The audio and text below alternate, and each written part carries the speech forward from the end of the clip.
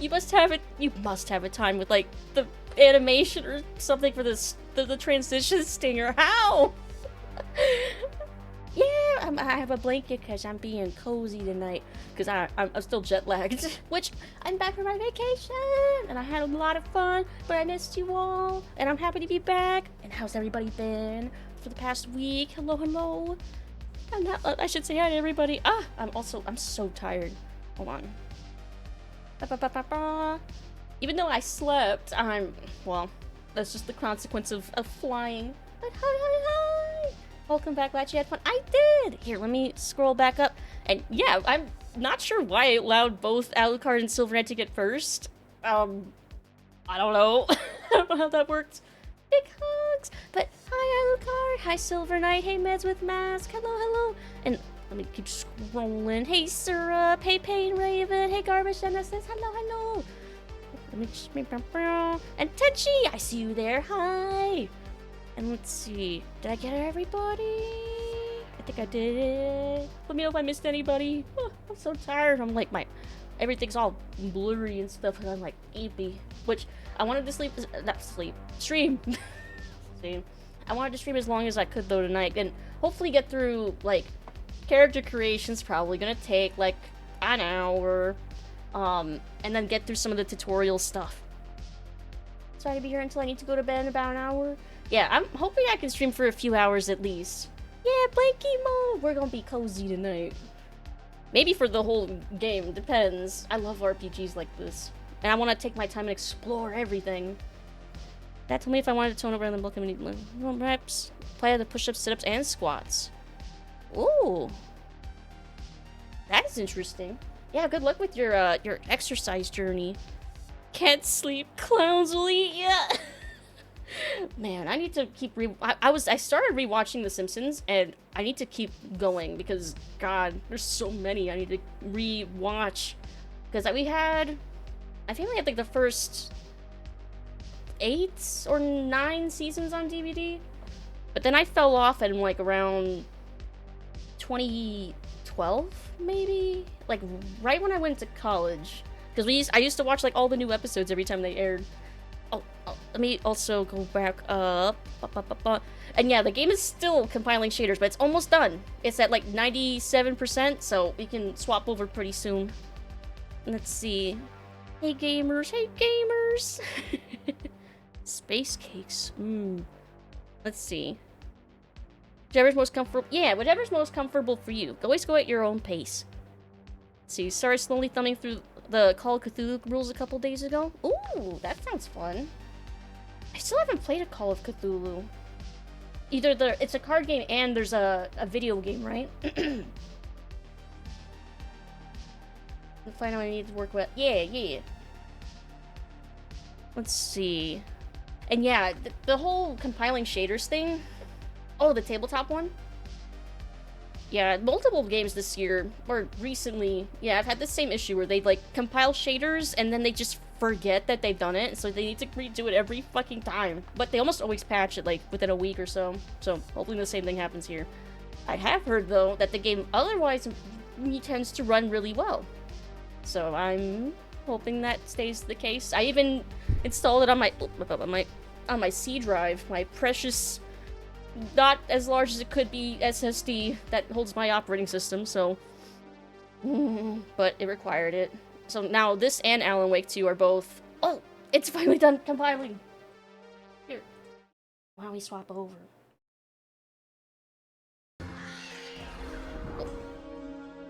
Because I still haven't... I took a look at the character creator, but I skipped the opening cutscene because I didn't want to get spoiled. So I haven't seen it yet. So I want to watch it with all of you. But I did play around the character creator a little tiny eensy beensy bit so that I would have an idea of like generally what I want it to look like maybe. Because there's a lot of character creation options and yeah, there's a lot. I had to pause with PC games and motion blur. I turned off motion blur like immediately. I hate motion blur. I turn it off immediately. Were you able to turn yours off? Let's see. Been running very smoothly so far. Good.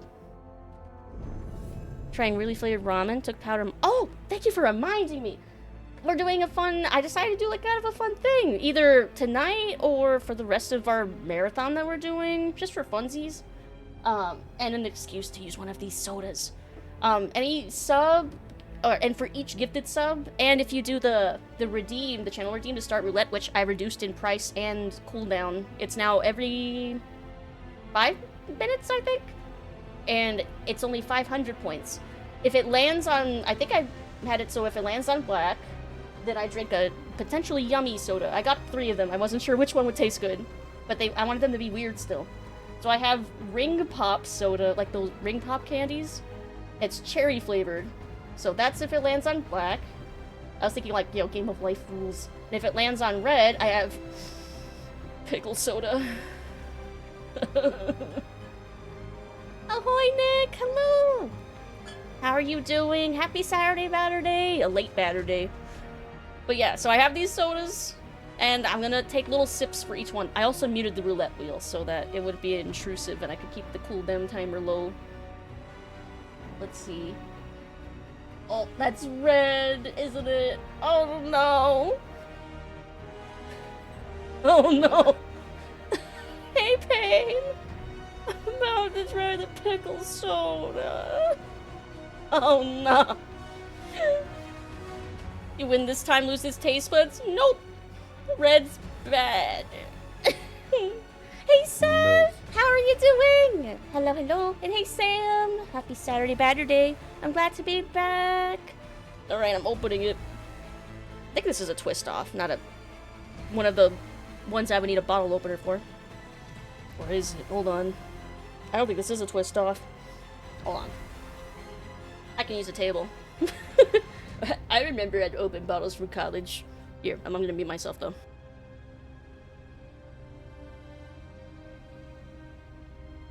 I got it. It was a little messy though. I hope that doesn't stink like pickle. Oh no.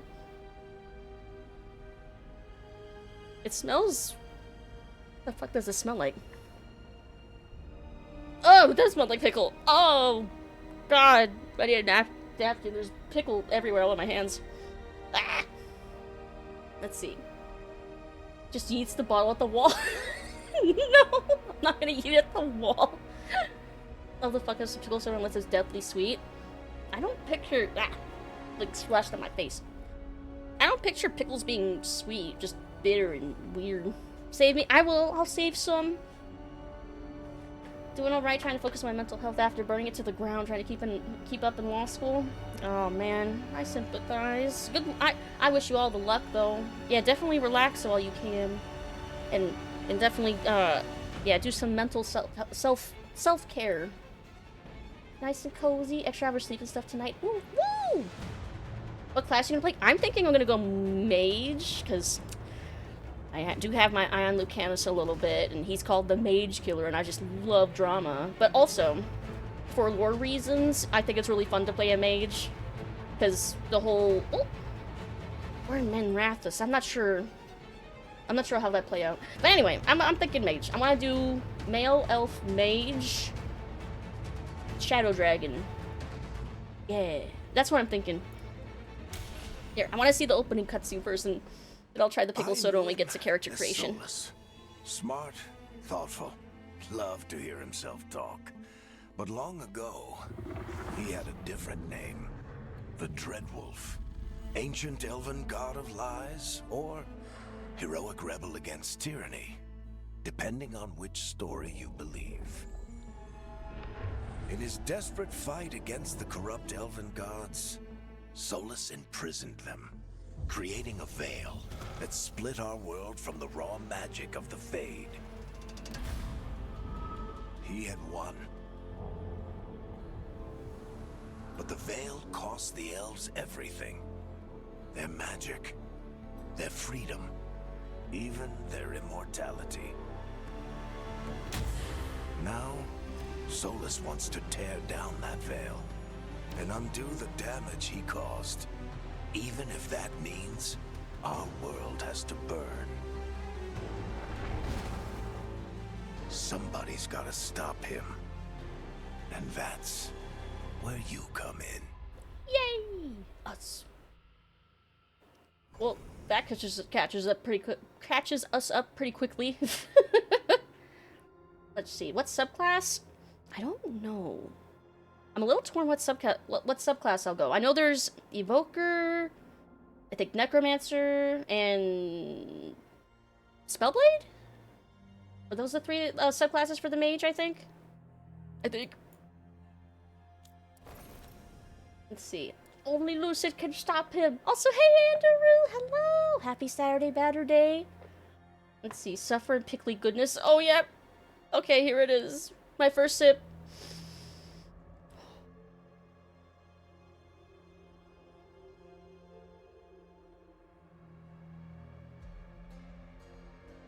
Ugh. Oh, that's weird. It is kind of weirdly sweet, but like... Ugh. Oh! Do I have to? I'm only taking sips for every time the roulette wheel lands on red. Oh, that is kind of foul. Blah. In like a weird... It's weird. But the other soda I have here... I got 3, because I wasn't sure which one would taste, like, the best. So I have Ring Pop Soda, cherry flavor. I hope that's good. Another roulette! And then I also got butterscotch beer. And one more.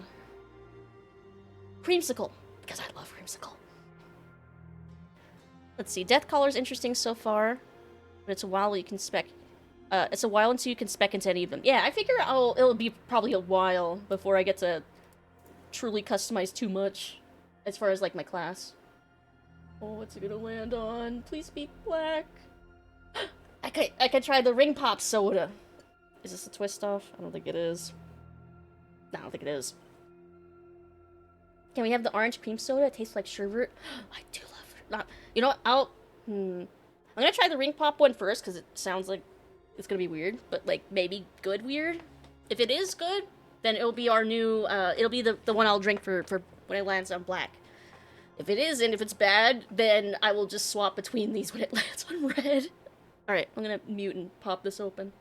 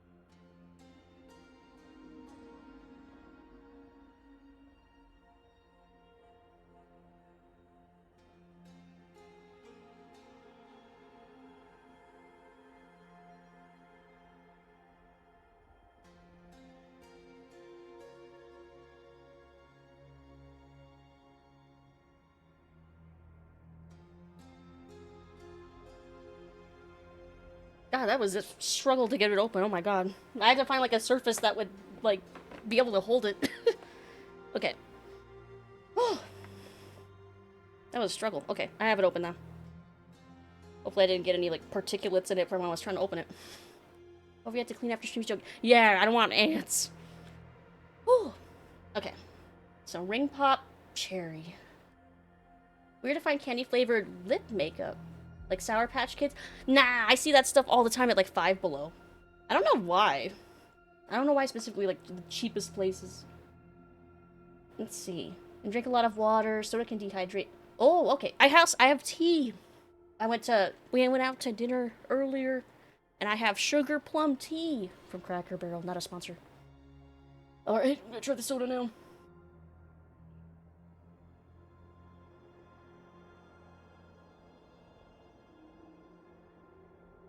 It does taste like Ring Pop.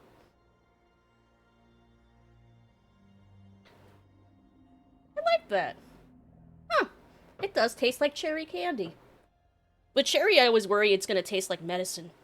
Yeah, it's cherry flavored, like ring pop. But yeah, it tastes just like the candy. It doesn't taste like medicine at all. I am pleased with that. Huh. Alright, so yeah, I'll take sips of that when it lands on black for the roulette board. Wheel? Wheel. Oh, yeah, melon flavored. That, it's hit or miss, yeah. So yeah, I don't know. Yeah, the character creators, we're gonna play around with it. Wait, go back. I have to hit customize, don't I? Yeah. Whack! So yeah, basically... Sure, I guess.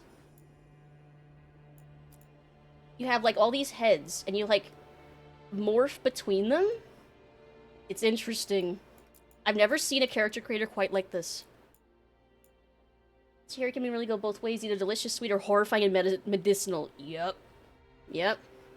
You go to bed soon, I wanted to come in and say hi, see what you're gonna play as. Now I've done that. Good night. Good night, Mac. Yeah, I'm pretty sure I'm gonna go elf, male, mage, shadow dragon. Not sure what subclass yet. I'll have to decide which one speaks to me more, / what feels like it'll even out, like, or balance my team out. I'll decide. I'll figure it out. Also, like, role-playing wise. I'll figure that out. I'll figure it out. Did hear that this has a groin slider, but no boob or butt slider. I did hear that. I also heard that if you adjust your character's weight, you can get bigger boob and butt. So, we'll play around with that. When I was playing with it earlier, though, I couldn't figure out where beards were, where the beards options were. So, we'll play around. So, we have to basically pick, like, 3 heads to, like, morph between somewhere. But, like, see, all the head options you pick are, like, really extreme. So you're supposed to, like, morph between them into something that looks kind of, like, reasonable. Oh, it's under the hair tab? Where?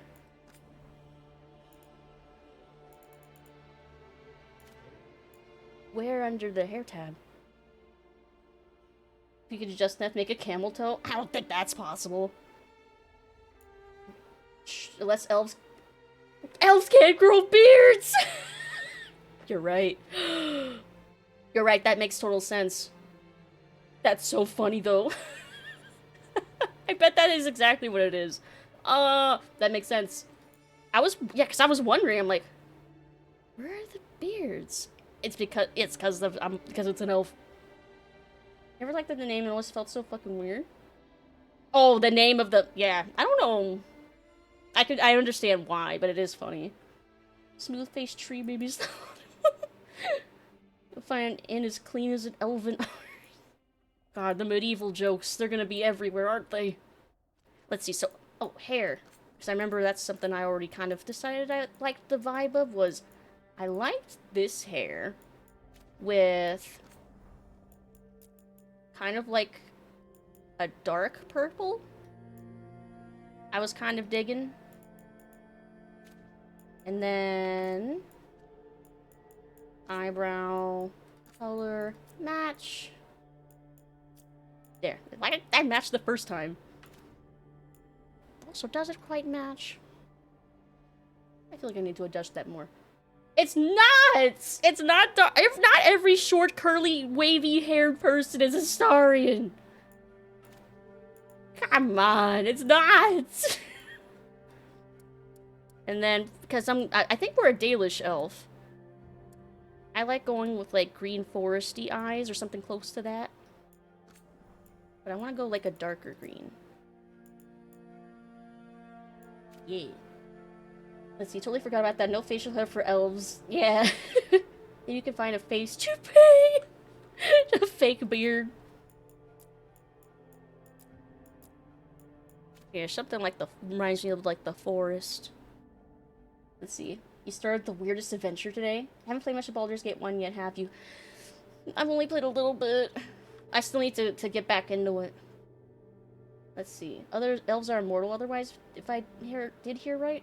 I don't think that's the case in Dragon Age lore. I don't think. Oh, for context, I love this series. I've played Origins like 4 or 5 times. I played 2, like, twice. I played Inquisition all the way through once, but I've tried to start it multiple times, but... Actually, wait, did I beat it twice? I might have beaten it once with a Kunari and once with an elf. But my main one was an elf who romanced Dorian. But I haven't read all of the comics and all of the books and seen all the shows, and I probably don't remember half the lore because it's been like 10 years since I haven't played since like Inquisition came out.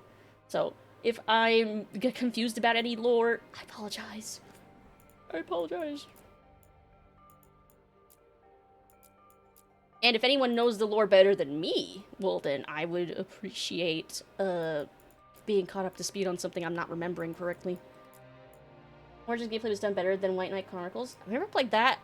I've never played White Knight Chronicles, but I liked the gameplay and combat and Inquisition, in Origins, because I like CRPGs with the real time with pausing combat. I play Left 4 Dead 2 and try to learn mods from how to use the workshop. Oh, the workshop's a lot of fun with Left 4 Dead 2. God, I'd absolutely crucify you over the slightest error in lore. No! No! Please. Lycanthropy bequest. Oh! Yeah. Yeah. The worlds were so nice. I loved Origins as well because of all the, like, moral gray choices in the quests. Like, there were a lot of quests where you weren't sure what the, like, objectively, like, good choice was. Just less bad choices. I love that shit. Okay. Let's get out of eyes. I need to fix face now that I have the... I think hair that I want. So then face. So I think maybe if I go to, like, the extreme... Until I... Cause see, like, how extreme they are when you're, like, on the... Like, just that, purely that face. So I gotta find some that, like, spark joy individually, and then maybe find something in between them. Let's see. I don't really know the lore, but I can pretend like I do, make claims that are easily proved wrong. If it's something that I legitimately don't know, you probably could trick me. Oh no, you could.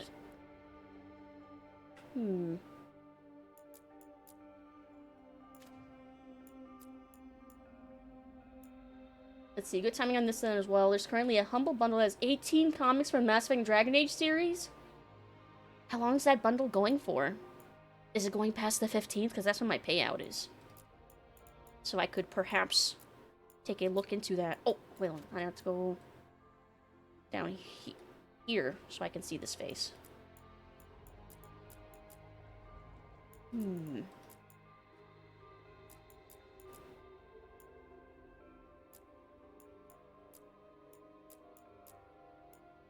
I think this is, I will say, I like the way that this face morpher works. It's probably one of the cooler versions of a character face creator I've seen. And if I find any, like, if I end up deciding I want to change it later, I did hear that there is a mirror for us to readjust and change our character. Which is good because I'm so indecisive. And constantly change my mind. Is my V-Sync on? Should be. Why, are you seeing stutters? Either for my model or for the game? Reminds me of the Fallout 4 character creator? Does it? I've not played the Fallout 4 character creator, I admit. But is it like this with, like, the morphing? Hey, Tuesday! Giga Chad Lucid, no! Actually, you're right that this looks... Someone said it looks like a story, but no, it honestly just looks kind of more like me, sort of. It looks... The hair texture is actually closer to my real-life hair texture, where it's more wavy. When I try to, like, get asymmetrical bangs, they end up looking like this. With, like... Or, like, if I try to get a bob or something, yeah, my hair just ends up looking like this. When it gets this short. Oh, something in the game stutter? Well, VSync should be on, unless it turned it off on me.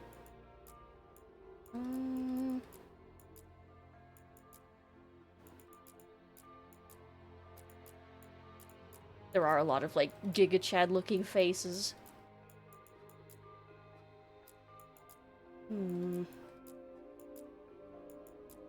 It's like, I have to remember that I'm not judging just the face morph on its own. It's gonna be combined. And morphed out of the precise look.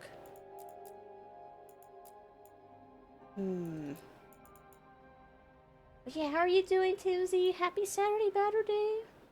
Oh, not so happy. Your dog's an upset stomach. Aww. I hope puppy feels better. Sorry, he's an upset stomach. Let's see, I have a habit of keeping the VSync on if I can remember to, so I noticed it right away. Yeah, I always have to turn my VSync on because the refresh rate for my monitors, like, don't match, and, like, yeah, I tend to get that stuttering issue. Maybe this one? Oh, I have to switch over here.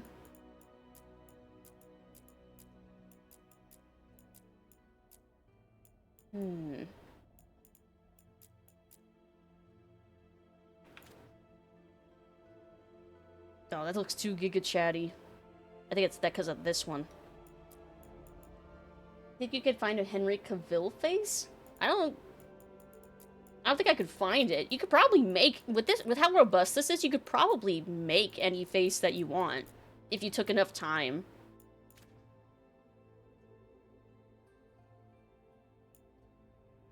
Let's pick the top 3 with power chins and make the ultimate chinned elf.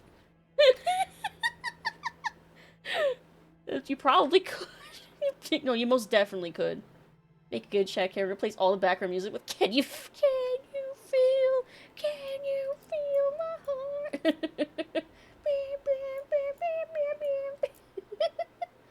But I just feel weird to see his name spelled properly. Oh, Henry? I don't know. I'm doing good. I got Christmas stuff because my mom doesn't want to decorate for Thanksgiving. Just skip Thanksgiving. It's fine. No one cares. Let's see. They do all kind of have a little Giga Chad going on. The fact that all the thumbnails all look like Gollum is kind of disturbing. Bruce Campbell-like face? I don't know. You might have to tell me. Oh, this one helped. Okay, this helped him even things out a lot. Okay, I'm starting to feel this. This is getting somewhere.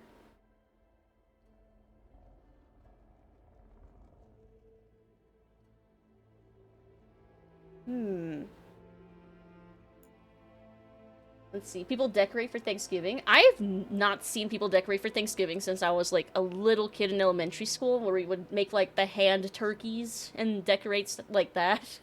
But I've not really seen Thanksgiving as, like, a decorative holiday, like, at all. Like, since then. Lux's character walks on screen, the music just amps up while she goes into slow motion. Like the... Oh, God. Like in Yu-Gi-Oh! Bridge, whenever, what was his name? The Dungeon Dice guy. Whenever he walked on... Whenever he was on screen, Duke Devlin! Yeah, this brings the sexy back would play whenever he was on screen, no matter how long, even if it was like a split second. You Chad Lucid telling you what that's what... No, it's not! People sort of putting up Xmas stuff and leaving up fall part of their Halloween stuff. Yeah, like the fall aesthetic. Yeah, yeah. You know what? You're actually right. You're absolutely right. It's like the fall aesthetic, like pumpkins, but not in a Halloween-y way, and like fall leaves and yeah, stuff like that. You're totally fucking right. You're totally right.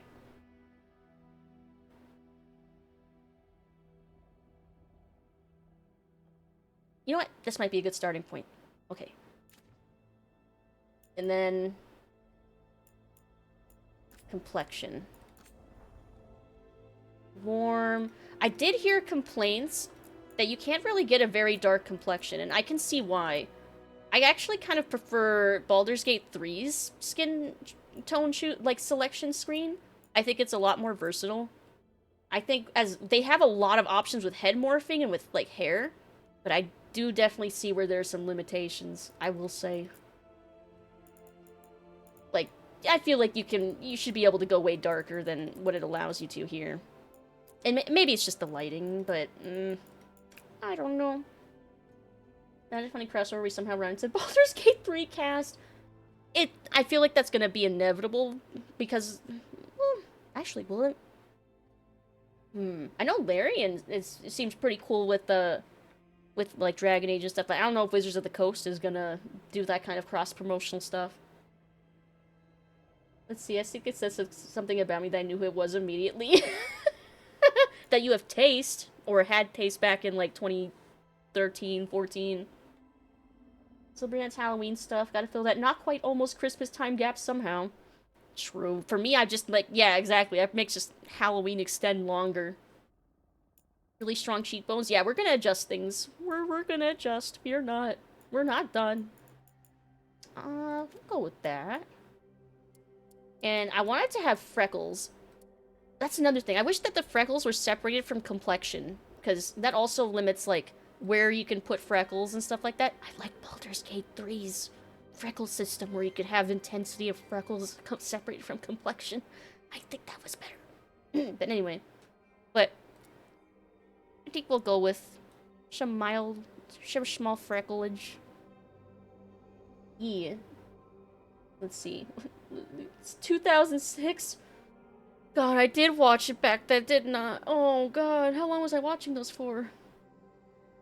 Probably since middle or high school? Oh, God. I can't stop thinking of this stuff. I'm just gonna feel old. I'm just gonna feel old. There's a habit of taking data from previous games you played. It would be neat if that did... Yeah, about that. I already know what choices carry over, and it's... frustrating. We'll get to it. We'll get to it when we get to that tab. But I think I'm gonna go with this complexion, I think. Forehead and brow. This is where I start to, like, my eyes start to cross. And it was the same thing with, like, every creator that goes this far. As much as I love them, like, Bethesda games, like, I'm like, I guess I'll just keep it at 0. Choices, right? Yeah, choices. Oh, not scar- freckles and facial scars can be separate. You can't. Yeah, I agree. Yeah, scars, birthmarks, freckles, all of that stuff should be separate and mixed and matchable. I completely agree. Like how Control and Alan Wake are connected, but it had saved data. Oh. I don't know. I mean. Oh, you mean like if they did that with other games? That would be neat. I feel like we used to do that a lot more with other games, but because there's such a gap between releases, I feel like that doesn't happen as much now, because there's, like, gaps between consoles and whole things like that. It's hard to make saves crossover between the generations. That's why we had to get, have the Dragon Age keep after Dragon Age, Origins and 2. And I wish we just kept it. Why did we not just keep it? And I dread the day when the Dragon Age keep goes offline, because then we'll have to manually edit our saves to have anything other than the default world state. Nothing like a redhead with nose freckles. It's cute. That's what my Inquisitor's probably gonna look like. Because if I remember, that's what I had, was like an auburn hair. Let's see, 2-hour character creation stream. Hey, Chimey. Yeah, I'm still kind of jet lagged from flying yesterday, so it's gonna be a relaxing, spending a lot of time in the character creator, and then me going through the tutorial a little bit. Yeah, it's cozy stream. How are you doing? Happy Saturday, better day. Hope you're doing well. But yeah, I don't know if I'm gonna really adjust anything with this section. Like, there's so many sliders. There's so many.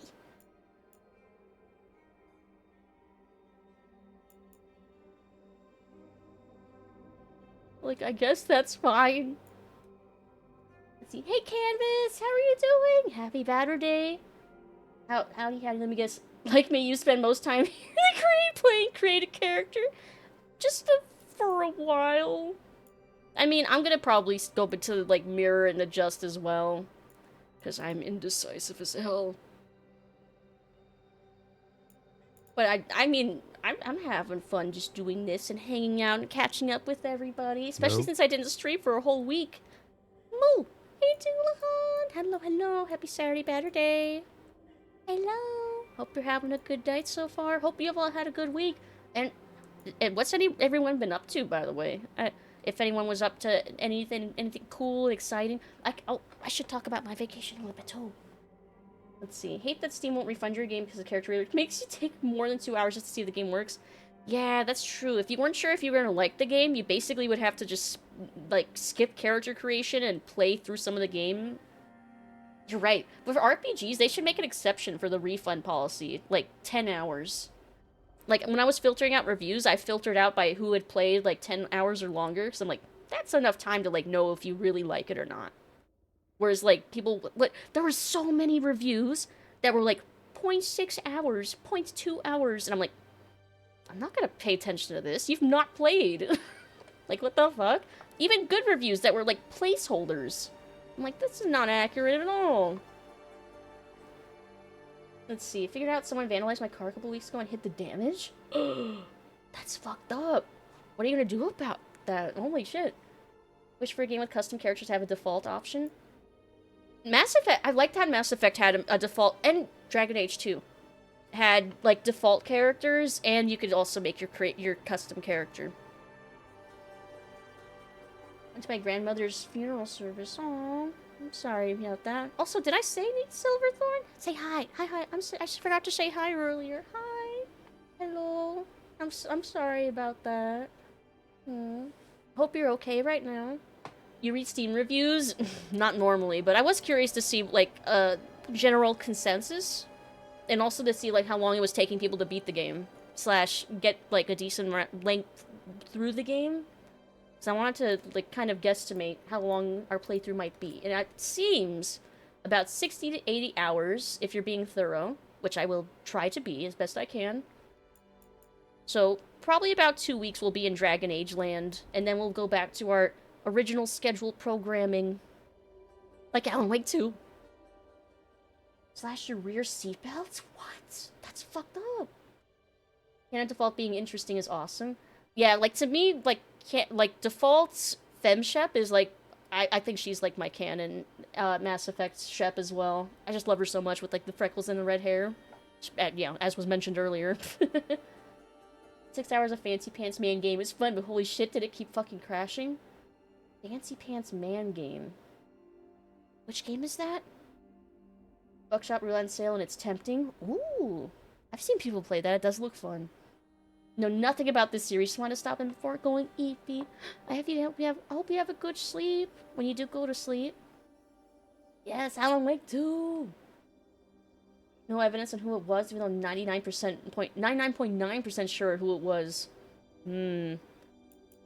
Well, I hope you're able to get some justice for that, because, God, that's gnarly. Oh, but the Fancy Pants is obviously Lucid. Can OG Shep look like pasty Vin Diesel? You'd never be able to recreate him? I believe you can do it someday. We'll see Vin Diesel Shepard again. Buckshot got multiplayer. How does that work? I want to try and fix this gauntness that's happening right here. Would that be cheeks? No, but that's those cheekbones.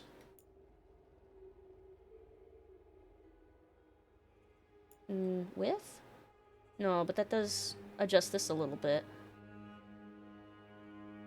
Okay, so maybe the gauntness will do what I expect it to do. It actually does! So I swear the gauntness slider didn't do shit in, like, Oblivion when I last saw this.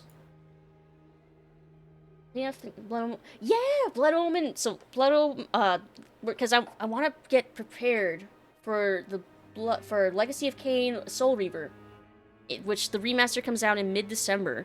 So I want to play the first game, Blood Omen, Legacy of Kain, I think it was? I think that was where the full title was. Up to 4 players. Oh. Play up against 4 players. Pretty fun to watch. I kind of want to try it. That does sound like it would be fun with, like, between friends. Like, that sounds like a fun time, actually. What's my opinion, but the ears are too big, long, in profile? I love elves with big ears, though. But I think they're too low. I want to raise them up, because proportions-wise, and I do this when I make my models as well, the top, like, where the corner of your eye is, should align with the top of where your ear attaches to your head. Logically. Twitch, no. What's Twitch doing? Is Twitch doing something? Can you sum up a movie just from the phrase that sums it up? Like, the movie Up? Up. It probably depends on the movie. It would probably depend on the movie if I could define it by, like, one word. Like, Finding Nemo? Fish? But then, like, that's too vague. But you say Nemo, and it's like, what do you mean, like, Finding Nemo? Or do you mean, like, Little Nemo in Slumberland? Like, or Captain Nemo? Uh-oh. Oh, no! I think we can accept the word twink in this context. Oh, hold on. I'm saving you. Hold on. Wait, is there a time? Are you timed out? Or was it only for a few seconds? Hold on. It doesn't say you're timed out anymore. Are you?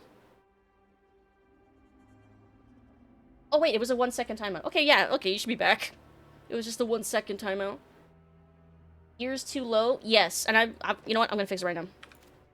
Moo. Moo!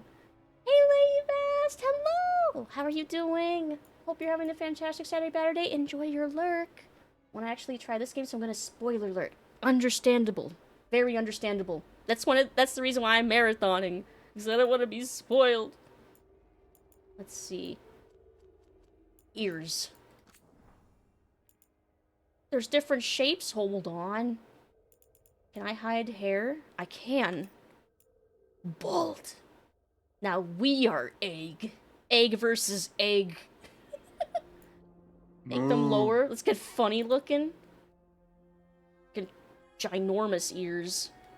Earlobe size. Height. That's as low as you can get them. See, they should be like here. Yeah, see? Because that needs to line up for our brain to be like, ah, yes, that's proportional. Let's see. Keep tapping the text box and keep saying timeout every time for like 30 seconds. Well, at least you're not timed out right now, right? I don't think. Lots of WoW. Friends got me addicted. Anyway, have fun. Have fun! Have fun with WoW. And enjoy your lyric. I'm watching this stream specifically so I know if I want to try this game. Also understandable. You can definitely use me as a judge if you wish. Didn't know the word wasn't. It's in the. I have like an automatic list of some terms just in case anyone tries to be like a bigot or something. I can like get those people filtered out quick. But obviously there'll be some false positives. What's cauliflower ear? What is this doing? Wait.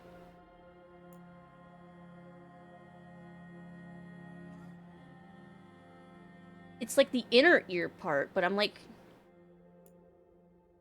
Is it just how much it's puffing, like, out?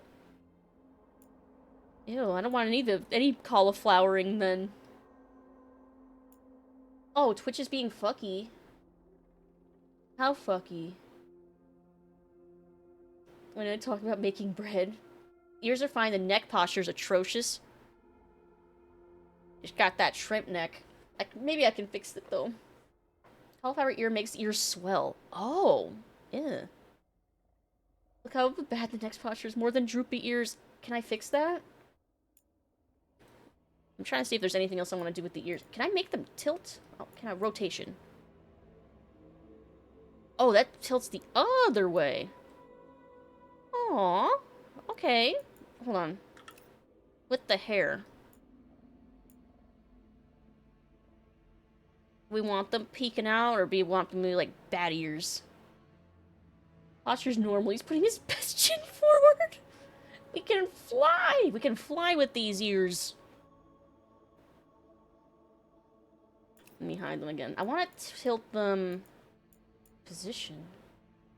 Oh, this way. Look, we should just keep it at 0, though. Hey, Cabal! How are you doing? Hope you're having a good day. Good to see you. I missed you all. I missed you all so much while I was on vacation. Dumbo jumbo ears. Big elf ears. Big. Oh, my posture was pretty bad. You're right. And a big stretch. Thank you. Can't hide my ears. I wouldn't wanna. I want them to be big and beautiful. Which is being mean. Puppy ears, can they be floppy? Big floppy ears. Earlobe size. What does depth do? Oh, that's something I can only see this way. It does not really look that noticeable. I guess I'll keep that the negative 45% it was, I guess. Had a roguelite called Slime 3K Rise Against Despot, and its art looks so nice. Oh, what kind of roguelite is it? Is it like a 2D platformer type thing, or good to see you, missed you too? Yeah, missed you. Hope you're doing well. Twitch is always mean, admittedly. Yeah. So yeah, I guess I can't tilt the ears so that they're like up here. That's fine, I guess. What about size? Nah, 0% was fine. What about ear shape? Oh, it's probably gonna reset a bunch of stuff. That's okay, I can refix it.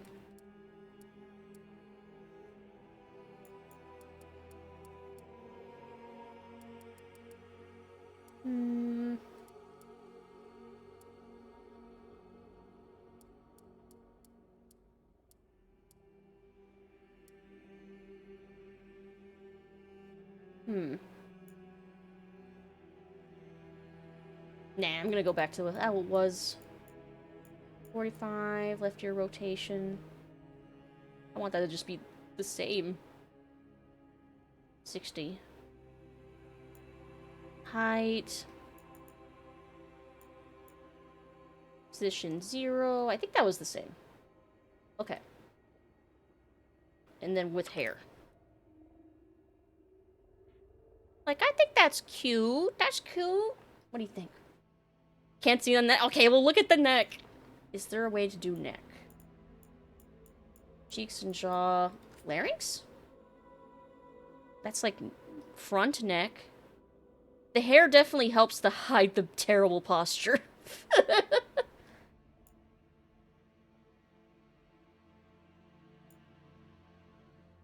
Is 0 height.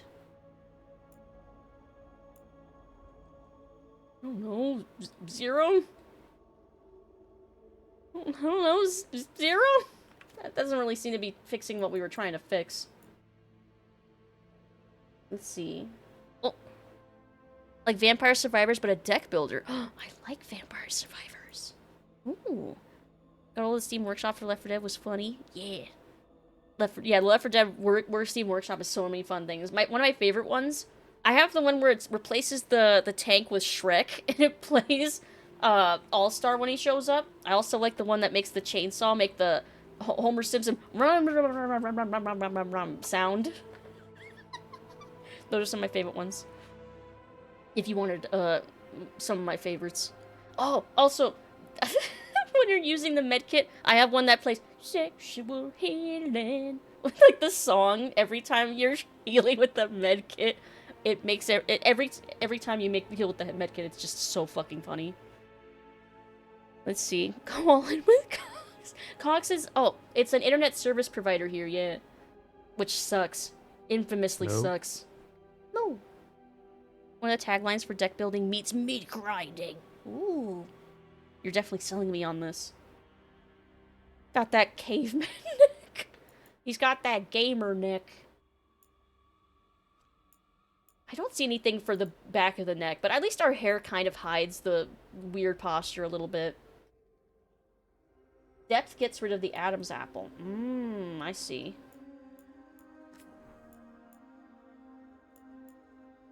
So just how pronounced it is. Guess we'll have like a little bit of one. Just a little bit. Although it gets kind of just a little too much, maybe. There, 5%. Let's see. Witch's music to Lilium is nice. Hmm? Menacing moo. Hey, Tiny! I thought you were having a hiatus. Nope! I was on vacation and I am back! And now we are playing non-stop Dragon Age all week. And probably the week after until I beat the game because I don't want to be spoiled for anything. Pretend we're missing Link to Prehistoric Elf. I'm trying to think. The side profile, I think, is looking pretty good. It's sparking joy. Oh boy, my neck is like that. My neck is longer and I don't crane it forward if I can. Make him so tall. So I have heard that all of the characters tend to be on the short side. I have heard that. So maybe we should be on the taller side. But not too tall, because we don't want to tower over everybody. But we're also an elf, so maybe that will be impossible anyway. Because we're kind of a little short by default.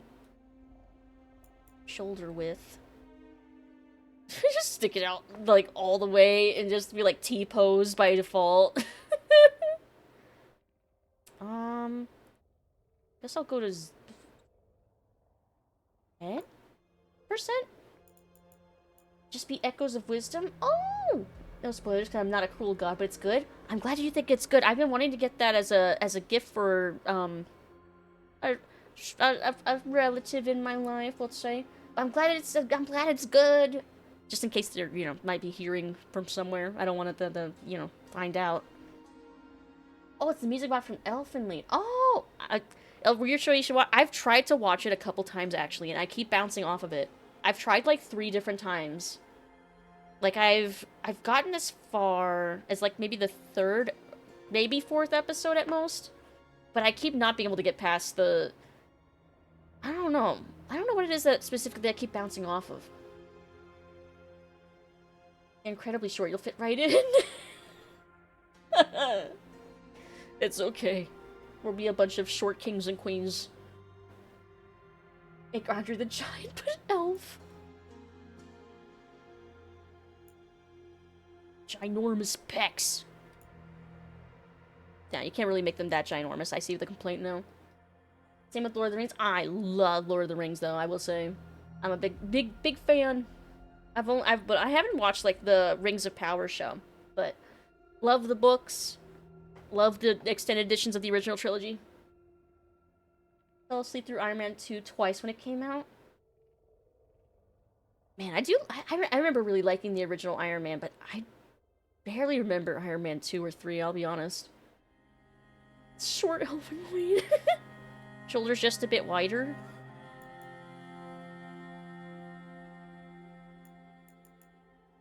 I need to make our waist bigger. Hip width.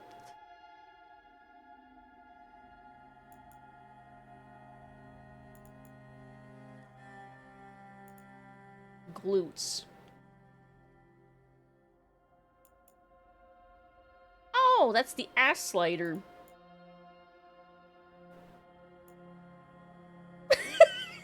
the extreme. It makes sense though.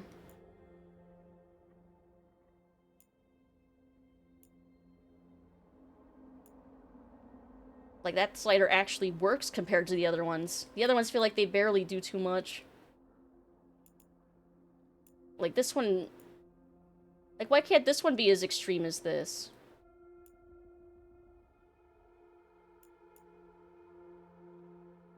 Fine, I guess we'll just max all... We'll max them all out. Maximum.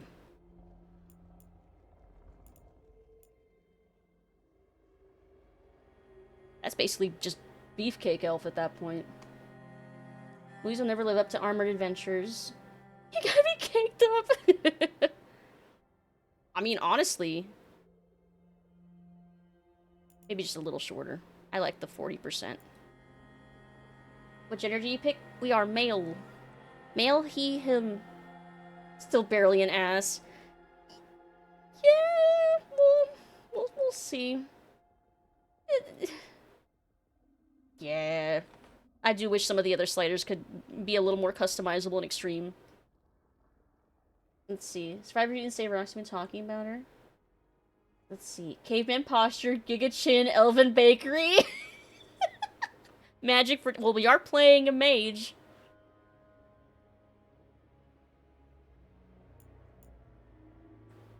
I guess this only really affects the sign. I don't know, it looks better when it's wider. Or like 50%? Yeah, yeah. Body shape. So how is this different from the proportions? How does... So it's beefy, wider, and narrower? Oh, I see. That's kind of how you can get more of a dumpy. More beef. That reminds me of the Indian Spider-Man from Spider-Verse.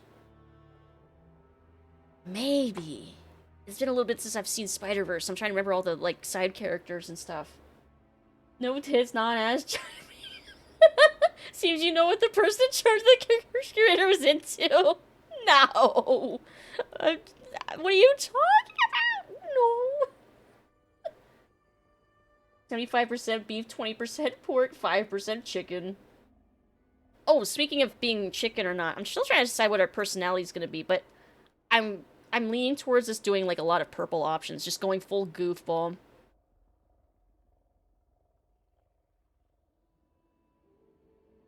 Let's see. I think somewhere closer on this side, and then, like, maybe a little beefier. So I'm thinking also that we're like a mage, so we're not gonna be like too beefy, like not too strong. No, Dad Bod. What do you mean? Why? Why are you not a fan? Personality? Yes. Grandma Kabasa in the shorts. Not even you. I meant the designer. Any expectation beyond that might be a bridge too far. Magic setting in a modern day environment, like Imagine Dragons and Elves in a 2000 city. I feel like there was something that did something along those lines, and I cannot recall what it is I'm trying to remember. I think our shoulders are too wide. I think we went too wide with the shoulders, and I need to fix it. Yeah. Something like that. That looks a little better.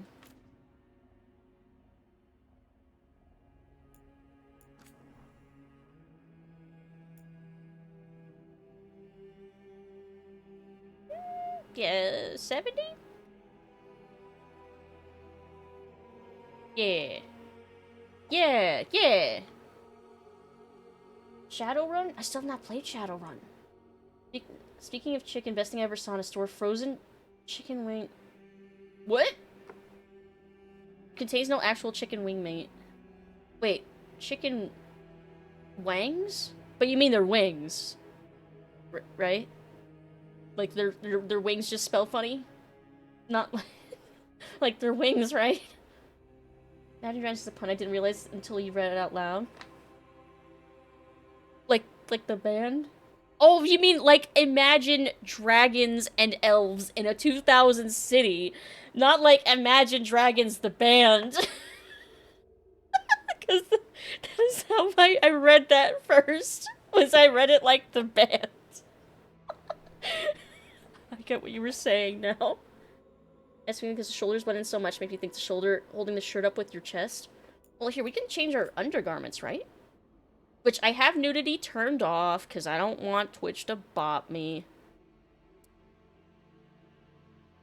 Oh, that's it? We can't, like, customize the color or anything of the undergarments? Maybe we can buy more.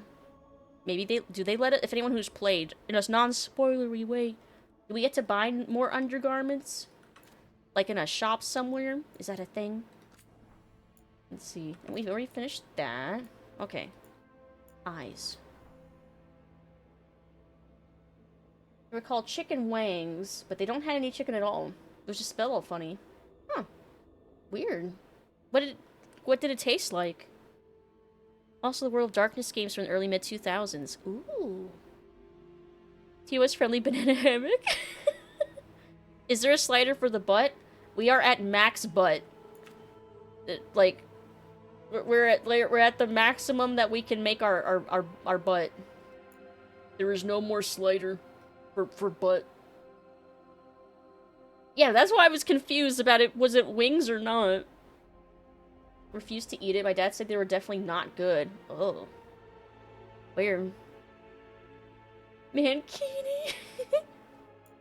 My shape. I think the spacing looks fine. Up, down, left, right. Depth. I don't know, all that looks okay to me, I think. Tilt? Like downturn versus upturned. Maybe just a little like that? Maybe? Hooded. Oh. In IRL, my eyes are pretty hooded. Which makes putting on eyeshadow a nightmare. Nightmare. Eyelashes. Eyebrow shape. I kind of don't mind what is on there right now, but let's see. So that's 49. There's so many eyebrows. What is this, The Sims? Actually, no, The Sims I don't think even has this many eyebrows. Let's see, what races in this game? Elf, human, dwarf, and Kunari, which are really cool. They have, like, big horns. I normally would want to play one, but for lore reasons, because, like, the context of what we're fighting and stuff like that, I want to be an elf for a first playthrough, but I'm definitely playing a Kunari in my second playthrough. I really want to. The Kunari, I've seen people make some really good-looking Kunaris. You can definitely make them. It takes a lot of work, but I've seen them, and I'm determined to make one myself at some point. Hey, LEX! Hello! Happy Saturday Batter Day! Hope you're having a good day. Hello! 2 steps from breaking out of the dental floss and fashioning this guy a new wardrobe. Let's see. Oh, for the chest and the other body, like for the... Yeah, I think we already found those sliders, and they didn't really do too much. Scary said I don't know that color. Kunari sounds like a dragon. Some characters will call them oxmen, but I think they mean that in a derogatory way. But they basically look like tall elves with horns and like bluish purple skin. They're really cool looking. Oh. Well, they were at their best looking in Dragon Age 2. Like if you were to Google Dragon Age 2 Aeroshock, he looks so fucking cool. But they became really smooth in Inquisition, and they kind of kept a lot of that in this one. But I've seen some good ones, I have.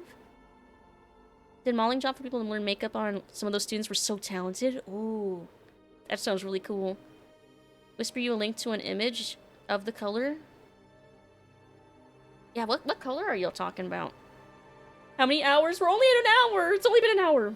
It's only been an hour character creation. We're actually making good time, I feel like. I feel like we're not taking too long, I think. A lot of pencil thin brows.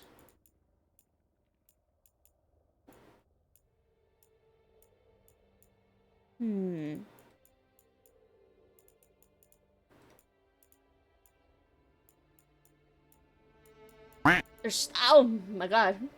Quick! 2 hours incoming. No, we're almost done, I think. We're at eyebrows. Oh, wait. We still have to customize our Inquisitor. I mean, that shouldn't take too long. Right? That shouldn't take too long. I say. Famous last words, I guess. Oh, I kind of like these. 39? I might go back to 39. Actually, 40. I like 47 too. They make him look a lot softer. Let's see. An olive color, like a hazel kind of olive. 3 hours, got it. Surprise! Definitely not 2 hours. See everyone at 4 AM when we hit level 1. No, it's not gonna be that bad. I say copium.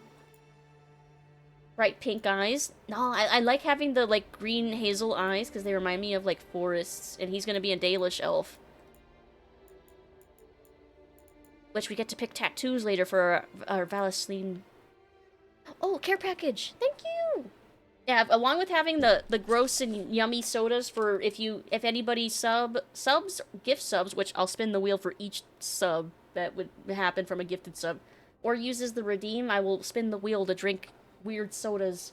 But for my regular hydration, I have sugar plum tea. Yummy. Thank you. And I'm a little stretched. Oh, my bones. And I'm shitting up straight. I should look at what my sub point I should look at what my sub point count is to see how close we are to our next emote slot, because it's the beginning of the month. Ah! Move. Absolute like covered in syrup gifted 5 Holy subscriptions shit. to the community.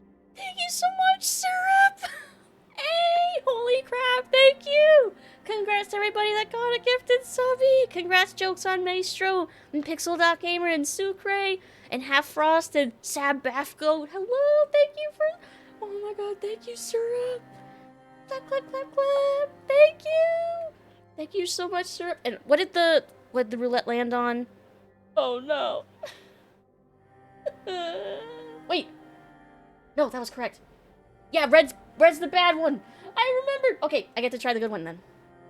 Ring Pops cherry soda. Right? We're landing on black, right? Roll. Yes. Okay, I read that right. And then I get to spin the wheel 5 more times. Okay.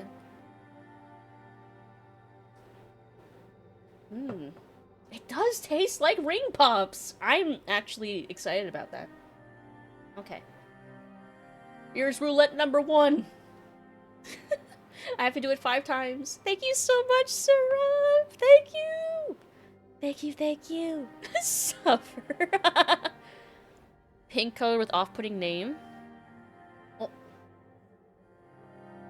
Let's see. Much I want to. I have to head off to bed. Hope everyone enjoys the rest of character creation.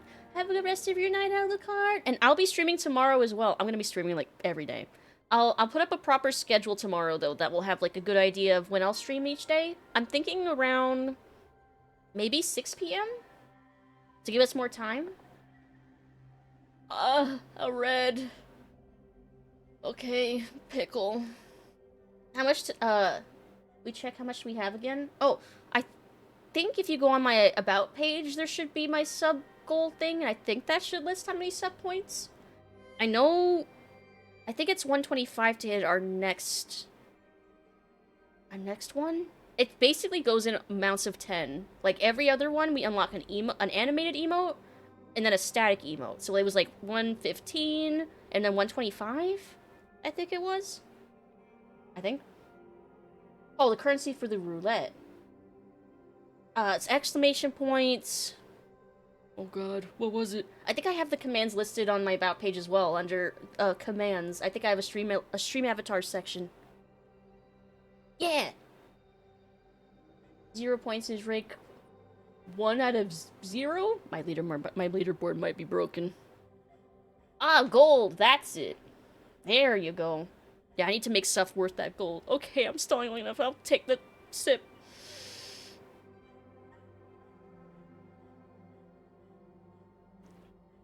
Ah!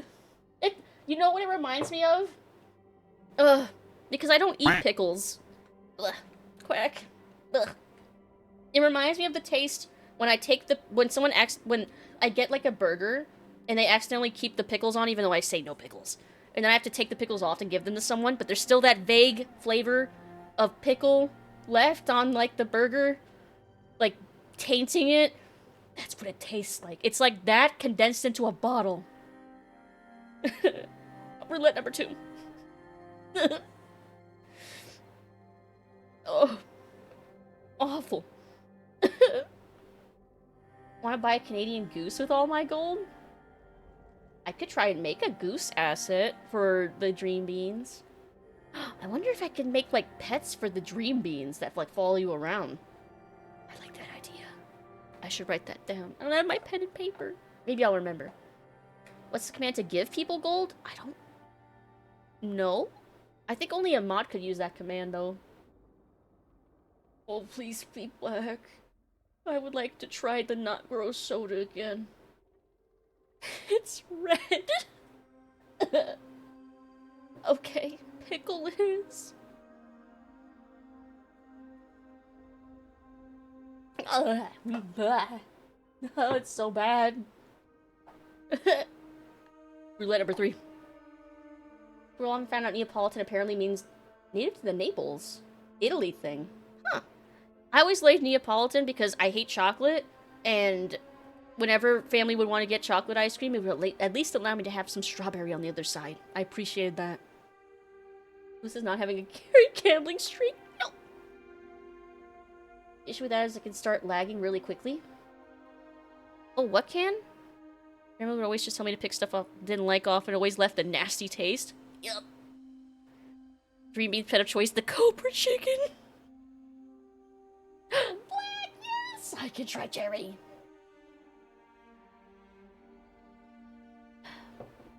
Oh, that's better.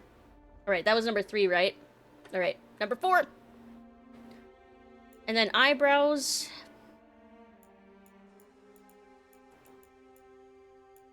What do you think? We just want softer, more angular, thicker.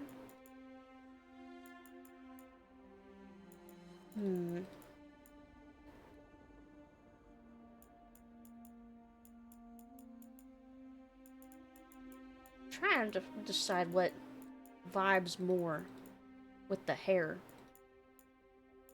Oh god, that pickle one tastes so gross. I can still taste it. Ugh. Oh, thank goodness it's black again.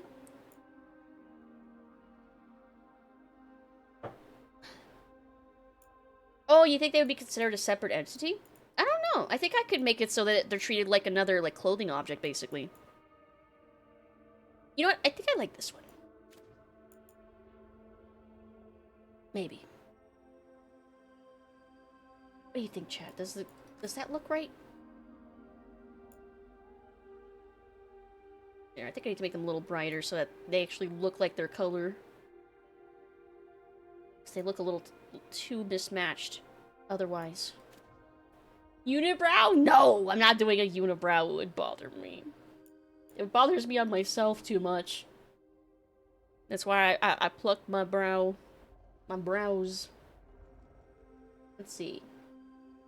Which color is even and which is odd? Even or odd just means the numbers. You have to call out the color. Yeah. Type red when the color on the wheel we have is purple. The wheel actually has both. The red and black colors are on the inner circle, which is, I know, confusing. But the wheel does actually have both.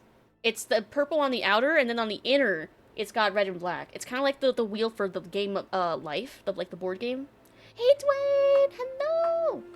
Happy Saturday, Day. Hope you're having a good day. Hope you're doing well. I'm happy to be back from vacation. My headphone cord keeps falling. There. Let's see. Riskier bet.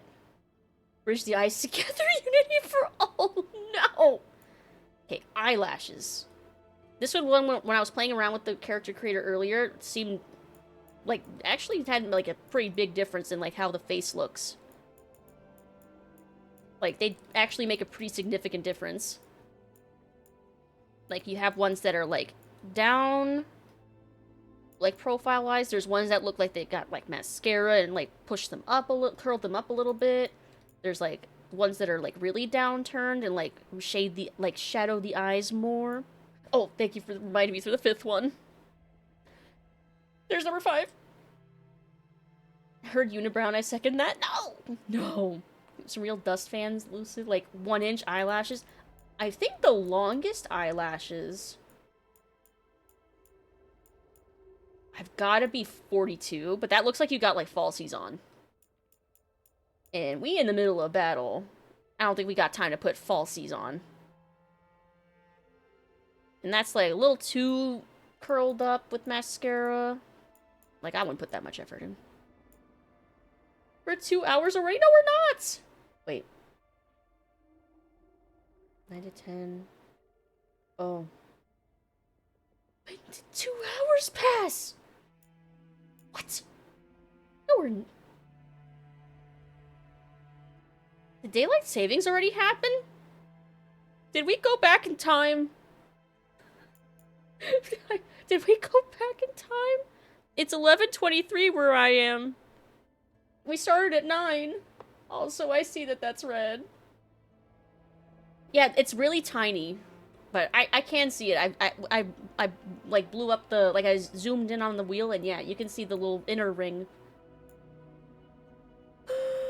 Okay, last one of pickle. Wait,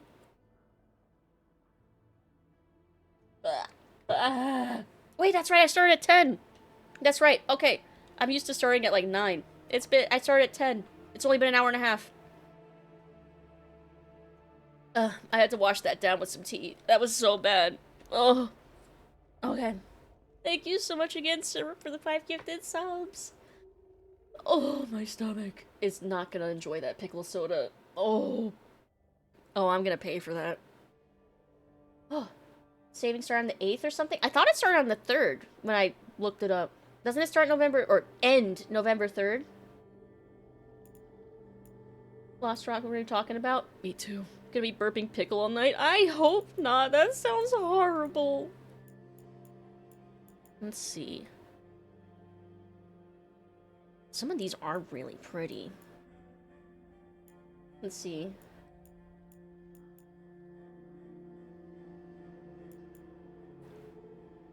Like, yeah, those look like falsies. Look, like, those are too much. I want more natural look.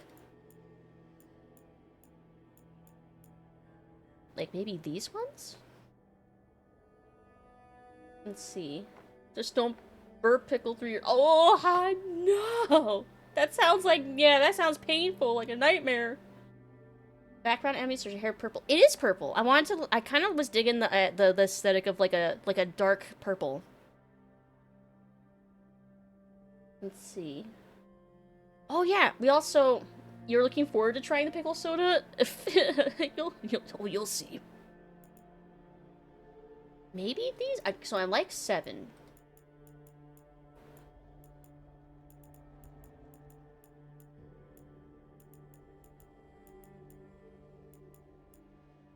Hmm.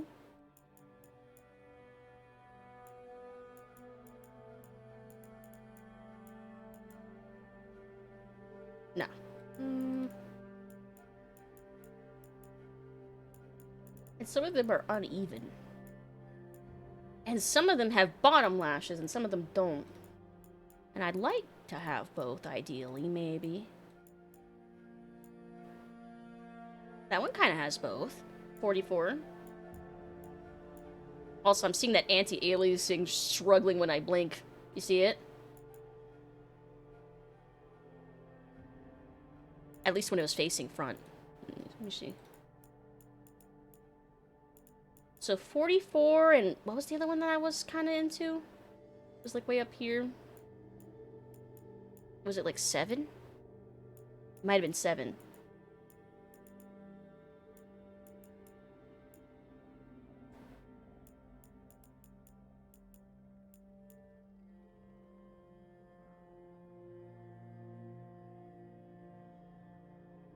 What do you think? 7? Why does the way it shifts remind me of AI art? I think that might just be the way it's like morphing the face. If it is using some sort of like algorithm, like machine learning to like morph the preset heads together, that would be an effective and only one of the few actual legitimate uses of like machine learning that's like fine. Like that's a technology that's like very time saving and like technological and not generative or cheating. Like how they helped animate the Spider-Man Into the Spider-Verse stuff, movies and stuff. Like an actual good application of technology. Let's see. Has anyone told you you're delightful today? No, thank you. Looks familiar, but I can't pick up can't remember where I saw the look. He looks familiar? Chat decided 7? Okay, 7. We'll go with 7. Mascara.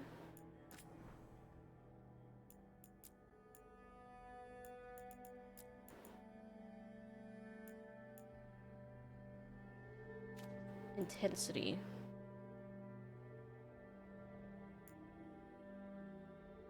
Maybe just a little bit.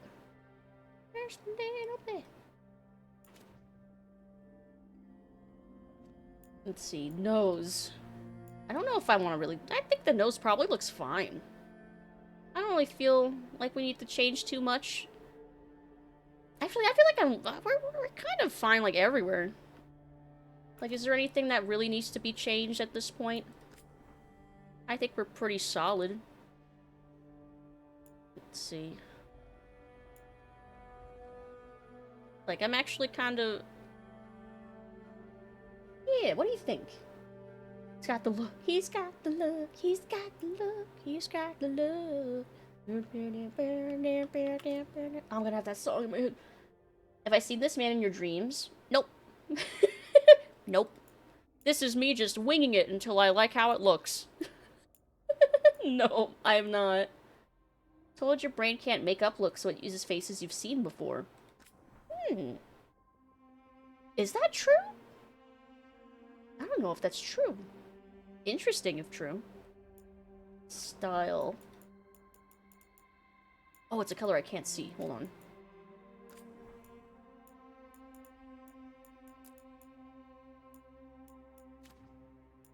Color 2. Here, make it a color I can actually see. And perceive. Okay. I don't know if I'm gonna use any of these. Well, maybe eyeshadow?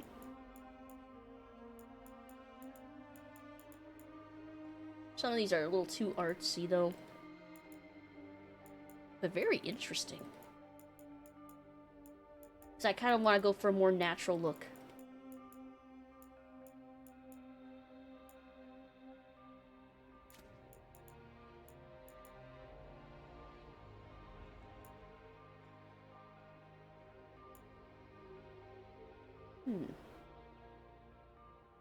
Someone made a random character and turned all the sliders up or down. It would be funny. I'm sure there's like some hilarious characters out there. Like someone making... I saw someone made like human Shrek from Shrek 2. Like just brilliant. Here, just a little bit of a like smoky eye going. Just a little bit. Glitter style. Global across all makeup categories. Nah. No glitter. Lip makeup.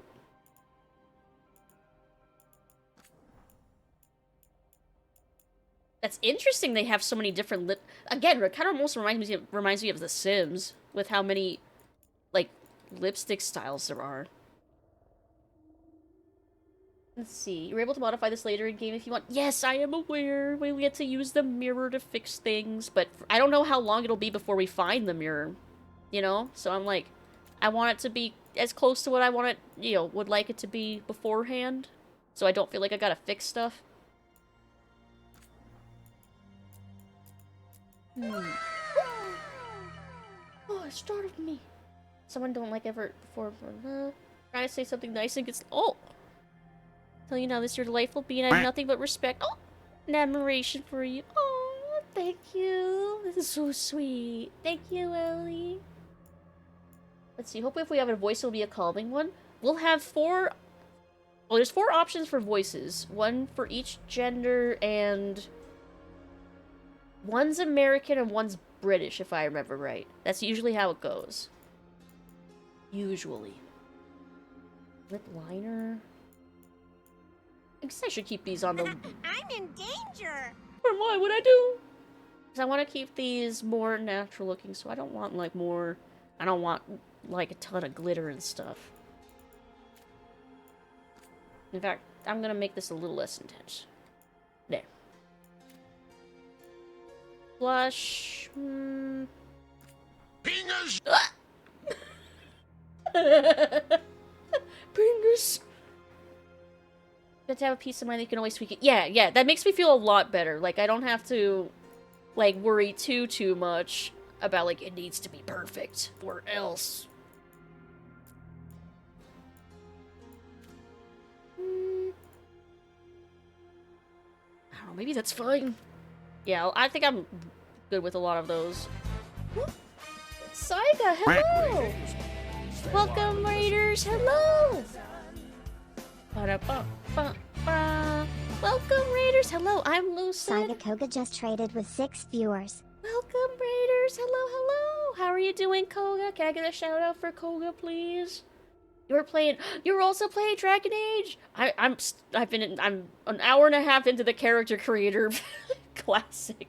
How far are you in? Are you enjoying it? How are you liking it? And hello! Hi, Dragon Master! Hello! A cow bat? I'm in my Halloween costume.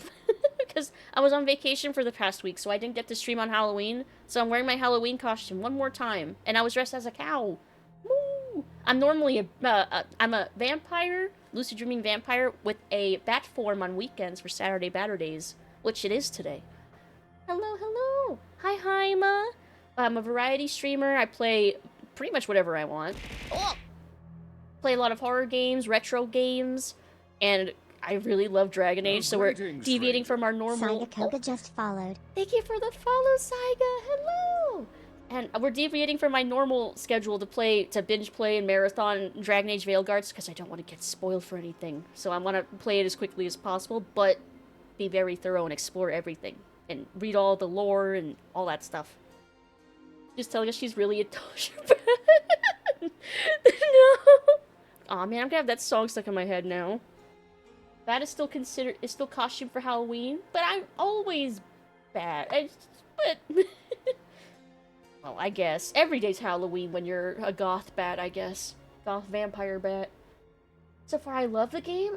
Nice! I'm glad you're enjoying it. You're 4 hours in. Ooh. How many of those hours... Whack! How many of those hours were spent in character creator? Did you also spend forever like I am? Moo.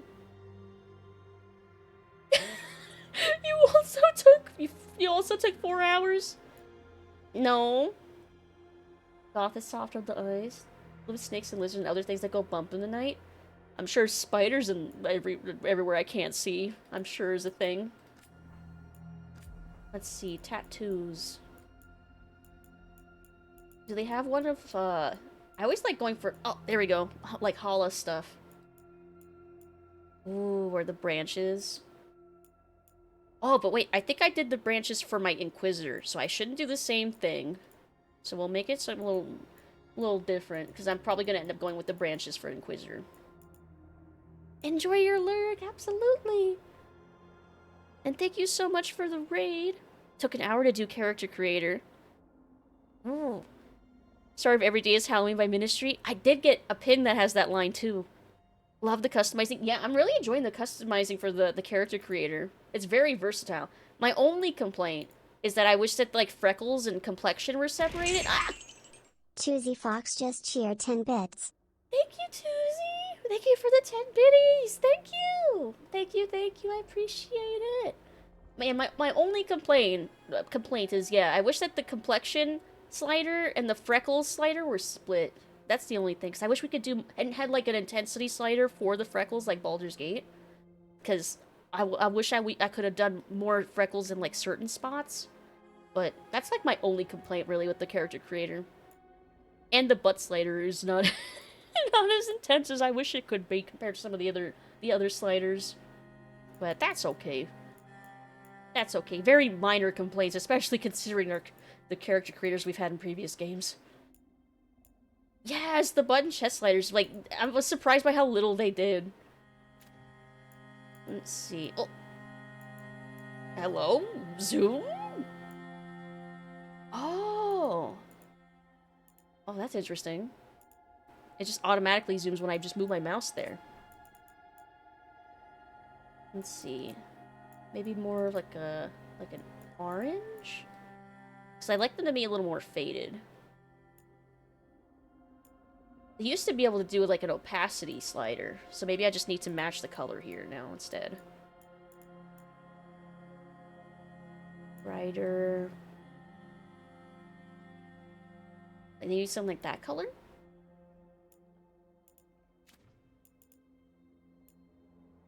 Center design. Oh, maybe intensity is that.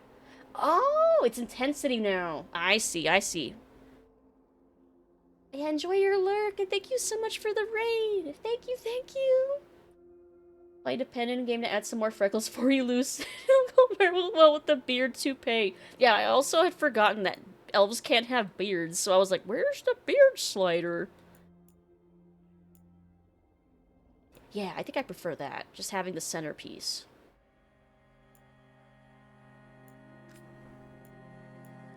Let's see, what do some of the other ones look with just the middle? Ooh, I do like these more suddenly. Hold on. Things are changing. My mind is changing. Ooh.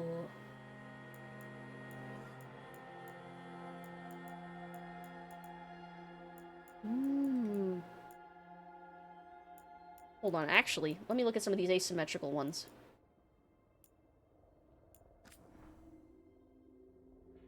Let's see, now your face is naked and afraid. That poor cold chin!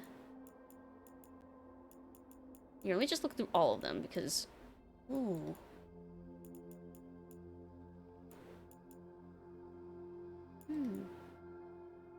Let's see, how do you feel about your potatoes? Do you go for mashed, cut into fries, baked, or put into a salad for some reason? I am an absolute fan of mashed potatoes. I think they're the best vehicle for flavors, and I would fight people on that. Yes, big fan of mashed potatoes. Boil them, mash them, stick them in a stew. Boil them, mash them, stick them in a stew. Potato, potato. Try 10. It looks like a masquerade mask. But I like the... some of these look really cool, and I think that this is like a mixture of ones for like... ones that would fit with like dwarves, like more like angular designs. But I think because I'm Dalish, I should stick with the more... I think the more Valasline looking ones. Like, I'm pretty sure these are supposed to represent, like, Hala horns. I believe. Ooh. This one gives me, like, if I was specking into Death Caller, this gives me, like, bone vibes.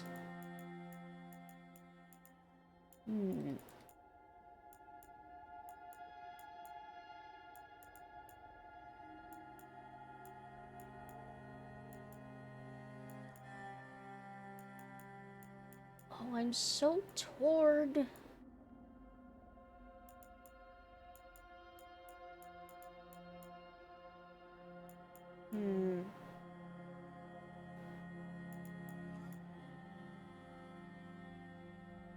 Let's see. Henna benna fofena. Henna benna fofena. Fee fi fofena. Tater tots or hash browns? I've never been a fan of tater tots or hash browns, and it's because they have like it's a texture thing for me. They like have like a sliminess to them, I feel like. And I don't know why I feel that way, but I just always have. I don't know if that's how unpopular an opinion that is. I imagine it probably is very unpopular. Don't look at Kofi?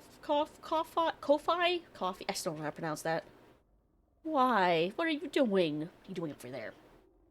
For some flat food more than others because chicken nuggets cook better than popcorn chicken. I agree. Popcorn chicken, I think, ends up being too bready.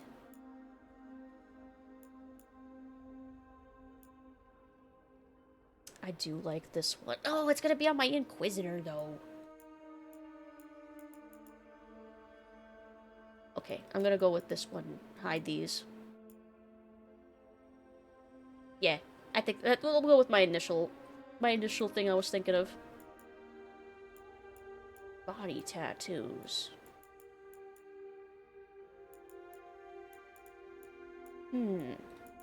Any of these spark joy? Some of them are very cool looking. But none of them are giving me, like, Dalish elf vibes.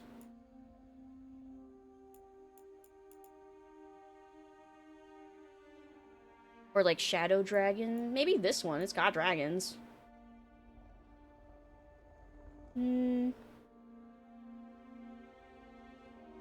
It's cool, but... I don't know. Ooh, I do love sacred geometry type stuff. Tater tots and hash browns too dry. They have to be drowned in ketchup. What did you do, Tuesday? I don't have my phone on me to check. Whatever it was, Whatever it was, thank you. I can't check how much it was. I don't have my alerts set up for it. I thought I did, but for some reason they don't work. 1.21 gigadollars. Thank you, Tuesday. They stand there trying not to look suspicious. Don't be suspicious. Don't be suspicious. We're just doing our best. Maybe this one's kind of simple. Kind of Shadow Dragon-y. Maybe. Ooh, I like the skull design on that one. You know what? I'll go with none for now, and maybe I'll change my mind later. Oh!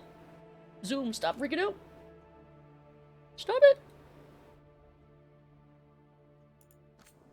The scars remind us the past is real.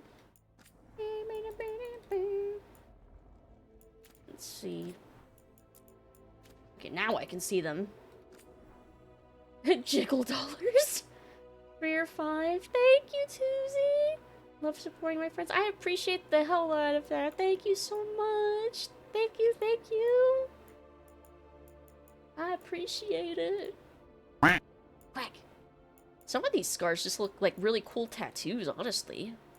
How do they, like, how would you get a scar with this complex of a shape? Like, that's just like a snake. That's a snake tattoo.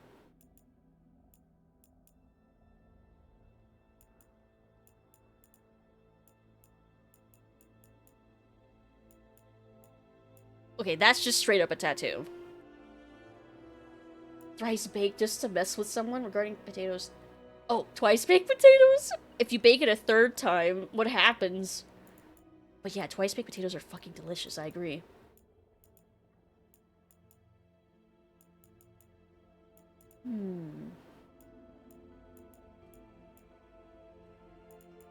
I do want a little bit of scarring. Whoa, that one almost looks like gills. Could be from scarification. Oh, like deliberate scarring? To scar from a knife wielder was drunk. Also felt artistic. Yeah, you're right. Maybe it's like deliberate scarification to make a sort of tattoo. And they're just counting that under the scars category. But that's really cool. That's actually really cool. We'll just go with something simple on the other side to kind of even out, balance the asymmetrical hair. There, keep it on the cheek so it doesn't interfere with the tattoo, I think. Body scars. Ooh. Oh, okay. These are kind of cool. Okay.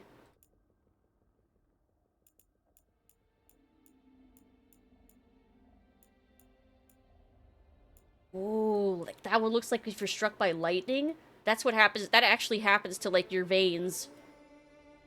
That's actually kind of fucking cool. Oh. Like, this is straight up just another body tattoo section, but honestly, these are way cooler. I'm really digging these. Look at this one! Dude, if I go Death Collar, that'd be so cool. Just have it, oh, go full Necromancer.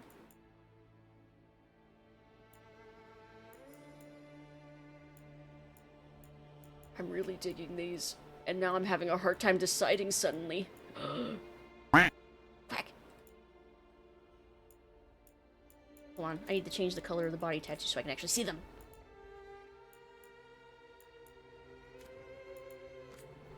Gotta give him big werewolf claw marks. I could. But I don't know how many outfits are gonna cover our chest, so I'm gonna stick with something that is exposed on, like, the shoulders and stuff. Since those are more likely to be exposed.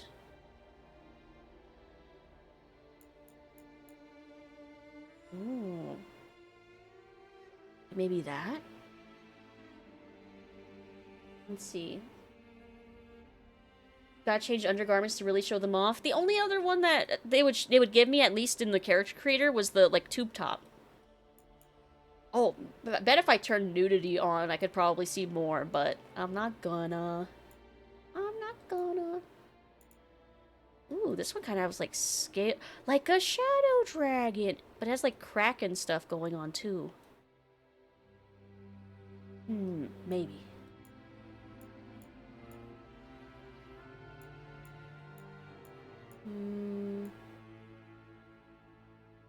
Those lightning ones look so cool too. I'm so torn. I guess we'll start simple, and then I'll change my mind later when I can really think about it more. Discoloration intensity.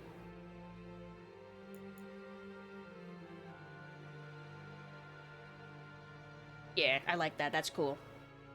And I also love this too. I love that that's an option. I love the character creators so far. I really do.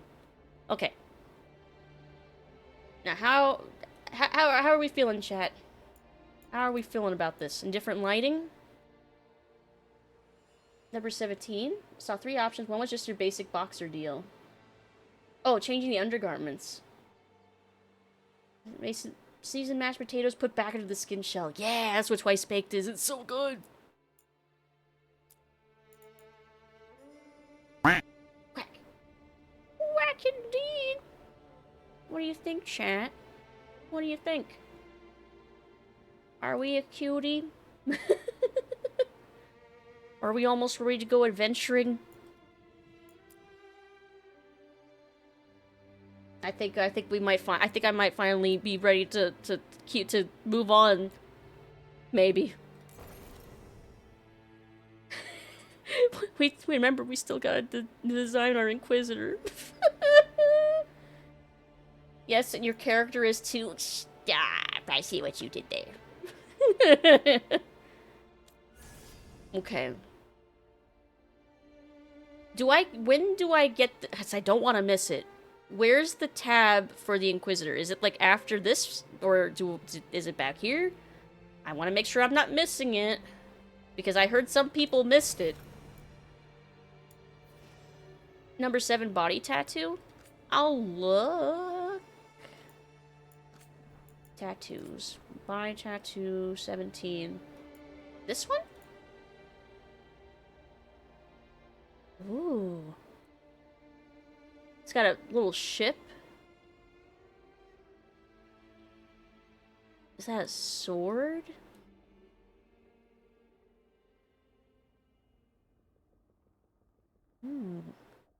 Oh, it's like a random helix fossil. Praise helix. Maybe we'll go with this one then, maybe? Or were you meaning the scars? Hold on. Tattoos. The scars remind us past is real. Now when you're feeling down, oh, 17. This one. I don't know. The Kraken tentacle on the other side, I don't know. I'm not so sure about it. I'll go with this one for now. I'll go with this one for now. Okay. It's later on? Okay. I want to make sure I don't miss it. Dalish pirate. If I went Lords of Fortune, I think that would fit really well, though. Maybe for when I make a Lords of Fortune character. Okay, accept. Him. Continue. Okay, class. Quack. We're gonna be a duck. Class, duck. Yeah, we're gonna be mage, explorer. Oh, okay, so I can't see what the specializations will be. Unleash the Quacken. Inquisitor change will be near the end. Okay. As long as you aren't breezing through it, you'll see it. Okay. So, Death Caller. Drain life from enemies and cast spells. That ride with essence of death itself. And then we have Evoker. Call the void, freeze enemies in their tracks. Summon deepest cold to tear them apart. And Spellblade. Be the storm. Channel potent spells for close quarters combat. Infused with lightning's wrath. So, melee mage. Elemental Mage, or Necromancer. I feel like I'm gonna end up going Evoker. I have that feeling I'm gonna end up vibing with an Evoker. And also for maybe roleplay purposes. And then for faction, I already know I want to be a Shadow Dragon. We're gonna go Shadow Dragons. Although I don't like their aspirational armor as much. I love the Crow armor. The Crow armor absolutely eats. It's so good. But there's transmogs, so I'm okay with just starting as Shadow Dragons. Let's see. Gain reputation with Shadow Dragon. Deal increased damage versus Venatori. Classes of resources regenerate slightly faster. That sounds very useful. Yeah, Crow armor is so good. One bonus potion is nice. Yeah, the bonus potion would be nice. But for roleplay reasons, I really like the Shadow Dragons. Shadow Dragons, underground resistance opposes corrupt rulers and slavery into Winter. Coming from all walks of life, they are determined to bring justice to the people. I really hope we get to meet Dorian. I really hope Dorian is involved with the Shadow Dragons. We'll see. Well, let's see what's breezing through it. I'm trying very hard not to, as we can see. Backstory. Breaker of bonds. Rook risked everything to liberate the enslaved people of Tevinter, even knowing it would anger the ruling elite. The foundling Rook was adopted into a military family and joined the Shadow Dragons to fight from the shadows for changes in Minrathous. While guarding a visiting dignitary who was investigating a slavery ring in the nearby city of Nessus, Rook concluded that the mission would fail without throwing caution to the wind. Alone, he sneaked the dignitary deep into Venatori-controlled zones and brought him back, along with the rescued slaves. These actions brought Rook to the Venatori's attention, and the Shadow Dragons decided to keep Rook out of sight. Yeah, I'm vibe with that. Yes, and I heard that combat for someone who plays like Elden Ring or like any kind of Souls games would be too easy, and I've heard recommendations to start at Nightmare, which I cannot change once I start, and I've heard combat gets more difficult later, but I think I'm safe to start on Nightmare. Plus achievements. Unlock all the difficulty achievements in one go. So I think we're gonna go with Nightmare. Nightmare, Nightmare. Everything will be hard. 10 minutes, almost 2-hour character creation. I don't know anyone else, but I enjoyed this phase with character. Character creation is so chill and fun. First name. We're an elf. Is that a name that's been used by any canon elves? Did anyone tell me? Boss fights will give you a challenge at first, but the regular fights do feel better on hard. Okay. Lucid. You're a free uwu. Uwu. There's your free uwu. Savor it. You're not getting one again for forever. No, probably not forever. Oh. Ah. I can see why people missed this. It's kind of off to the side. And yeah, our last name is chosen for us based on our faction. Voice. So these are our voices. Confirm continue by pressing V, pressing H. Time to get to work. What's he been saying now? Well, we're not in trouble. And then this is masculine too. Let's move. Well, we made it. And you can change the pitch too. Oh, so technically if you count pitches, you could say there's 3 pitches for each, right? Medium. No, just 2 pitches. Medium and low. Well, we made it. So there's 2 times 4. Okay, there's like technically 8 voices if you count the pitches. Well, we made it. Yeah, there's the British and there's the American accent. We made it. Well, Wait a minute, that one sounded like a voice I recognized from Andromeda, I think. I'm happy we're here. All of us. Hi. We'll be working together. I'm kind of digging masculine 1, maybe? We can lend a hand. He's always got some story. Like, what voice fits with the face? That's the challenge. Oh, shouldn't be a problem. Time to leave. I think everyone's okay. Can't believe we finally have a moment alone. I'm happy to see you. British medium? It's all under control. There's no way that's true. Sure we'll never see that again?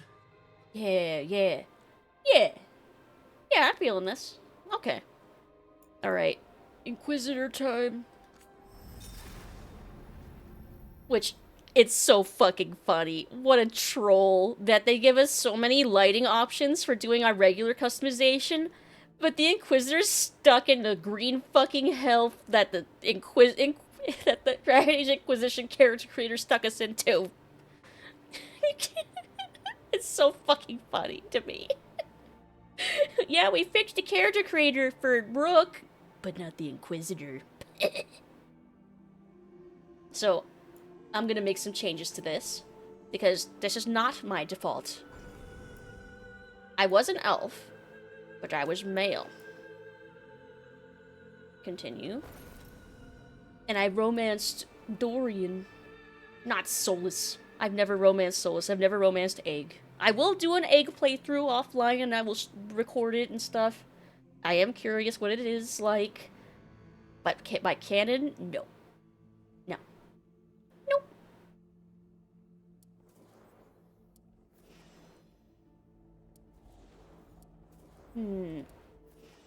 Yeah, with the lighting, everything looks slightly green. It's this banished to the green realm again. It really is. Welcome back, Inquisition. Character creator, we missed you. No, we didn't. We didn't miss it at all. Let's see. I guess it doesn't really matter. We're gonna customize anyway.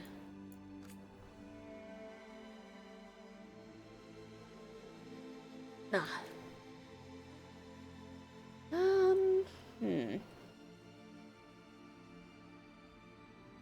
God, it's been so long since I played Inquisition, I barely remember what I looked like. But I remember my hair, the hairstyles were fucking god-awful. But I remember it was more of an updo with braids or something like that. Let me see if there's something that feels like it's got the vibe from my Inquisitor. It's been so long. God, it's been like almost a decade. Just laid down a good Gratian Nini. We're still working on. We still started working on him. No. Hope you're nice and comfy though. If you just lay down. Hope everyone's nice and comfy and having a good time. Just vibing. I kind of like that long hair.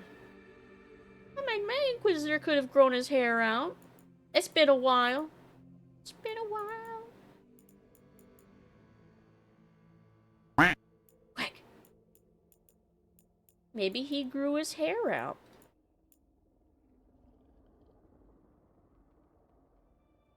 I kind of like that. That kind of reminds me. That kind of has the vibe actually from what my Inquisitor looked like. I think. But his color, his hair color was like, yeah, it was like an auburn, but like very red auburn. More orangey, I think, though. Is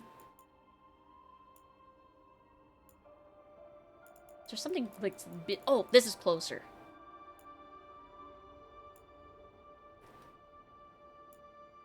Yeah, something like this. Quack, quack, indeed.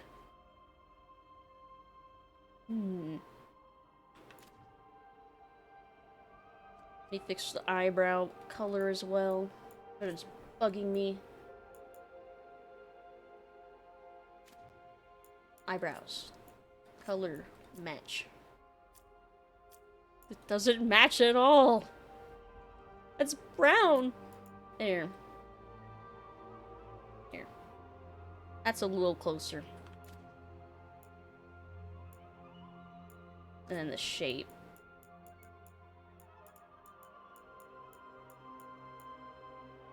I wonder how much of a role, don't tell me, I wonder how much of a role the Inquisitor gets to play, actually.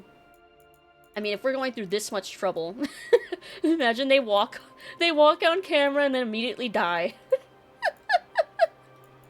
Like, oh, well, there we were.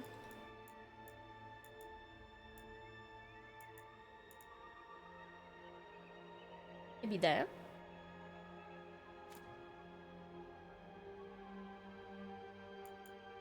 And then eyelash shape.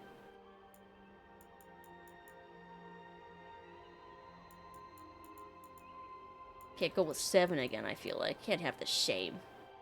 Oh. I like 3. I'm gonna go with that. Become your main character in the second act after Brooke bravely sacrifices themselves. God, could you imagine? Surprise, this is the main character again. This is actually just really Inquisition 2. And then eye color, he also had green eyes, but I'm gonna make them a different shade. Color preset.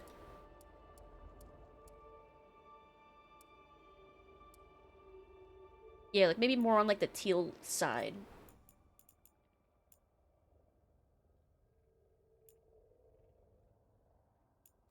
Yeah. That's a little close to what I remember. Just a little bit. And then tattoos. Was this one. Was this one.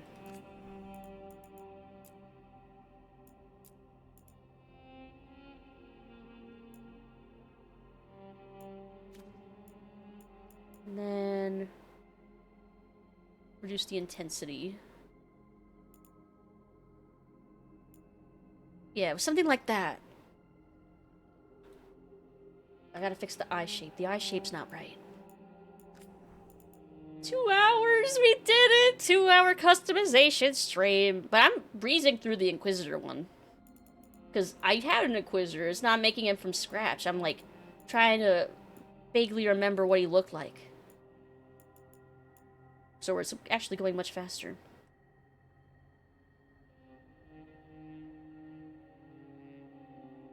Yeah, yeah.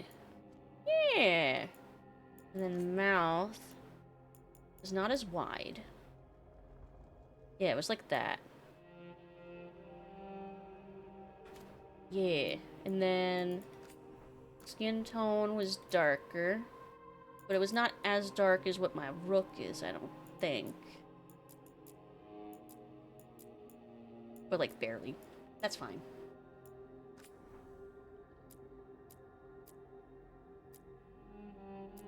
Yeah. And then body shape. Actually, the body shape probably looks fine. It's already miles better of what they look like in Inquisition. Elves looked so lanky and weird without mods. The game just tacks on full remake of Inquisition as a flashback. God, just switches to, like, the game just turns into Inquisition, like, halfway through. 3 hours as God intended? We'll see. Let's see.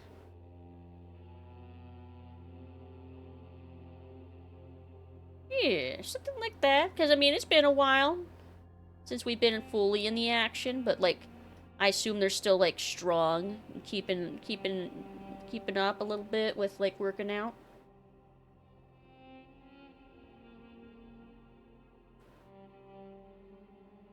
Yeah, like somewhere up here. Yeah, yeah. And then what else? Eyebrows, eye shape, eye color. Oh, the ears maybe?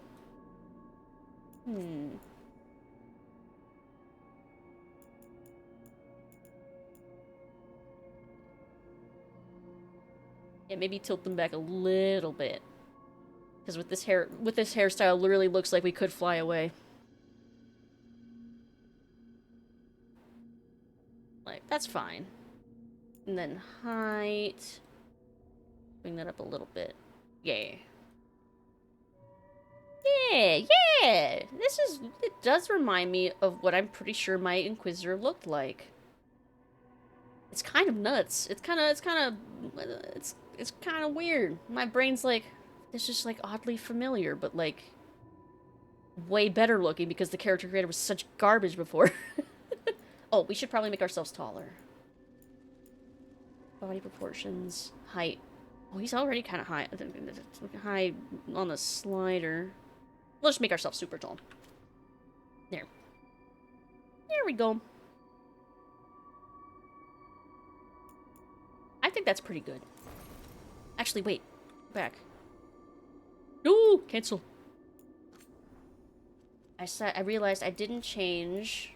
Where's complexion? Complexion.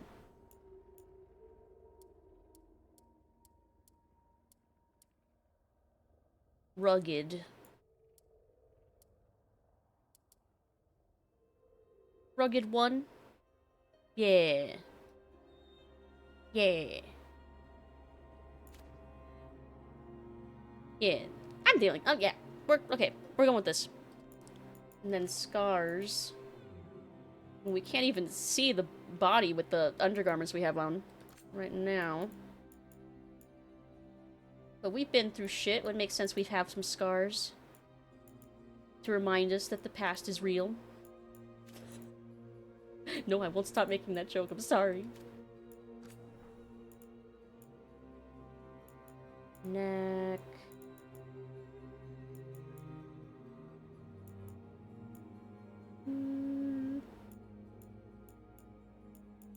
This guy definitely looks like he would try to inquire things. It just adds up. It just adds up. Oh, maybe this one, because that...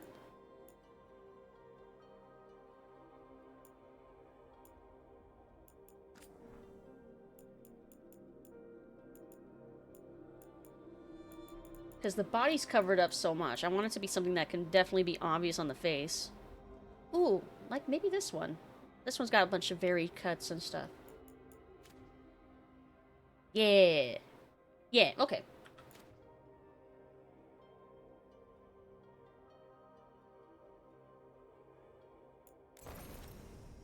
Yeah, you know what? I'm digging this. This looks pretty close to what I could envision my Inquisitor looking like. Okay.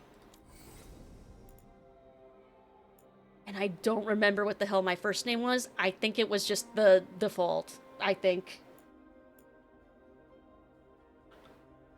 I won't let this stand. We need... It can't end like this. It's good to see you again. I won't let this stand. We need to move. No, it was definitely not that voice. It can't end like this. Okay, yeah, it was definitely that. Except... Where's my choices? Was that back? Or is this just for customization? Like for the face and stuff. Okay, I think so. Inquisitor Lavelle came from an elven clan in the wilderness. An able hunter, his skills were put to the test battling demons and other monsters as head of the Inquisition. Yep. Inquisitor's background means it cannot be changed later. Wait, cancel. Wait. Is that for, like, my... like, choices? Or is just for what we look like? Default Lavelle... Default Lavelle was a good name, Mahanan. I like that. Mahanan. They send you back to Origins to remake your Grey Warden? I wish. Honestly, I wish. Definitely. Too bad we sent him to the Green Zone. The Green Zone. Just your Inquisitor. Okay, just the looks. Oh, I get what they're saying, because we can't use the mirror to change our Inquisitor like we can with our Rook. Okay, that makes sense why it's saying that. Okay. Customized world state. That's just the... Okay, back. No, go, continue, go back.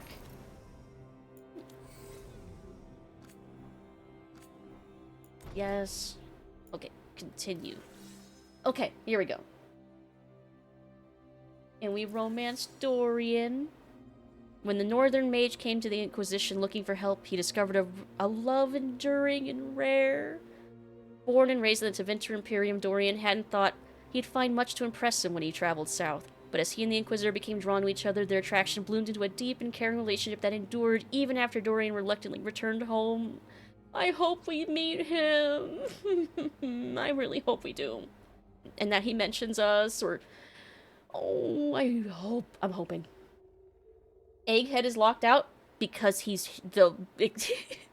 because in the original game, he was one of the exclusively heterosexual characters. He would not romance a male Inquisitor. He would only romance... And this is why it's so weird that canon Inquisitor is someone who romanced him. He only romances female elves. If you play a human, a Kunari, a guy, you can't romance him. He's, like, extremely restrictive. But anyway, I romanced Dorian. I wanted to romance Iron Bull, which I'm really curious what his status is if we don't romance him. Like, if he... Because he could betray us, too, so I'm like... And I'm wondering what his default state is if we didn't romance him. I'm hoping he doesn't betray us by default, but... I don't know. Tisk tisk. So then, this is the only... The other decision was the fate of the Inquisition, which I believe I disbanded it. Because you could either give the Inquisition to the Chantry. Inquisition's forces were absorbed into the body of the Chantry. It wasn't surprising when the Inquisitor relinquished power to the Chantry. The Inquisition was founded by one of its most faithful knights and had ties to its newest leader, Divine Victoria, which we can't say who Divine Victoria is, I guess, because there was 3 different choices that could be divine at the end of Inquisition. But I guess maybe in Mid-Rathos they just don't care who that was. Except unless you romance them, right? Ah, whatever. Some members of the Inquisition simply became part of the Chantry hierarchy, while others went their own way. Yeah, no, I disbanded that shit. The Inquisition was formally disbanded. Inquisitor made a rare decision to give up power before it was corrupted any further. He saw that the Inquisition had grown so large it had become easy for others to misuse the many resources at its disposal. The Inquisitor disbanded it all and let his people choose new paths of their own. Yeah, that's what I did. That's what I did. And then the Hidden God. When Solus told the Inquisitor he intended to merge the physical world and the Fade, he admitted this would cause death and destruction. Despite insisting there was no other way, Solus did not relish the cost in lives. So we could either vow to stop him, or vow to save him. This decision was made at the end of the Epilogue DLC Trespasser. And it's... This and the previous one. And it's like they're 2 of the 3 choices we get to make that matter. It's so weird they only chose these 3. There's so many choices I would think would matter more, but whatever. Finished in order to put a stop to his plans in motion, the Inquisitor pledged to stop him. The Inquisitor declared that the danger Solus posed was so great he had to be stopped no matter the cost. Even though his influence had diminished, the Inquisitor still had contacts and old friends. He began a hunt for the Dreadwolf. My canon decision was, as a friend, I vowed to save him. Solus vanished in order to put his plans to motion, refused to give up on him. The Inquisitor believed he saw genuine regret in Solus, and that he didn't truly want to go through with his plans. He vowed to save his friend from dooming both the world and himself. The Inquisitor's influence had diminished, but he still had contacts and began searching for the Dreadwolf. That's my canon. Okay. So that's my Levelin. Yay. Finalize. Yes. Yeah, totally different vibes. Both elves, but I think I managed to make 2 elves with totally different vibes. I think.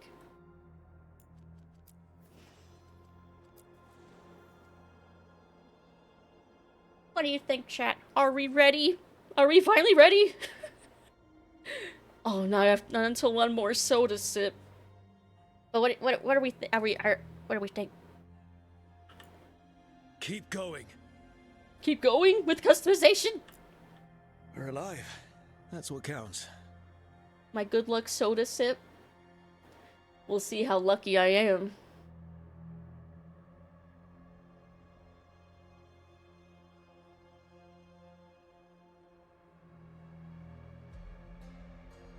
I'm not very lucky. I'm not very lucky. The pickle. The pickle soda. Hey, Owl. Hello, hello. Happy Saturday, Batter Day. Hey.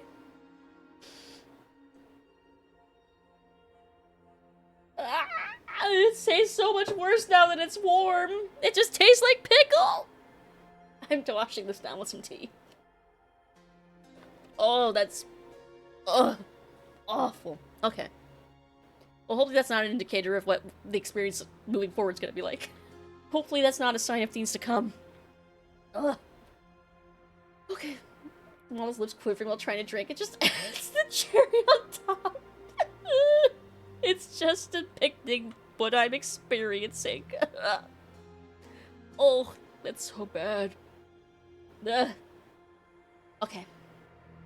I think I'm ready. I think I'm ready. I think.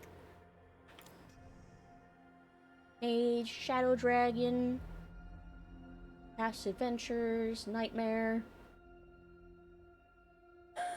Okay. Yes, I can at least change my appearance later. Okay, it's happening. We're doing it. I'm turning my volume up. Okay. We're starting for really reals. Only 2.5 hours in. But I figured it was mostly going to be a customization stream. So, where were we? Oh, right. Him. Our best plan is to stop the Dreadwolf before he can perform his ritual.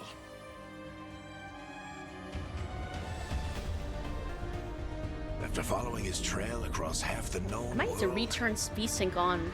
Because, yeah, I'm seeing the we jitteriness finally too. tracked him to Minrathous, capital of the Tevinter Imperium. Because I know I turned it on. But to find the Dreadwolf in a city this big, we need a local expert. Nev! So, naturally, our story begins where all great stories begin. With the seediest bar in town. And a missing contact. Dorian always talked about how pretty Minrathous and Tevinter were. I'm excited. Oh, wait, you can pause in mid-cutscene, right? I might have to fuck with my display settings a Let's little try bit. this again. Where's Nev Gallus? You think you can come into my bar and make demands?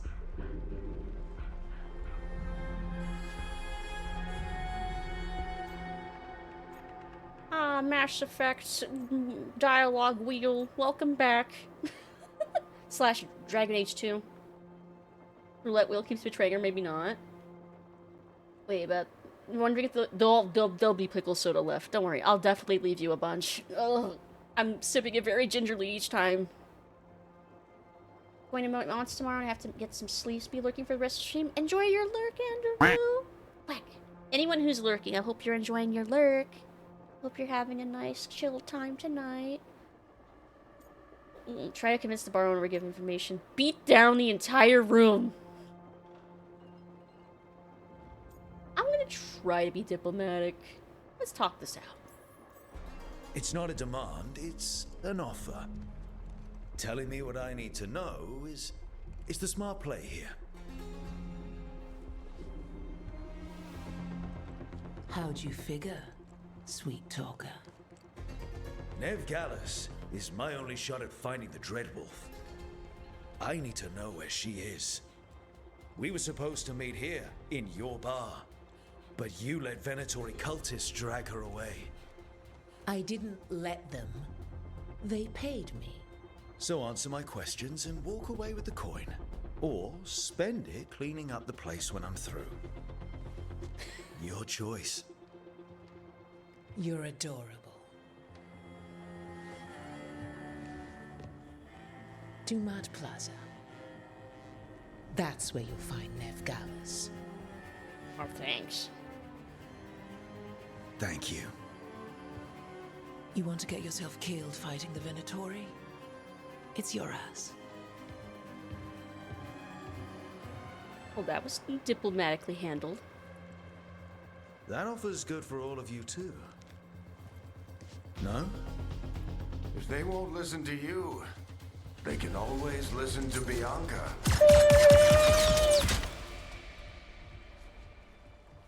It's our bro. Your friend Nev Gallus is at Dumont Plaza. I heard. That's why you're my second in command. Although for the record, you might be too charming for your own good. I've seen that you like talking your way out of things. Dragon Age 2. We're so back. We have no ass. There wasn't a slider. It's like, it's your ass. Where did you find it? And you on my side. I'm like, do we want... I kind of want us to be a little bit of a goofball. I want the return of Purple Hawk. Purple Rook. See you say that. But we do have Nev's location now, so... Don't get cocky. Come on. Harding will be worried. Harding! All right. Break's over. Varric looks so good. God. He looks so great all these years Hope Nev's later. as good at finding people as you claim. She's the best damn detective I've ever met. If she says she's got a lead on Solus, I believe her.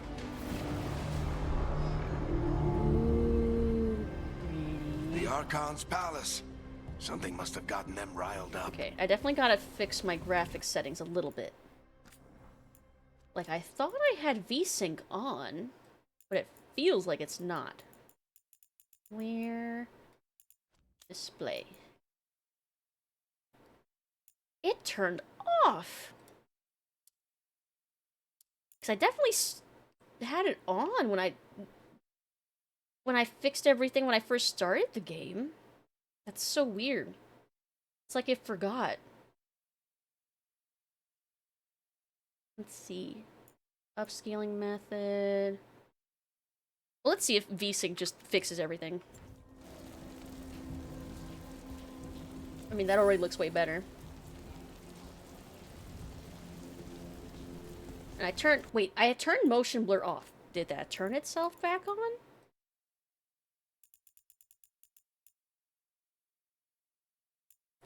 Graphics. Motion blur. Where are you? Okay, you're still off. Okay. Ray trace stuff. I want off. Okay. Wait. Off. Off. I don't find ray tracing to be worth it. Was my refresh rate right? No, but if I turn VSync on, that just fixes that automatically, doesn't it? Because that just forces it to, yeah, synchronize the game's refresh rate with my monitor, yeah. I forget what my refresh rate is. It might be like 59. But I have VSync on. That shouldn't matter anymore. Yes.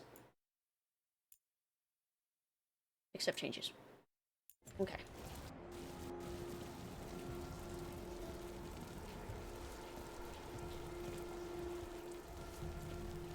Ooh. I think this works. What do you think? Default is usually 60? Yeah, default is usually 60. Why is the rain doing that?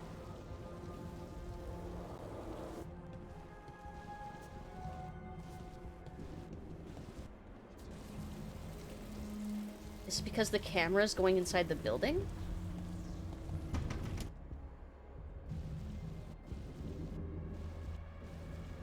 Oh no, I'm doing it again. I'm doing QA work. Stop. I just realized I'm doing it. I'm just gonna keep going. Should we be in more of a hurry to get out of I'm here? not getting paid to You QA. don't want to look conspicuous. Just get out of here nice and casual. Find Nevgalis and stop Solus. Because at my last job, I did mostly audio specialization for QA. So my instinct is to listen, like, for weird bullshit. Like the rain. Will bonk you every time you do that from now on. Please do. Do I have money to give? Andraste bless you. I do. I'm wondering why. If there's something I can fix about the rain. Why is it doing that? Mute sound, global volume, music volume, mute while minimize. Like, is there some spatial audio that's happening that's trying to adjust, that's fucking with things? Mute while minimize. No. Mute sound, advanced sound none. Maybe it's my sound preset? Narrow dynamic. Here, reduce separation between loud and quiet. Maybe that? Maybe it's trying to dynamically shift the volume.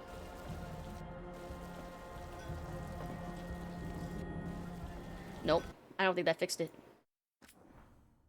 This is why we're doing this now, so I don't have to fuck with this later. I clearly enabled the wonky rain sounds toggle. You're right. Where can I find it to fix that? Wide dynamic. Your maximum separation between loud and quiet. High quality speakers, headphones, quiet environments, loud playback levels. Reduce low frequencies. Nah, I guess headphones is fine.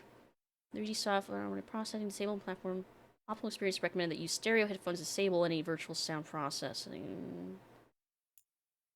I don't think these are what's fucking with me.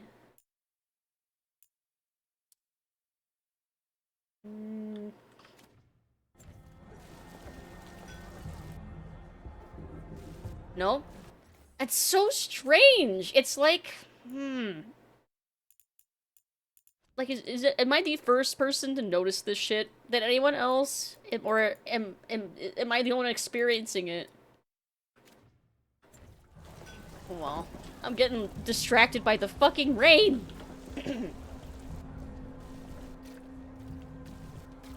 But it could be a sign of, like, lag that I'm just not noticing quite yet. Didn't show for me, but I also wasn't really listening for it.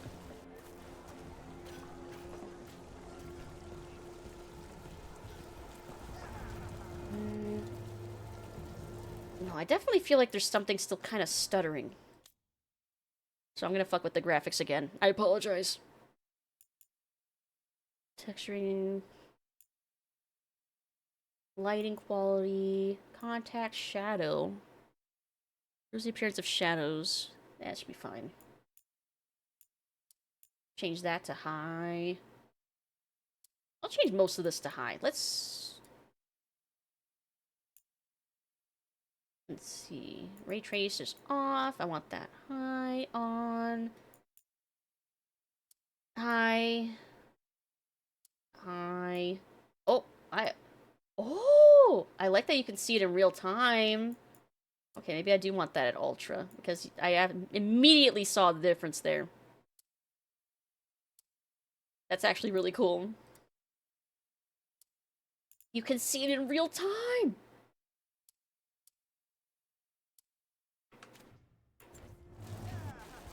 Hold on, let me look at, like, the people.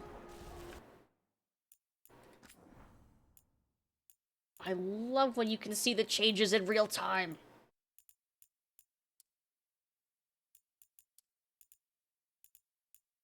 So I can see what actually matters and what doesn't.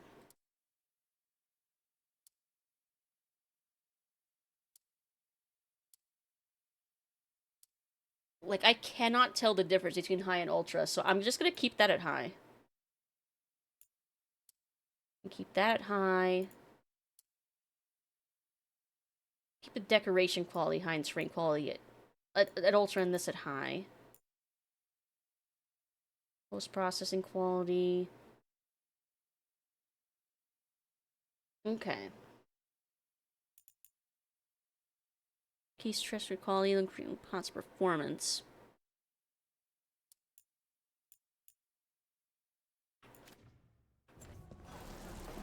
Let's see. Here, I guess we'll try this. Okay, let's actually play a little bit now and see how this performs. You still think you can talk him down before he starts his big ritual? That ritual is going to tear down the veil. The only thing separating us from the Fade and an endless number of demons. I have to talk him down. Man, they really throw you right into it. I wonder... Hold that thought. Wait! But I didn't do anything! Get God, the down. hair quality looks so Are good. they after us? Is it because of the bar? Word travels fast in Minrathous. We've got to help her.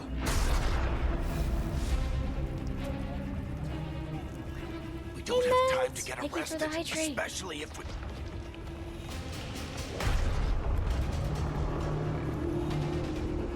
And the shrimp, thank you.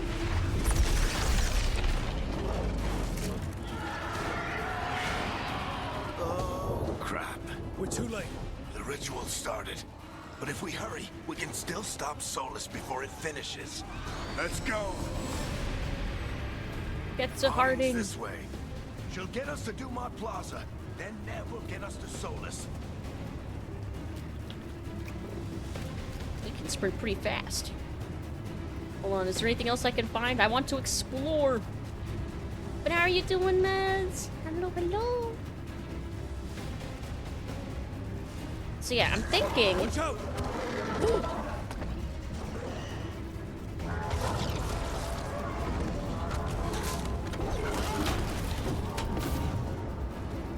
This should be fine. Is Solus summoning demons on purpose? My guess is the veil is weakening, and they're slipping through the cracks. Just yoinking people. You're cold? Do you have any blankets or warm When the sweaters? veil comes down completely, Then the whole world is going to look a lot like this. Yeah, these are the Pride demons now. They looked so different before. Come on, this way. To get us to Harding. Stop throwing things at me! This game is great for those who like to explore. Tons of little things around. I do like exploring. That's really assuring. You summoned the demons? Is that why you're cold? F to jump.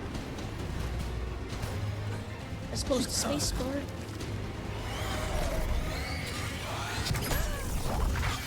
You're safe now.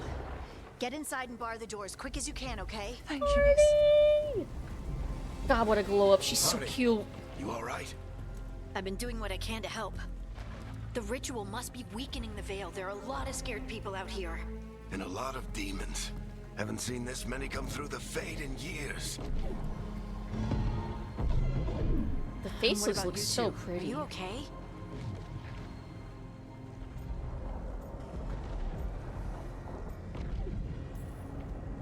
fought some demons, and the Archon's palace took a few shots at us. Nothing we couldn't handle. Speak for yourself. Have you got my gear? Right over there. Where's Nev Gallus? Wasn't she at the meeting point? The Venatori got to her first.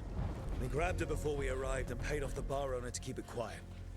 I'm not surprised our detective did something to piss off a cult of murderous blood mages, but their timing stinks. The bar owner said the Venatori took Nev to Dumont Plaza. Can you get us there, Harding? Rook, you're with the Shadow Dragons. I figured you'd know Minrathous better than I do. Sure, but Minrathous is huge, and this is nowhere near my neighborhood. I can try. Don't worry, scouting's my specialty. Follow me. They're already referencing Eyes our up. faction. We got company.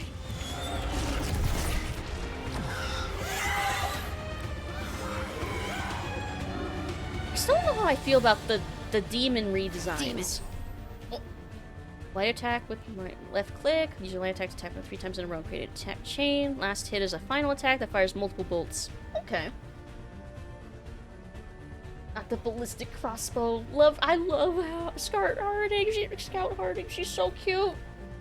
She was really fun to talk to in Inquisition. I still don't know if I'm gonna. I don't know who I'm gonna romance. I'm kind of just gonna see what happens. Even though I have, like, an idea of a couple characters I'm into, but I have to talk to them first. I need to find out their personalities. See, if a demon has fire, it's normally from my realm. But yeah, we'll see how I feel. Alright. Here they come.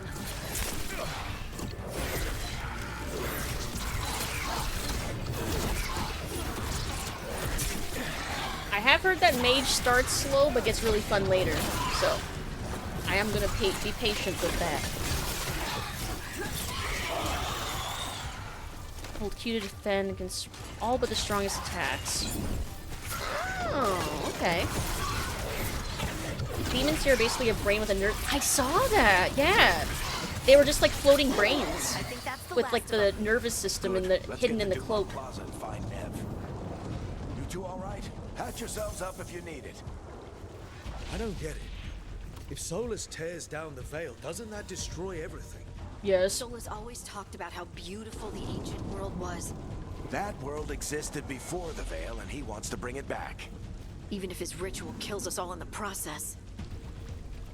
I did notice that audio just now. It switched audio channels from left to right very abruptly. I wonder if there's a way I can fix that with the, like, stereo presets or something. Second, that mage gets very fun later. Yeah, that's what I'm expecting. Dragon Age 2 was kind of the same way. It was like snappy quick attacks and then... Money! It was like snappy quick attacks and then as you got, like, further into the game, that's when you got, like, to do, like, crazy shit. Does that restore our potions? That looked like a potion. Ooh, I kind of like the VFX for picking things up. It's very, like, snappy. Good VFX. Let's see. I want to make sure I explore everywhere before I go in the direction I'm supposed to go. You know, classic RPG gameplay.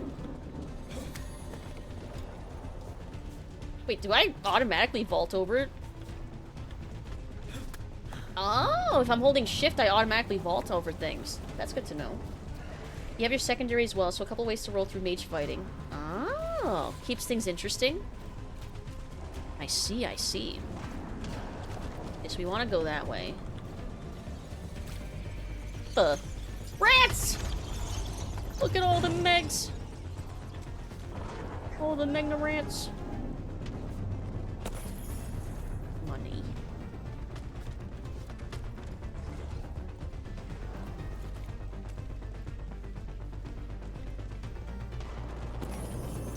More money.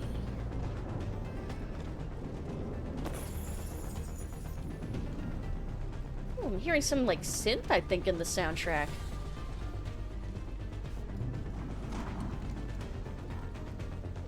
Alright. Golden path time. You are in violation of Imperial order. Wow, it's so pretty. Oh no, I think that's Dumont Plaza. Crap. Let's move. Like, look at that. It's so pretty. Okay, I'll stop. I'm constantly describing how pretty it is. Venatori cultists! Ooh, I do extra damage to you. I hate these assholes. Yeah, fuck these guys. Because the Tevinter Imperium are basically like mage slavers. So fuck them. As a shadow dragon, we oppose them directly too. Which I like. That's why I chose this faction. So I could say fuck the Venatori with like my full chest.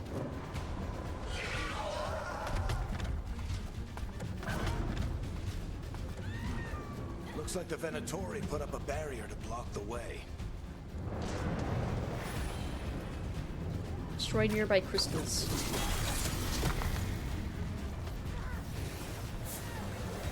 More intruders! Avenge your fallen brethren! Friendly bunch of cultists, aren't they? Used to fight these assholes every day in the Shadow Dragons. Glad you kept up practice.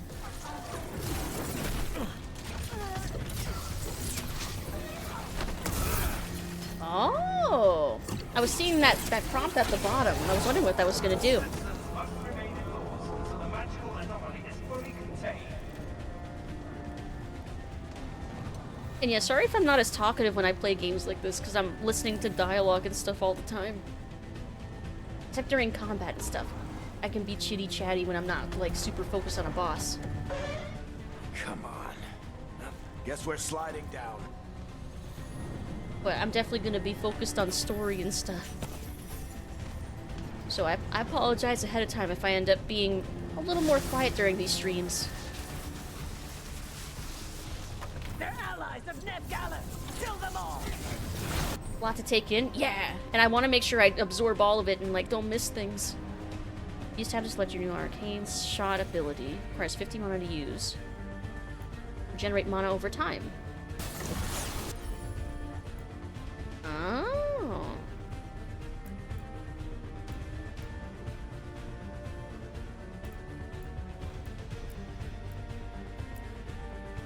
Okay. Ah. Tarek Tetris! The Venatori own these streets!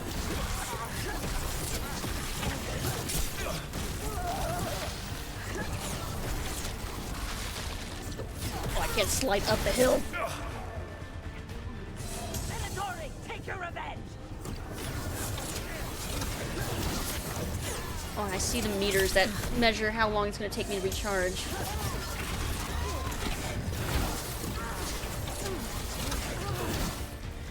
Another barrier.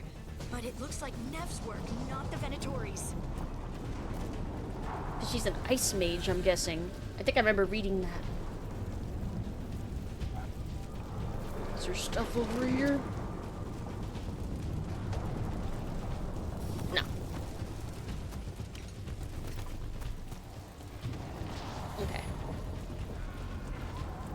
Investigate.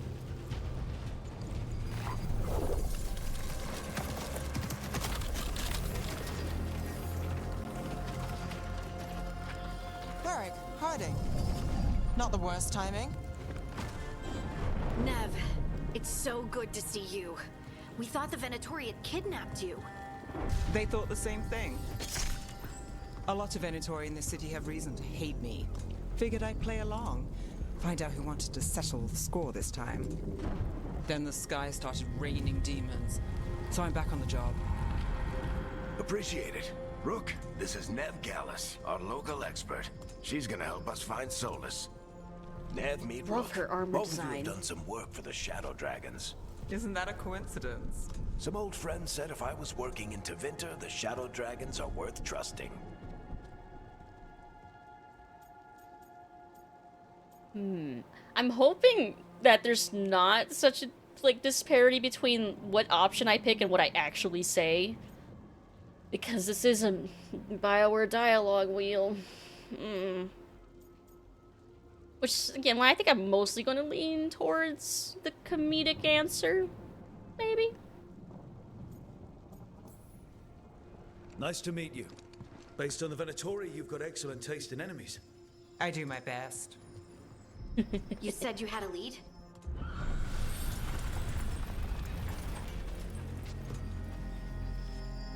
I haven't seen Solus in person, but I did find hints of old magic, similar to what you get in elven ruins. I traced it to a building beneath Our Lady of Victory. That's where your man is hiding. Then let's go. Before this ritual he's doing gets any worse. Worse, this ritual's already drawing more power than I'd expect from a dozen mages. You told me he was working alone. I also told you he was an ancient elven god. An elven god. Well, whatever he is, he's causing trouble in my city. Let's go. All citizens in the Canal District must remain in their homes.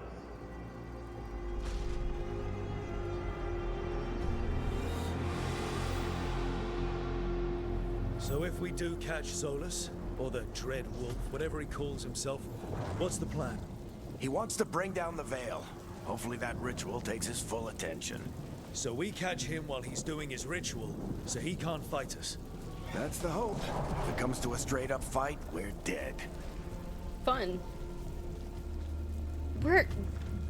I think we're the same height as Nev. Nev, we're the same height. I did try to keep us from being, like, super tall.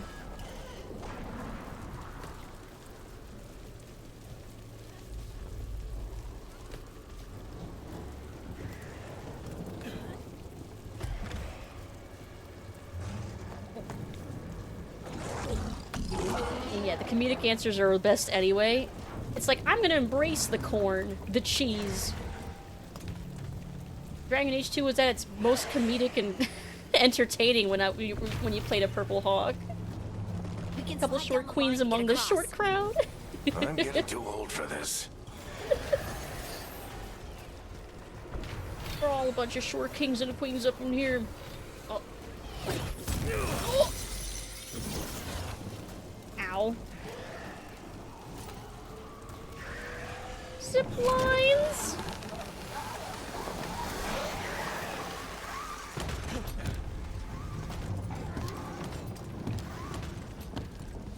That's kind of cute.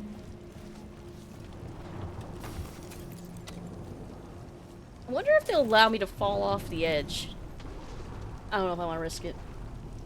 When the cheese melts if you embraced it. Melty cheese. There. That's the building I tracked Solus to.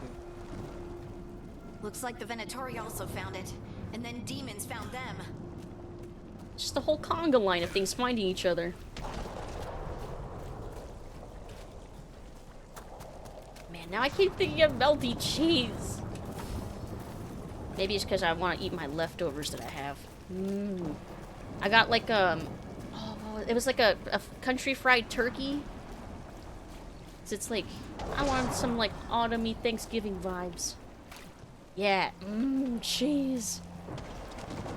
We talked about our favorite cheeses before. I think. I'm a big fan of mozzarella, brie, Swiss. Big fan of Swiss cheese. Big fan of Swiss cheese here. Ranged attack. Channel your magical energy into a beam. Okay, so right click is... Wait, but I'm a mage. Aren't all my attacks ranged right now? Oh, I guess but I can have laser.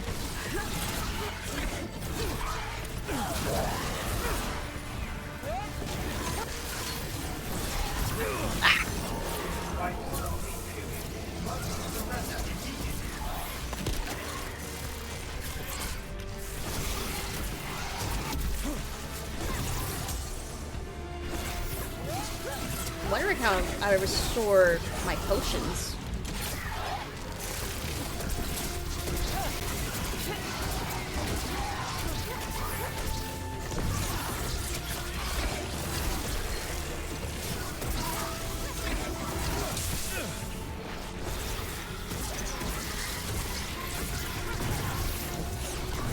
Oh, I see. That channeling attack that makes it easier to get past their barriers. Enchantment on the entrance. Enchantment! God, I hope we see some returning characters from the previous games, including Sandal. I want to hear him say enchantment. 3 AM straight out of the bag, cheese is the best. Speaking of 3 AM, Daylight Savings ending, it was today, right? I googled that correctly. In which case, it'll be 2 AM twice. Anything back here? We should head back. Solus is probably inside. I'm exploring. Let me explore. Don't backseat Harding, thank you. Combat system seems mildly similar to Hogwarts Legacy. I've refused to play that game, so I'll take your word for it. But I've heard comparisons to that and Xenoblade, which I've also not played, but I've heard is really good. Is that accurate, you would say? So this is the Dread Wolf's hideout? One of them, at least. Not sure how long he's been here. Some of this looks ancient. Solus has been around longer than Manrathus itself. F to mental. Correct, we roll back today. Yay! We gain more we gain more darkness. Bright green urns around the map is how... Oh! Okay, hold on, I'm going back. I need to get more goblin mode and start breaking things. Okay, hold on, hold on.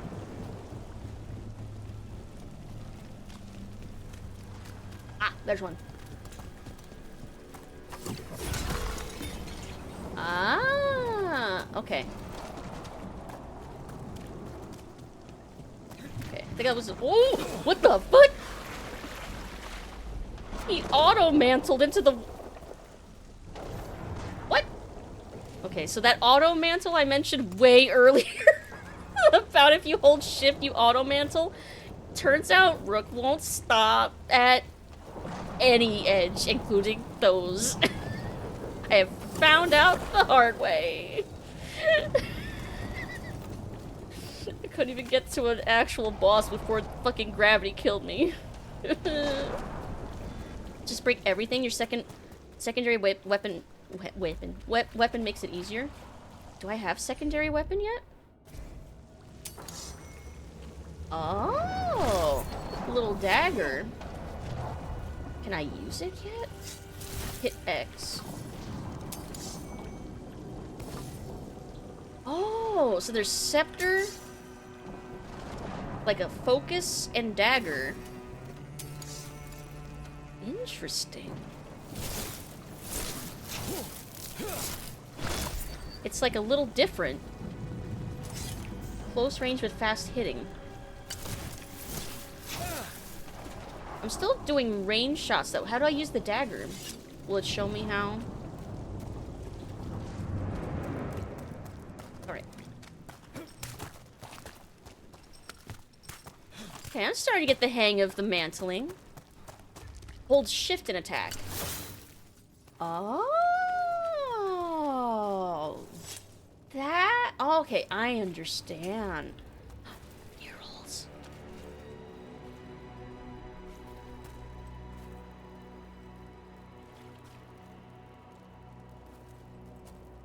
I'm guessing that's Solus the Dread Wolf. And maybe the Ancient Elves. See, this is me... I remember a lot of the lore, but I'm admittedly very rusty on a lot of it, because it's been like a decade since I've last played. Broken chains. Solus is freeing slaves. Solus hates slavery. One of the few things we actually agreed on. The He few said things the we other agree elven on. gods were tyrants who oppressed his people. He was trying to help them. Yeah, that's why I want to say I want to try and save Solus, because I agree with a lot of what he thinks and believes. I think he's just going about it the wrong way. Because basically, he wants to bring back the... I know it's like kind of vaguely trying to catch people up with the lore, but I really feel like it's not being friendly so far to new players. But yeah, we're trying to stop him from bringing back... from tearing down the veil to unite the spirit world and the world that we have now, like it used to be. But the consequence is that it will kill almost everybody, maybe. Like, millions of lives will be lost.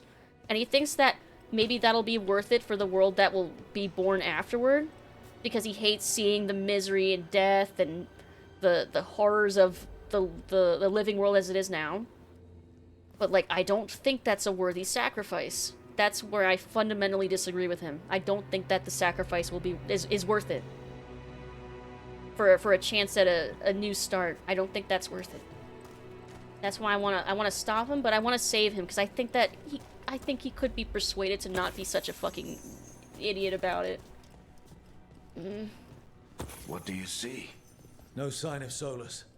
Just a big glowing window or mirror or something. Well, that sounds ominous. And like, because I know a lot of people do agree with Solus because it would like fix a lot of things, but the loss of life is just too much for me to overcome. And I think it should be for him too. And I think he can be convinced of that. Maybe. He's just mad since he went bald. Get him away when you get your beard.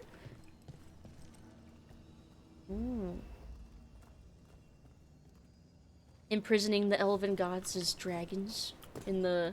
Ancient elves doing something to a dragon. I think. Or doing something to a Yeah. dragon. Trying to control it, maybe? Solus said the other elven gods were evil. If they were binding dragons, he was right about that much at least. If I remember from the lore, I thought the dragons used to be I think they used to be like they were corrupted elves or something, or maybe I'm thinking of just the archdragons. I might be thinking of just the archdragons. See, this is where I mean my lore knowledge is rusty. Feel free to correct me. Oh, all the way over there. Oh, I see what you mean about even the spells being a little more close range. Good night, everyone. Enjoy rest of stream. Good night, Dwayne. Have a good rest of your night. Sweet dreams. Thanks for hanging out. You just can use the orb and dagger combination. Use to attack with orb. Shift click to attack with the dagger. Orb attacks are much quicker than staff attacks, but with a shorter range. Each hit with the orb applies an arcane mark. On the third, it becomes an arcane bomb. Use shift. Dagger attacks will make the arcane bomb explode, dealing a large amount of bonus damage. Ooh. Okay. But I can use one of these.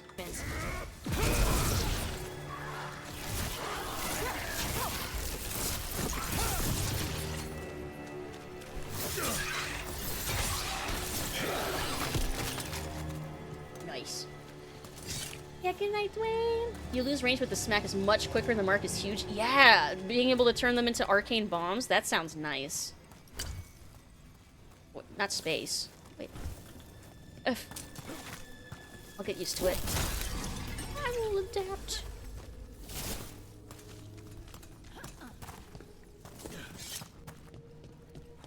Locked. There must be a way to open it. Let's look around. Air's full of magic. Solus used a lot of power for something. Solus, the Dreadwolf, Fenharel.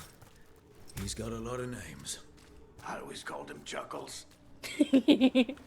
It's true, he did.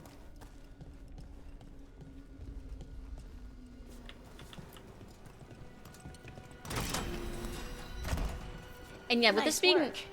Let's see what's on the other side. With this being my first playthrough and stuff, I'm gonna be making like all the decisions like on the fly as if I weren't streaming. Eventually, well, we're gonna play through the entire series, and I'm gonna let you all make decisions and stuff. And when we replay Veilguard, then chat gets to make all the major decisions. I'm excited to see that. And I'll have more knowledge about what's going on, so I can be more of like a DM. Which I also plan on doing for Baldur's Gate. Or at least 3, because I don't know how much there is in the way of, like, choices in, like, Baldur's Gate 1 and 2. That, like, impact endings and things like that.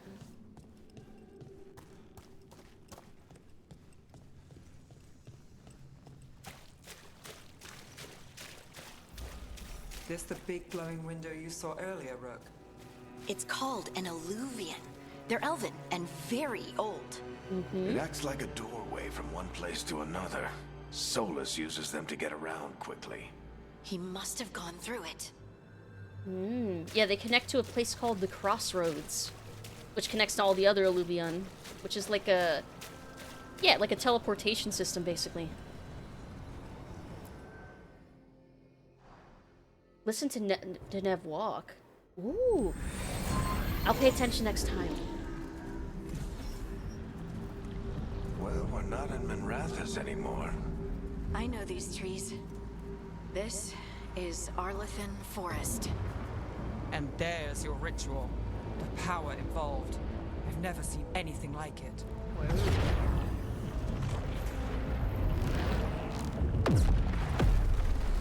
The tremors are getting worse. And we've got demons. I do kind of like the nervous system look that they have to this particular demon. I do think it looks pretty cool.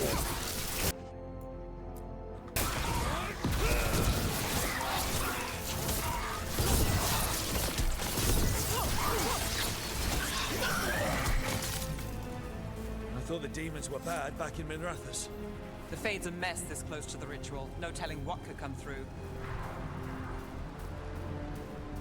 I hope the banter remains consistent like this. I love hearing the companions talk.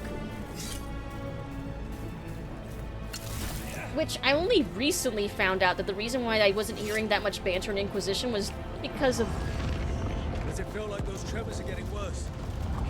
I think it was because of a bug that was making it so that they weren't talking to each other as much. So I'm definitely going to fix that.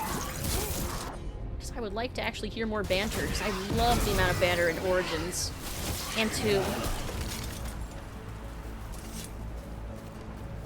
And knowing that I played Inquisition not knowing that I could have been hearing more banter the whole time makes me sad.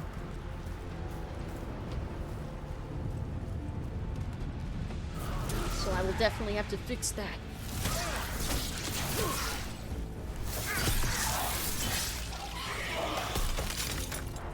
I'm kind of not minding the melee mage combat. Maybe I'll end up going like a spellblade type thing. Oh, I want to hear Nev's footsteps. Is it the more... I hear like the clinking of the prosthetic.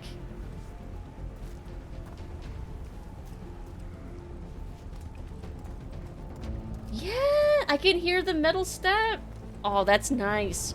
That's good sound design right there. Good footstep distinction. That's really cool. Every time one of those big crystals at the ritual site lights up. Not many of them left to light. Might want to hurry. Oh.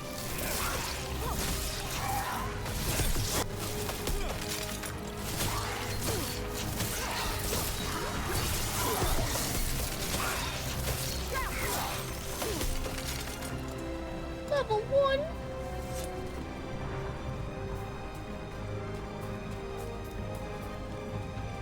Oh, don't fall off that.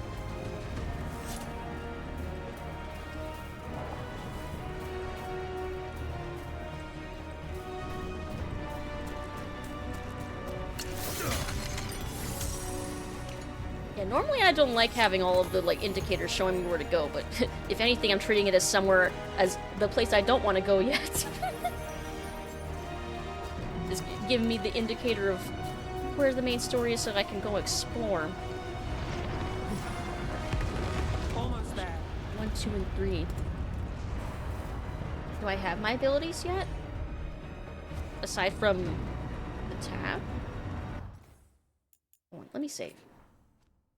Make a proper save. Temporary decision save. Huh.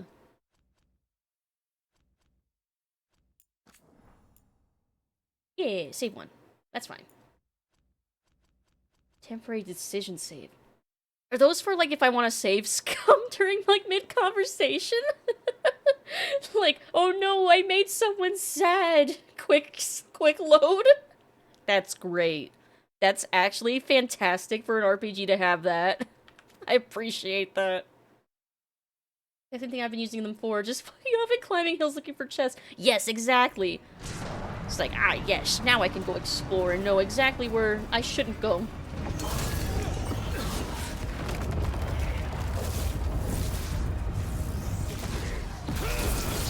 Oh, I see. It makes it so I don't have to bring up tab.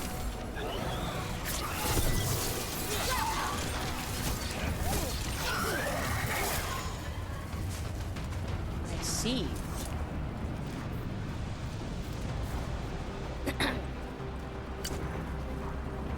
keep trying to hit spacebar to mantle instead of F.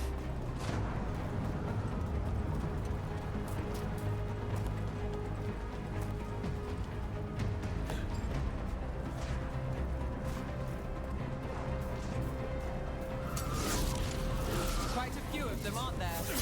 Nothing compared to how many we'll get if Solus finishes this ritual.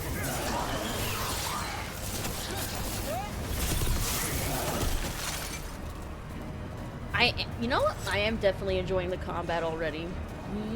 More than Inquisition, I think.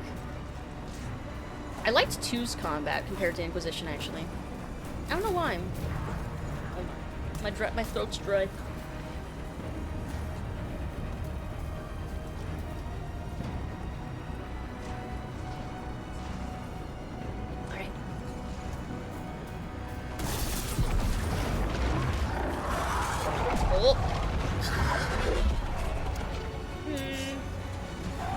We have to stop this demon quickly.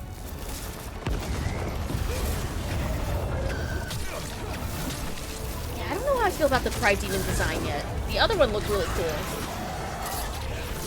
But the face, I think, I wish looked a little cooler.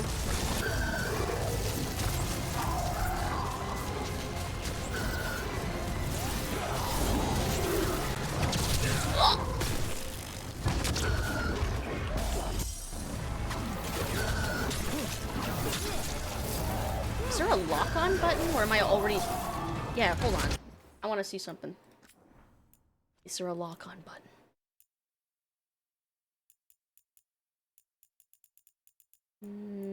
Controller vibration, no. Keyboard bindings. Heavy attack, hip fire. Dodge, roll, death blow, lock on. Middle mouse. That's much better.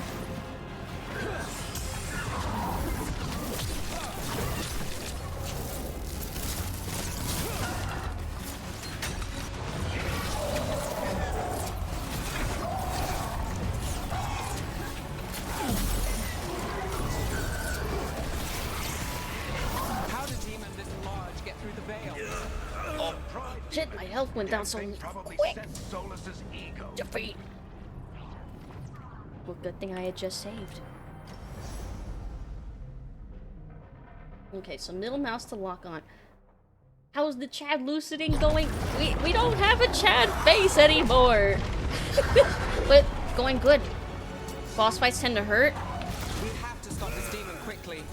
Good, I'm okay with them hurting and me having to actually get good at them.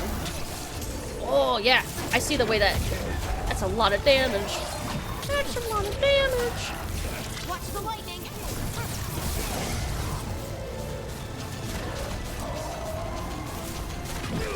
Shit. So quick.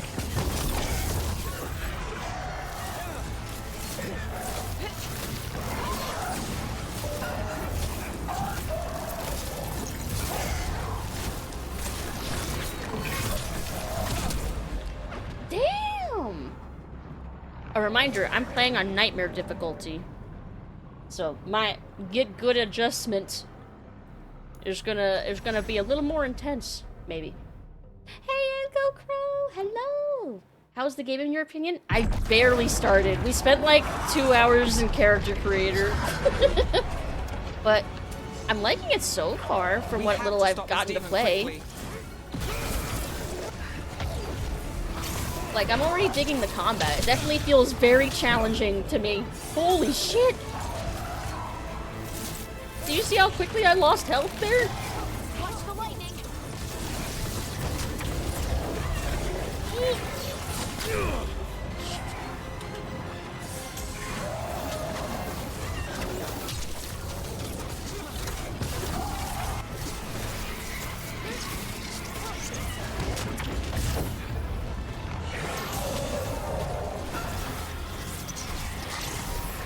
But how are you doing, Ankle Crow?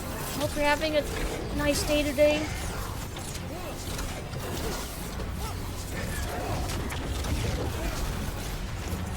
Yeah, I want to try and not get too close because I am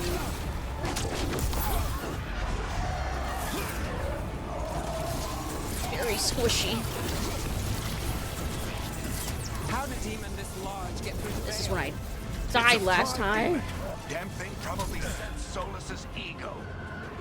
No, I don't have any more healing!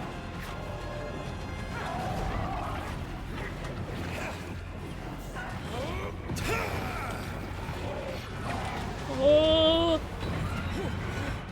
Oh my god, I've won with no health! GS Jenkins just subscribed for 4 months. Good enough. For Let's get to Lucid. Solus. Happy Batter Day. Happy Batter Day! Oh my god, no health! I did it though. And thank you for the subby. I'll spin the roulette wheel for you too after this cutscene.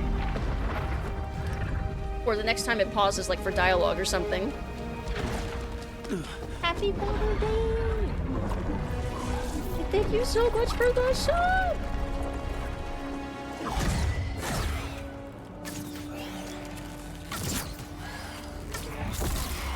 All right. I'll take it from here. Are you sure? Positive. You three just keep the demons off me while I talk to him. Varric, Solus isn't gonna stop just because an old friend asks nicely. Solus needs someone to sell him another option, to help him justify changing his mind. Yeah. But also, I'm so scared of Eric dying. But yeah, thank you so much. Oh, and I see that care package. Thank you. The hydrate and the stretch. Hope you're having a great stream. I am. Bonus points to the hydrate is pickle flavor. Okay, I'm spinning the wheel. All right, roulette time. Kind of lurking for a bit while watching B-grade horror movies. I hope you've been enjoying your lurk. And the quality is bad. Where the the B-grade horror movies like entertaining bad at least.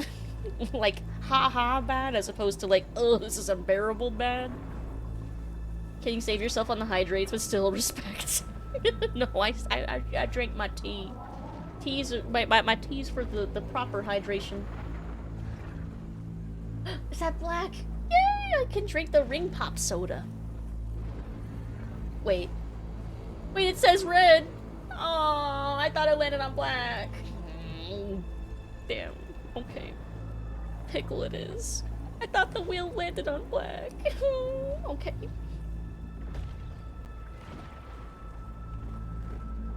Ah. The warmer it gets, the worse it gets. Ah, blah, blah, blah. I have to wash that shit down with tea. Ugh. God. Yeah, I hate pickles. If this was supposed to be like exposure therapy to get me to like pickles, it's not working. I think I hate them more. Okay, let's go. Support Varric's plan or challenge him. I support him. I want to save Solus too and make him not commit a fucking genocide because I don't think he really wants that deep down because he is, I think, a good person based on what I remember from talking to him being his friend in Inquisition. Another roulette! This is fine. Yeah, you can do it. We've got your back. Harding disapproves. You can. Thanks, Rook. Whatever else he is, he's my friend. And if he won't listen to me, then he'll hear from Bianca. Oh, I hope. I want to believe in Varric. Take care of the team for me. Don't say that! That's a death flag! Stop! If Eric dies, I'm uninstalling. No, I'm not. I will be sad as fuck, though. Hey, Chuckles. Hope I'm not interrupting.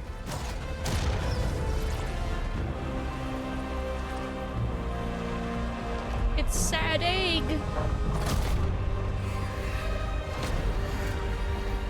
I rolled red. Damn it. Let's buy him some time. It's so bad. Hold on. I gotta watch it out again. The luck is just not with me. Oh my god, my health. I hope Varric is getting through to Solus. We better talk fast. We can't hold these demons off forever. Especially since I have 0 health. How am I alive?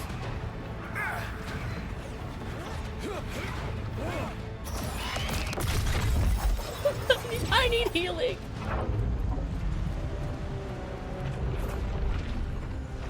This is after the last game? Yes. It's a direct sequel to Inquisition, and including the epilogue Trespasser DLC. Minimize the... People are dying right now. You need to listen.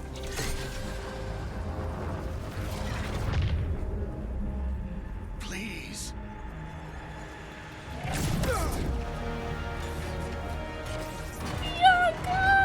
People are always dying.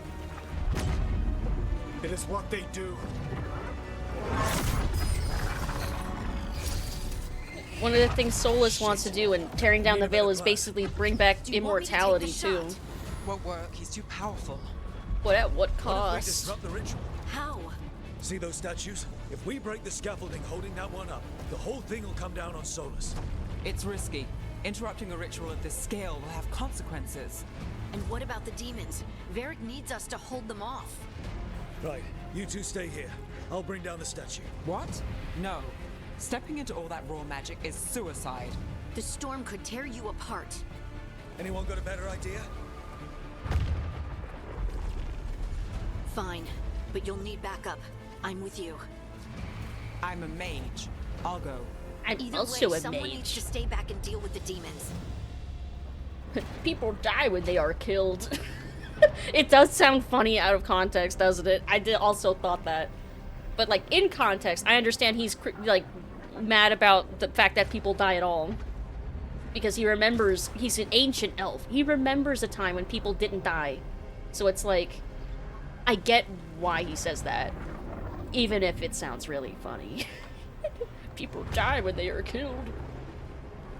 So, I know from the marketing spoilers that this choice actually has, like, consequences, like, but I don't know, who do I want with me?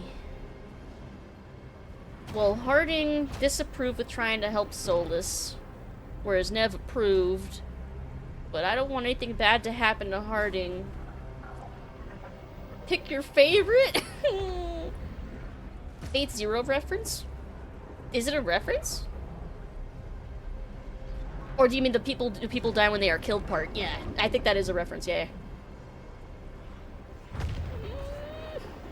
Well, it doesn't make sense to bring two mages, so maybe I'll base my choice on that, and I'll bring Harding. Will follow me into greater danger. Oh, whoever I bring with me will maybe get hurt.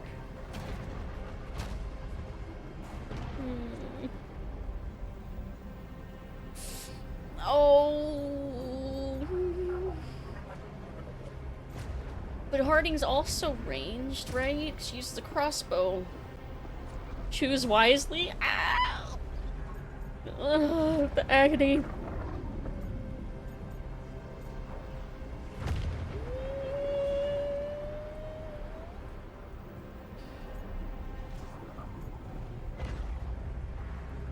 I'm gonna take Harding. Let's go, Harding. Nev? Harding keep the greatly demons off us. approves. You got it. Well, it's everything to stop Solus. Shit, maybe I shouldn't have done that. Maybe I should have saved. Maybe I should have taken Nev. Hold on. When is this last autosave from? Decision temporary save. Wait, does it autosave? Does it autosave for those kinds of decisions? She called me stinky behind my back. Wait, did she? Did I miss that? I'm a dunk Lucid by your basketball. It does autosave? Hold on. Because I'm wondering if it has a different message if I choose Nev. If it says that she'll vow to, like, save. Skip. The veil is by drowning.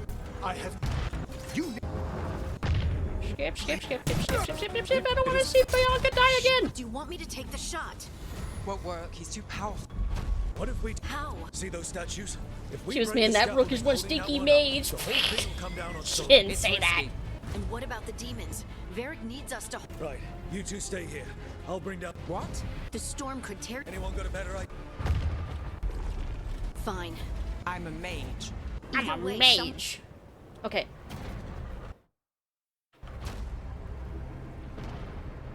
So I'm really curious to see if it says a different message here. So I'm gonna try saying Nev. Let's go, Nev.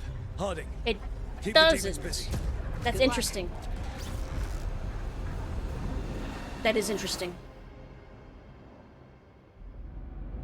I'm gonna stick with this decision though, because Harding was the one who mentioned that we have to back up Varric. So I think I'm going to let Harding continue to do that. Yeah. Choosing Mage over Templar is so sad. Huh? But also, for the record, I do always side with mages over the Templars. Fuck the Templars, man. They're basically anti-magic cops. And, you know, ACAB. Mages gotta stick together. Yeah, you know what? Yeah, mage solidarity. Mage solidarity. I agree. Yeah, fuck the Templars. ATAB. All Templars are bad. Except the ones that quit. Which is, yeah, actually true of ACAB as well. So, Cullen and Alistair get a pass. We need to bring down the scaffolding. Some obstacles can be destroyed. Oh. Man, I need one of those green healing pots, like, quick. Lyrium snorting pricks. It's not necessarily their fault that they get on Lyrium, though. Why? It's a Why problem tear with the down system. veil, knowing all the lives it'll cost. We shared a journey years ago. Do you believe that I would do this if there was some other better option? The pillar's weak, but... It isn't falling. We need to push it. Right. Together, now! You came a long way and made a valiant effort, Varric, but this story does not end with my downfall. You want your redeems back? No.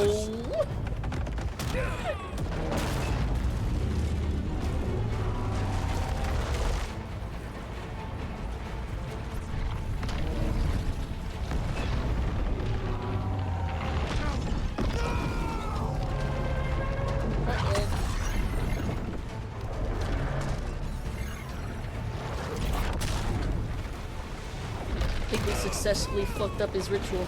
There were nice Templars, and I think, like I said, it's the system that is the problem. It gets the Templars purposefully addicted to lyrium and controls them.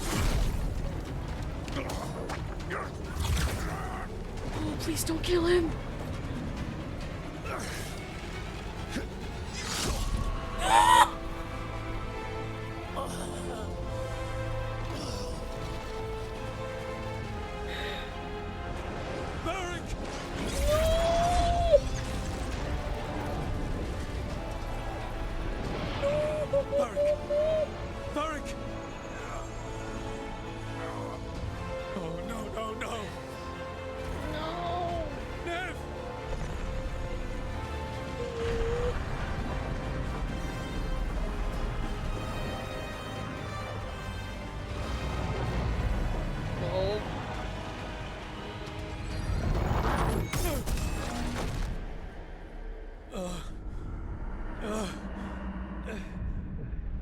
Good night, Tuesday.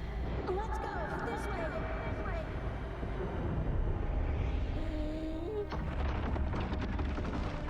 We didn't leave Varric there, did we?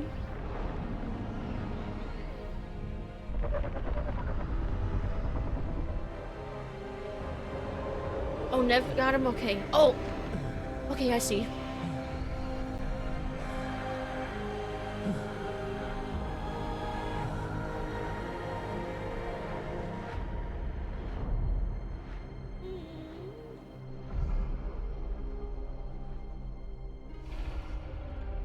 Roll credits. I hope he's alive. You have no idea what you have done.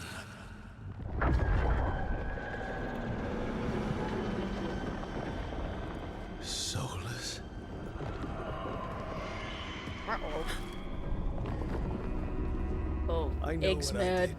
I stopped you from destroying the world. I was not destroying the world.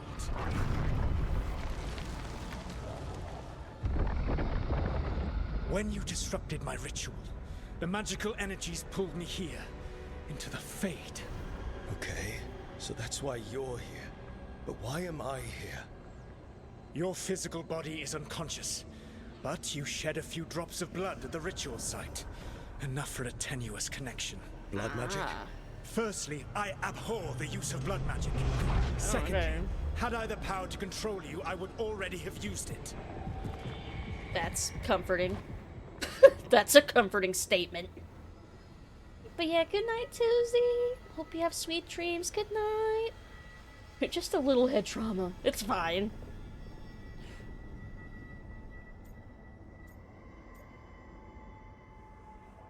Well, I know this means aggressive. What does the fist mean? Extra aggressive? I'd like to wake up now.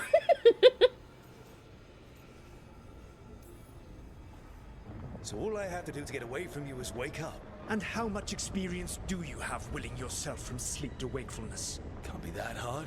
While you practice, perhaps you would like to hear about the consequences of your actions. Meaning? The Evanurus, or as you would call them, the Elven Gods. The creatures that escaped. In ancient times, they ruled the elves, but that was not enough. They sought not just to be obeyed, but to be worshipped. When I rebelled, they drew on the horrific magic of the Blight, corrupting all they saw until I trapped them. Thanks to you, though, I am now trapped, and the blighted Elven Gods walk free.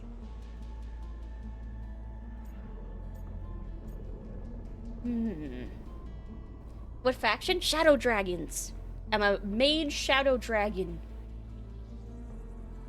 This is like yelling most of the time. Ah, okay. So yeah, like super aggressive. Let's see. So I know this system. I should almost always kind of half ignore what the line says it's going to say, and mostly pay attention to the tone indicator. Because that's mostly what's going to be accurate to whatever the heck I'm going to try to say. At least, like, vibe-wise.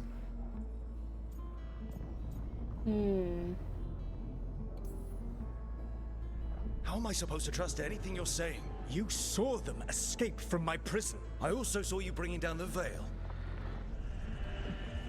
I had a plan. Varric always said you'd have a big explanation for why none of this was your fault. Varric? He did. He said that's your style. Never quite lies, clever half-truths that let you convince yourself you're doing the right thing. He tried to talk to you anyway, and now he's hurt. Varric is... but not dead. Quite practiced at shading the truth himself. So those things that got out, you said they were gods? They said they were gods. Blighted, tyrannical, sadistic gods. It took all my power to imprison them millennia ago, but I am certain you will be fine. More like Dragon D's. Good dang it, Benji. How are you doing? I hope you're having a great day. Hi.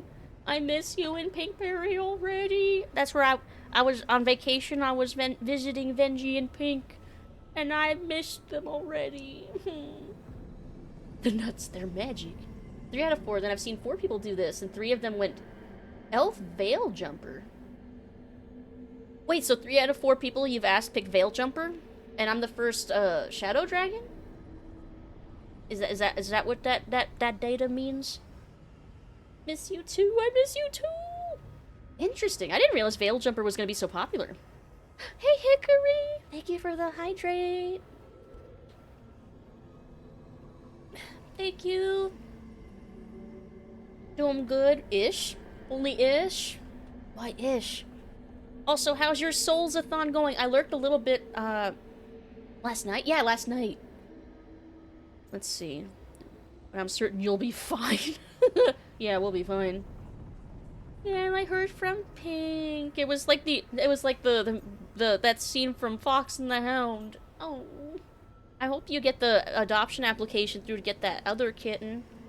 That way you can fill the void with another void. Another little void. With eyes and cute meows. Damn right we will. This is your fault. Now I'm worried. Nah. That's really helpful. What are you? The elven god of sarcasm? Lies, treachery, and The elven god of depending upon the sarcasm. story. And how could I help? Purple I do Rook, not have my or ritual dagger. Humor Rook. I cannot access my network of mirrors to travel from the lighthouse to anywhere in the world.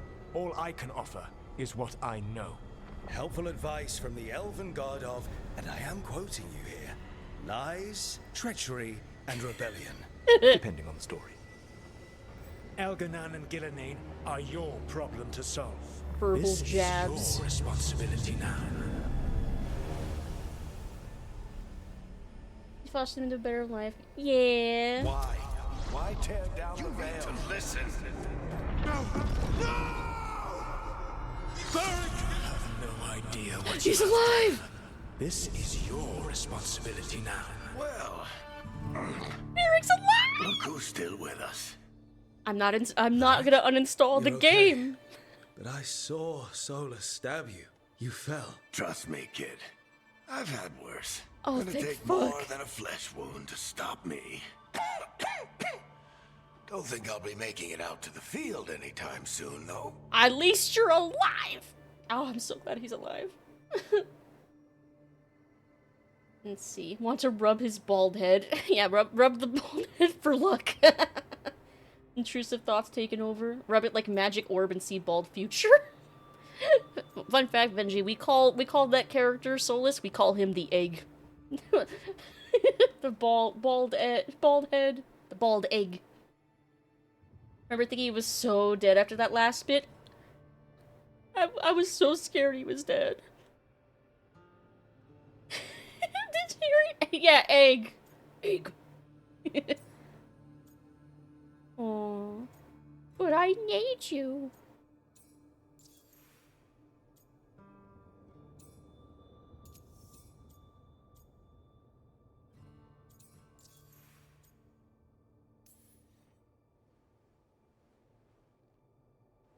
What happened? I did my best to talk sense into Solus, but of course, he wasn't listening. He never does. The plan did go a little wrong. Yeah. Harding got everyone out. By the skin of her teeth, mostly. Before you start worrying, Nev will be fine. She's apparently a lot tougher than both of us put together. Or, at least, she's a lot tougher than me. I'm sorry, Varric. I should have come up with a better plan. I should have... You worked with what you had. And you succeeded, by the way. World isn't drowning in demons. Yet. It isn't over, though. We trapped Solus in the Fade, but something else got out. Something... Rook, you've got this. I've seen your work. Like the time you disobeyed orders while taking down that Venatori slavery ring. Like in our background. There's a reason I dragged you into this whole Solus mess. You're clever, adaptable, and you don't know when to quit. Rook, look who's awake. Oh, I've she been was injured searching because the she place came for with Lyrian us. potions. Didn't mean to intrude. Not at all. I was just about to have a look around. Oh, be careful if you go outside, Rook. It is a long way down. The Love her Illuvian hair. led us into something, and it's in the Fade. Because that's what we needed. The dream world. Face. Then I really need to look around. Can't hurt, in theory. And we need to talk about our next move. Maybe find Harding? She went outside somewhere. There's a table in the central area here. I'll meet you both there. Go ahead, Rook. Me, I need to sleep. See you later, kid. No. Part 1. Technically, the plan worked. Technically. Shadows of Ancient Arlethan. Oh! Bonus items! Oh, because I pre-ordered. I didn't get the deluxe edition. I wasn't caring that much about the cosmetic stuff. Hey, son! Happy Saturday. Technically, it's Sunday here now, but who cares? Happy Saturday. Hope you're having a fantastic day. Hope you had a fantastic week. What about Bianca? I think she may have to rest in peace, says. Want me to ship your eggnog to you? We forgot to try the eggnog. I don't think that will make it through the mail. No, you can drink the eggnog. It's a shame. I left a lot of leftovers. I feel bad about that. I knew we wouldn't too. I still am sad about it. Let's see. Doing good, you? Doing good! I had a fantastic vacation, and I'm so excited to play more Dragon Age, and I missed you all. So I'm it's good. I'm doing good. Very good. Let's see. Captain granted bonus items, view appearances for you and your commands of the wardrobe. Some rewards require further story progress. Okay. The wardrobe, is that different from the mirror then? What a way to open chests. What a fucking way to open a chest. What the fuck? It's so goofy. I kind of love that. It's so silly. So let's see. Oh! Change your look of an item. Nice. It's okay, you have soda at least. Pickle soda. Chest kicking is the new using a key. Okay. I mean, at least we don't... God. Origins, I always played a rogue for one reason. Well, for a couple reasons. But main reason is that... Oh god, a roulette. Ah! But main reason was that there were so many chests in, like, the first couple areas that were locked that you could not open unless you were a rogue, because you didn't recruit a rogue until later. So I always picked a rogue. I'm glad they didn't have that be a thing so much later. But that we can just kick open chests is really funny. Please light up black. I'd like to not have to drink more pickle. Yes, rogue was so necessary in Origins, I felt like. Oh, did that light on black? It looked like it did. It did! I'm spared! I get to drink ring pop soda.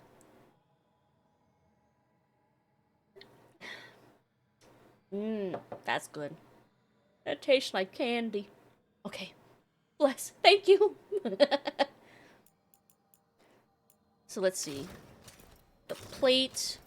Ooh. Vestments was worn by a great mage. Ooh.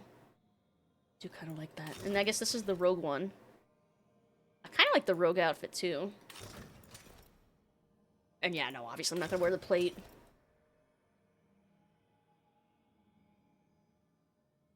Yeah. Can we dye armor too, or is it just... Yeah. Or is it just changing the transmog?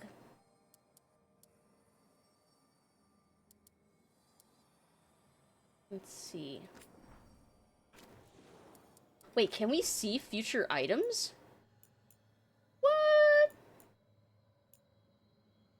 It lets us spoil ourselves of what the other future items might be? That's a little weird. Maybe. Huh. I wonder how I don't know how I feel about that.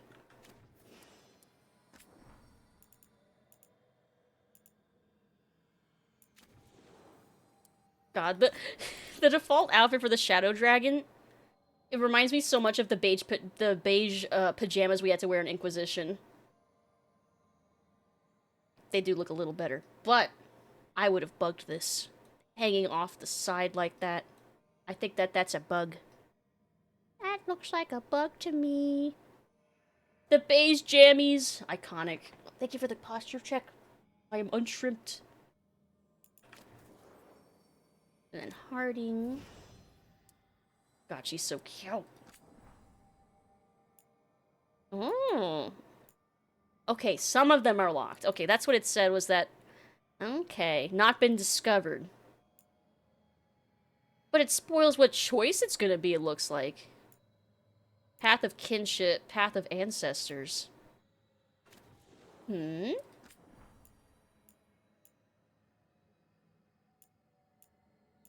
Hmm. Interesting. Interesting. Dragon coat. Ooh, it's made of dragon. Dementor long cloak. After a grandchild outgrew it, the fit was abhorrent until Nev had cut the corrected to suit her tastes. Hmm. Path of inspiration. Path of protection. I feel like these are a smidge spoilery. Interesting.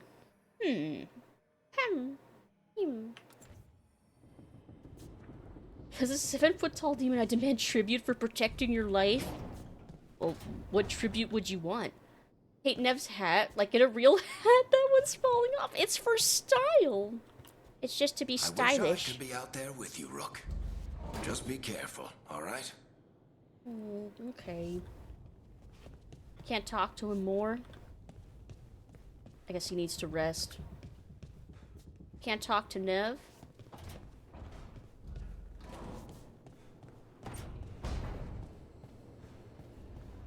Should have given Bianca her own bed. That table has to be cold. Yeah. At least he got the pieces. Maybe he could fix her. He's fixed her before.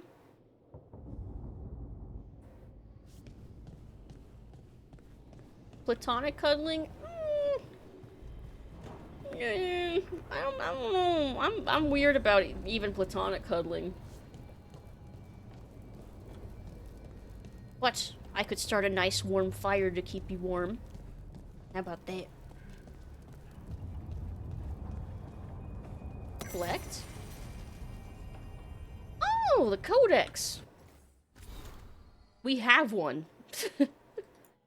God, I was so burned by Destiny and its lack of codex for so long. Once the lighthouse was a place of learning, with tools to study the secret workings of great magic. When Solus rebelled against those who call themselves our gods, the lighthouse became his center of operations, with tools to study the best ways to free ourselves from the tyranny of the Ivanuris. You are safe here, both those of flesh and those of fade. Any who wish to help are welcome. The magic of the lighthouse will provide for your needs, see to your comfort, and even help you understand different tongues for those who escaped here from distant parts of the Empire. Should you have any other needs, ask for the slow arrow, and I will help. Felisan. Oh, you want lore, do you, Misc? Give Blanky. Eat book. I have consumed the book. The book has been eaten and consumed into my brain. Letter dated 6 months ago. Rakar, good to hear from you. Hope the North is treating you well, even if your quarry remains elusive. Consume book. Things here in Minrathous go about as well as expected. Venatori presence continues to grow, the result of an obscene amount of gold being funneled into the cult by sympathetic magisters. Some of the Shadow Dragons have had run-ins with some of them, particularly the ones seeking revenge for your shutting down of their slavery ring in Nessus. But don't trouble yourself, this is nothing we can't handle. For now, focus on your work with Varric. A strong alliance with someone with ties to the Inquisition and Kirkwall can only benefit the Shadows and the people we serve. Bring the light, and good luck. Inquisition and Dragon Age 2 reference. Kirkwall, that backwater shithole, as Varric lovingly calls it. You're in luck that everything gets added to the Codex? Good. Good. Oh, look, there's even... Oh, there's so much already. Maybe we should just try to keep up with the Codex. To help, like, catch myself and chat up on the lore and what the hell is happening, because I also need a refresher. So let's see what the game considers to be a good refresher, I guess, right? The Androfels, land of shocking extremes, most desolate place in all the world. Probably there's gonna be, like, there's gonna be cards about, like, locations we're gonna visit, too, which will be really useful. They absolutely dump it on you sometimes. I'm okay with that. Especially since I'm trying to remember everything myself. Let's see. It is a land filled with wonders like the Murdain, with a gigantic white statue of Our Lady carved into its face, her hands outstretched and bearing an eternal flame. Or Weishaupt Fortress, where Weishaupt is where the Grey Wardens have their headquarters? Yeah, headquarters, that's the right word. And our Grey Warden from the first game, depending on how it ended, how our story ended, could be buried there. Maybe, depending. Maybe. With its walls of living rock towering over the desolate plains below. The Anders, too, are people of extremes, the most devout priests and the most deadly soldiers, the poorest nation in the world and the most feared. From In Pursuit of Knowledge, The Travels of Chantry Scholar, by Brother Genitivi. I remember that name. I think he was a character in one of the games. It sounds familiar as hell. Let's see, Andraste, Bride of the Maker. There was once a tiny fishing village on the waking sea that was set upon by the Tevinter Imperium, which enslaved the villagers to be sold in the markets of Minrathous, leaving behind only the child and the infirm. Oh, sorry, my brain. leaving behind only the old and the infirm. One of the captives was the child Andraste. My brain read 2 lines together. I'm so tired. It's almost 2 a.m. Time fucking got away from me so fast. What was the final character creation time? My internet died.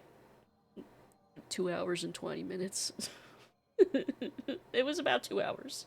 It was about 2 hours, because I did start like 10 or 15 minutes into stream time because I was waiting for things to finish compiling. So it was about 2 hours total. Which I think is probably average. That's what I've been hearing. Not quite my guess of 3. Nope. My Inquisitor customization went by really quick. Lucid, wake up. You're still in character creator. Wouldn't it be that'd be so fucking funny. You've actually been in character creator the whole time.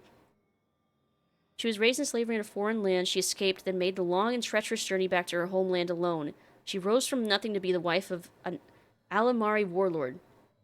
Each day she sang to the gods, asking them to help her people who remained slaves into winter. The false gods of the mountains and the winds did not answer her, but the true God did. The Maker spoke. He showed her all the works of his hands, the Fade, the world, and all the creatures therein. He showed her how men had forgotten him, lavishing devotion upon mute idols and demons, and how he had left them to their fate. But her voice had reached him, and so captivated him that he offered her a place at his side, and that she might rule all of creation. But Andraste would not forsake her people. She begged the Maker to return, to save his children from the cruelty of the Imperium. Reluctantly, the Maker agreed to give man another chance. Andraste went back to her husband, Mafareth, and told him that the Maker had all that the Maker had revealed to her. Together they rallied the Alamari and marched forth against the mage lords of the Imperium, and the Maker was with them. Maker's sword was creation itself, fire and flood, famine and earthquake. Everywhere they went, Andraste sang to the people of the Maker, and they heard her. The ranks of Andraste's followers grew until they were a vast tide washing over the Imperium, and when Mafareth saw that the people loved Andraste and not him, a worm grew within his heart, gnawing upon him. They threw holy water? Let's see. Who threw holy water? Lucid, wake up, you're still here. Don't trust this Maker. I'm trying to remember if I would consider the Maker trustworthy or not. I think he's not around. Because I remember in Inquisition there was a quote from Corypheus, the main bad guy from that game. His whole deal was he was one of the corrupt magisters that had broken into heaven, basically, to, like, steal the throne of God. And he says to you, like, one of the first things he says when you meet him is, I have seen the throne of God, and it was empty. Like, something along those lines. So I don't know if we have to care about, like, trusting the Maker or not. I don't think he's around anymore. If he ever existed. Yeah, we're Makerless now. No wonder we didn't get a cake slider. PvP tournament? Oh, I see. Let's see. At last, the armies of Andraste and Mafareth stood before the very gates of Minrathous, but Andraste was not with them, for Mafareth had schemed in secret to hand Andraste over to the Tevinter. For this, the Archon would give Mafareth all the lands to the south of the Waking Sea. And so, before all the armies of the Alamari and of the Tevinter, Andraste was tied to a stake and burned, while her earthly husband turned his armies aside and did nothing, for his heart had been devoured. But as he watched the pyre, the Archon softened. He took pity on Andraste, and drew his sword, and granted her the mercy of a quick death. The Maker wept for his beloved, cursed Mafareth, cursed mankind for their betrayal, and turned once again from creation, taking only Andraste with him. And Our Lady sits still at his side, where she still urges him to take pity on his children. From the Sermons of Justinian II. Antiva. We're just going in alphabetical order, I think this is all in. Hey, Bill Nye! Happy Vatter Day! Hope you're doing fantastic! Hello, hello! Hope you've had a fantastic week since I've been on vacation. Hello, hello! In the rest of the civilized world, it is common belief that Antiva has no king. I assure you, gentle readers, that this is untrue. The line of kings in Antiva has remained unbroken for 2,500 years. It is simply that nobody pays attention to them whatsoever. In truth, the nation is ruled by a collection of merchant princes. They're not princes in a literal sense, but heads of banks, trading companies, and vineyards. Their power is conferred strictly by wealth. But Antiva is not primarily renowned for its peculiar form of government, nor for its admittedly unparalleled wines. Antiva is known for the House of Crows. Since Antivans are well known for being good at everything but fighting, it is more than a little ironic that Antiva possesses the most deadly assassins in the world. Their fame is such that Antiva keeps no standing army, no king is willing to order his troops to assault her borders, and no general is mad enough to lead such an invasion. The attack would likely succeed, but its leaders would not see the day. From In Pursuit of Knowledge, The Travels of the Chantry Scholar by Brother JDTV. Absolute Lie Covered in Syrup just shared 100 bits. What? Oh, wow, happy actual birthday, Lucid. It's not my actual birthday! But thank you for the 100 biddies. Thank you! It's not my birthday, Veggie! It's not my birthday! Why? Veggie, it's not my birthday! Why are you saying it's my birthday? It's not my birthday. It's not! It's not my birthday! My birthday's in January! She's so humble. No! It's not! It's not my birthday! And yeah, this is basically fantasy Spain / Italy? I feel like mostly Spain. They definitely have Spanish accents. Like, Zevran, my first beloved. It's not your birthday. Explain the 2 new games. What? Veggie, what did you do? What? I need to go grab my phone so I can check my email now. What did you do? What did you do?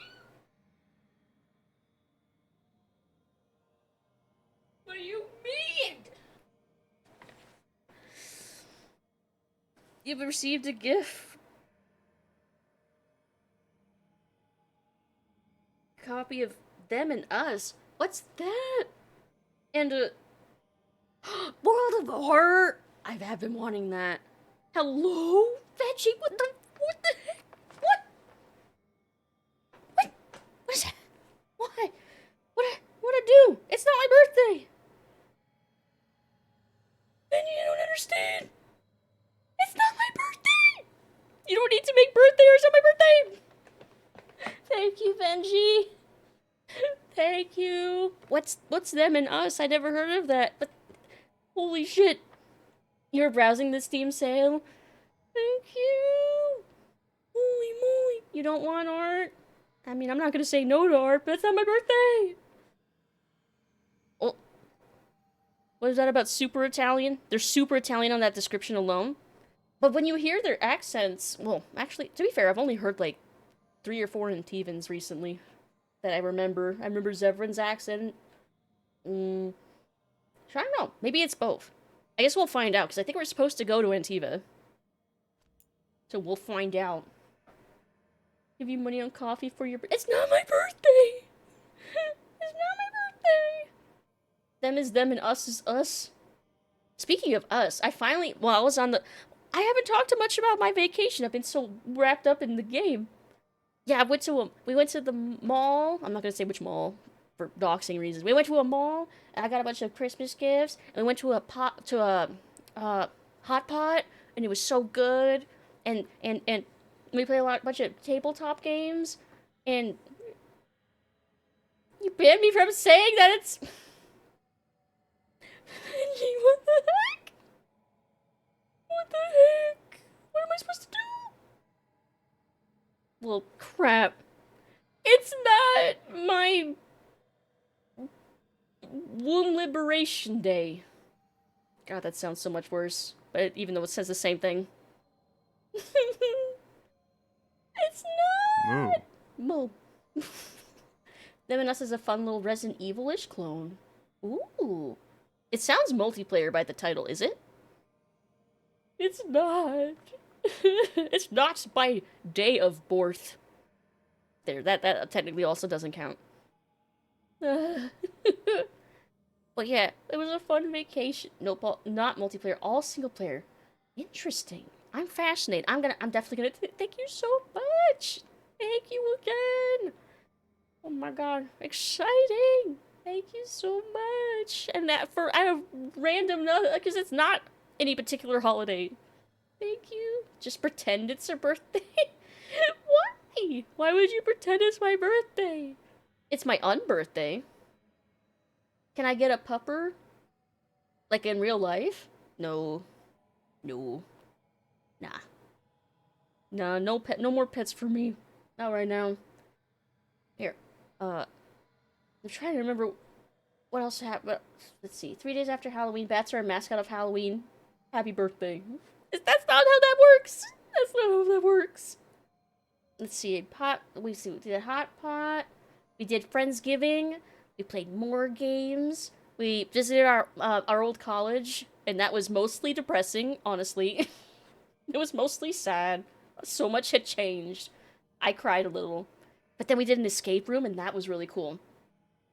We did one... Actually, if I describe it too in detail, it'd probably be Googleable, huh? Wouldn't it? Yeah, we were so close. We were, like, so close to beating it. It was really cool, though. I don't think I should describe it too in detail, though, because I think it'd be too specific.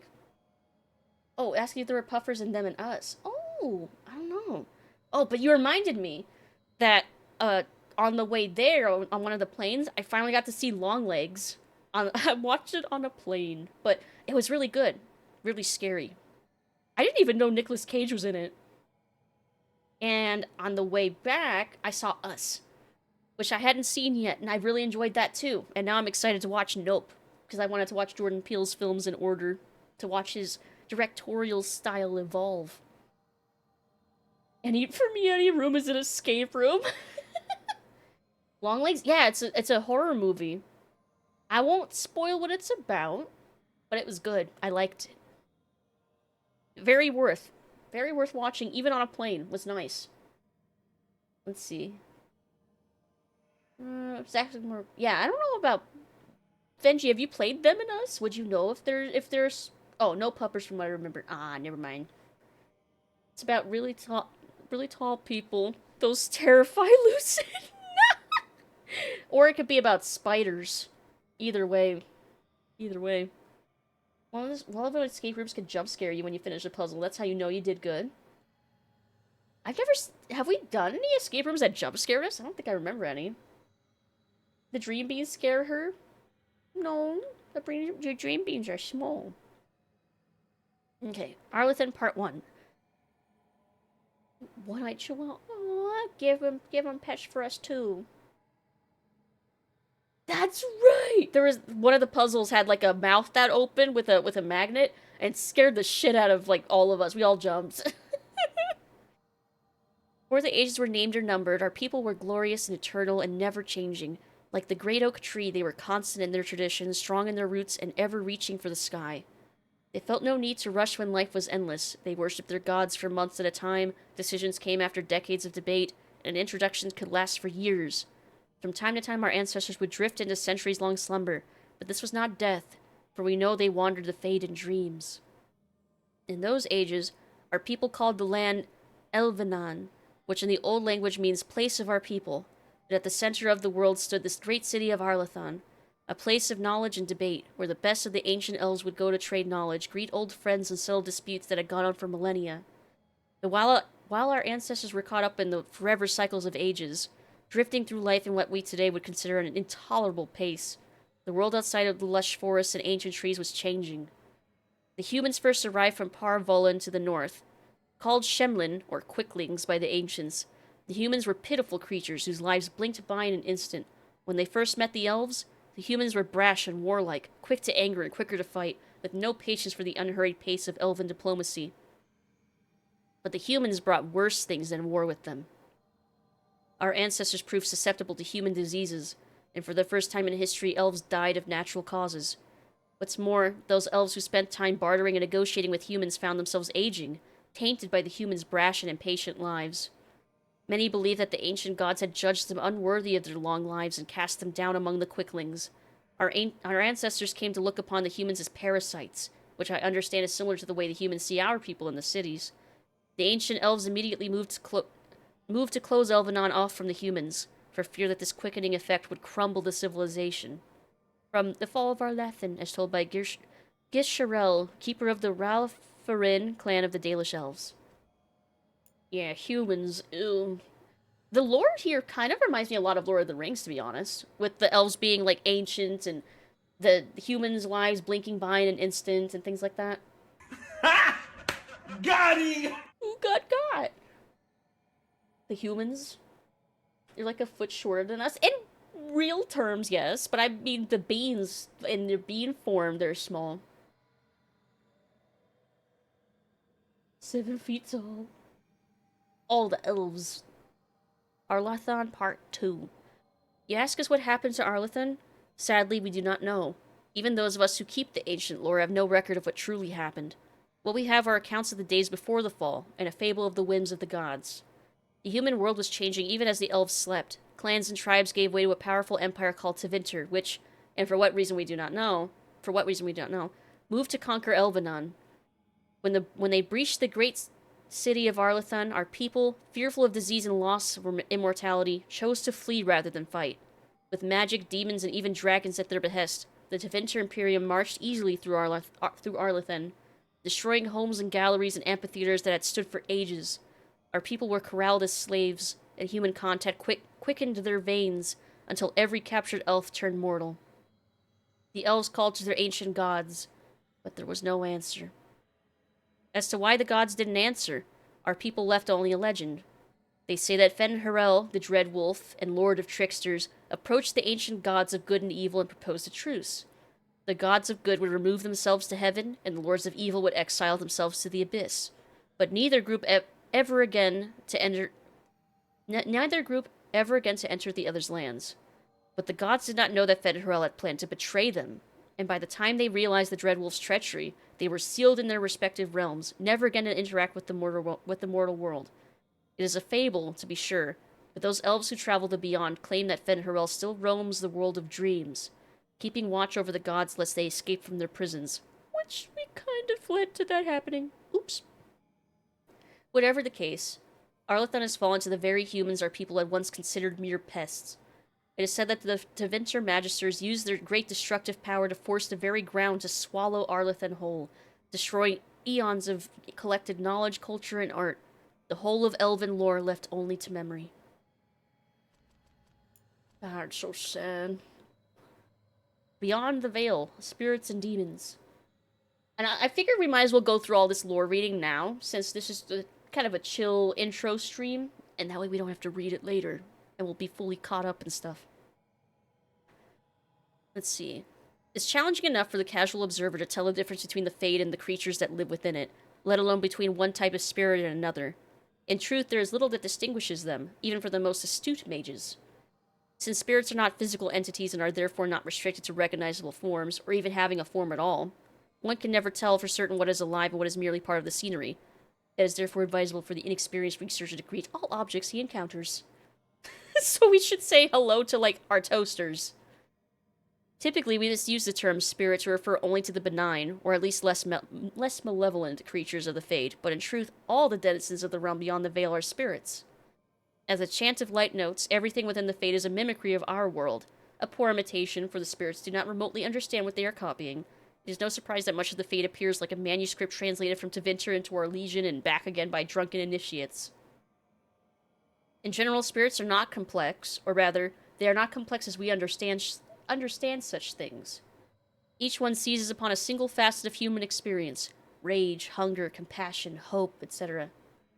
This one idea becomes their identity. We classify as demons those spirits who identify themselves with darker human emotions and ideas. The most common and weakest form of demon one encounters in the Fade is the rage demon. They are much like perpetually boiling kettles, for they exist only to vent hatred, but rarely have an object to hate. Somewhat above these are the hunger demons, who do little but eat, or attempt to eat everything they encounter, including other demons. This is rarely successful. Then there are the sloth demons. These are the first intelligent creatures one typically finds in the Fade. They are dangerous only on those rare occasions that they can be induced to get up and do harm. Desire demons are more clever and far more powerful, using all forms of bribery to induce mortals into their realms. I feel like it's been a long time since we've had desire demons. They were huge in Origins, though. Let's see. Using all forms of bribery to induce mortals into the realm. wealth, love, vengeance, whatever lies closest to your heart. The most powerful demons yet encountered are the pride demons, perhaps because they, among all their kind, most resemble men. And that was that boss we fought earlier was a pride demon. The crows and Queen Madrigal. More Antiva lore. Let's see, I was just randomly dropped in this universe. I'd probably kill like 90% of these creatures before I'd lose. Well, I don't think you'd want to do that. And by creatures, you mean like the animals? Or do you mean like the demons? First Crow refused to speak, even when we put hot coals to the soles of his feet and peeled the skin off his face and hands with a paring knife. Holy fuck. He opted instead to chew through his own tongue and choke to death on the blood. The second captive repeated what we already knew. Queen Madrigal went on a hunt and did not appear for the evening's festivities. Her body was later found with 4 steel swords through her chest. I asked what he knew about one of the swords, being a replica of Hessarian's Sword of Mercy. He had not heard about that, or at least claimed as much. He later died on the rack, smiling slightly. The third crow must have realized he would not leave the dungeon alive. He seemed to hope that by angering Master Fiore, that he would earn himself a quick death. The crow tried our patience with pithy comments while Master Fiore was trying to work. At one point he made a remark about Fiore's mother, which I shall not repeat here. I will admit to feeling admiration for his ability to retain a capacity for coherent speech, even some wit, while under extreme duress. Amid all his useless chatter, this third crow did raise an important point. His guild had a reputation to uphold. They are ruthless, efficient, and discreet. How would they maintain such notoriety if agents routinely revealed the names of employers with something as banal as torture? This gave me pause. I called for a halt to the session. After some thought, I stabbed the man through the heart and set the fourth and fifth crow captives free. If there's a confession to be extracted, it will not be done with pain. I recommend we abandon this course of action. Oh, it means flower in Italian? Shit, you're right. That is... Maybe Antiva is supposed to be more Italy, then. A report by Captain Aristide, tasked with investigating the assassination of Queen Madrigal of Antiva. The Dalish elves. Good old heart stabbing. He was like, you're right. Fuck this. And just stabbed him. Damn. I took the road north from Valroyo toward Novara with the merchant caravan. A scant 2 days past the Orlesian border, we were beset by bandits. They struck without warning from the cover of trees, hammering our wagons with arrows, killing most of the caravan guards instantly. The few who survived the arrow storm drew their blades and charged into the trees after our attackers. We heard screams muffled by the forest, and then nothing more of those men. After a long silence, the bandits appeared. Elves covered in tattoos and dressed in hides. They looted all the supplies and valuables they could carry from the merchants and disappeared back into the trees. These, I was informed later, were the Dalish, the wild elves who lurk in the wilderness on the fringes of settled lands, preying upon travelers and isolated farmers. These wild elves are reverted to the worship of their false gods, and are rumored to practice their own form of magic, rejecting all human society. From pursuit of knowledge to travels with chantry. Is that all they're gonna have for the entry for Dalish? Because that's remarkably short and very biased perspective. When in doubt, stab it out. Best I could do is evisceration. I hope we run into some more Dalish elves in the game. There were... yeah! I mean, we're playing a Dalish elf. Well, I think the former Dalish elf, right? Or were we a former slave? It didn't really say. It said we were adopted by a military family, but it didn't say where we were before that. Our Inquisitor, for sure, is Dalish. I don't know. I hope we meet more. I actually don't know. I'm trying to remember if there's much of a Dalish presence in the north compared to... compared to Ferelden. I don't know. I guess we'll see. Let's see. The Deep Roads. There isn't a dwarf alive who remembers the Deep Roads as they once were. They were the network of tunnels that joined the Taigs together, which are like their cities. To be honest, it isn't even right to give them such simple terms as tunnels. They are works of art, with centuries of planning demonstrated in the geometry of their walls, with the statues of the paragons, which are like their leaders, basically, like the best of the best. They were like honored among dwarven society. See, I feel like I have to, like, I'm, like, doing additional lore things to explain the lore we're reading. Let's see. You're a shadow dragon, then I think you were a Tevinter slave. Oh, okay, so maybe it's more of, like, a city elf origin, then. Let's see. With the game being as long as it is, there's really high chance of seeing a lot of known factions and characters. I really hope they went in depth with it. Me too! I hope so. Like, I think we get to go to... I think I heard we get to go to Weishaupt.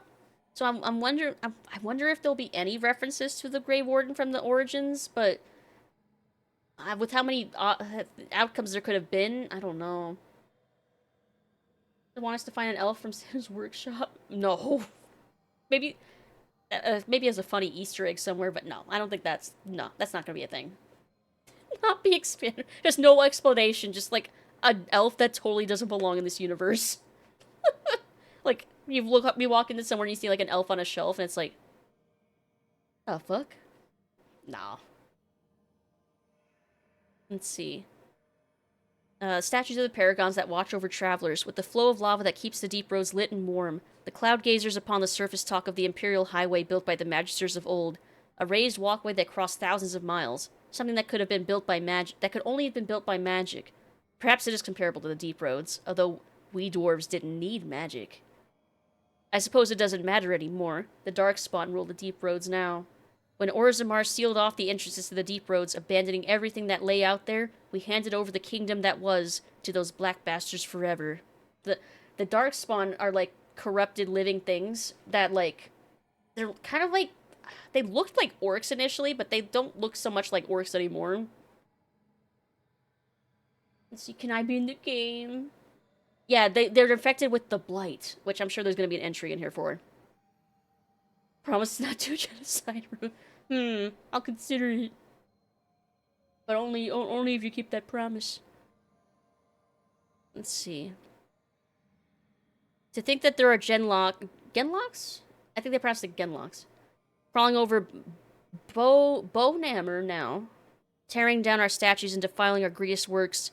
Corruption covers everything that we built out there.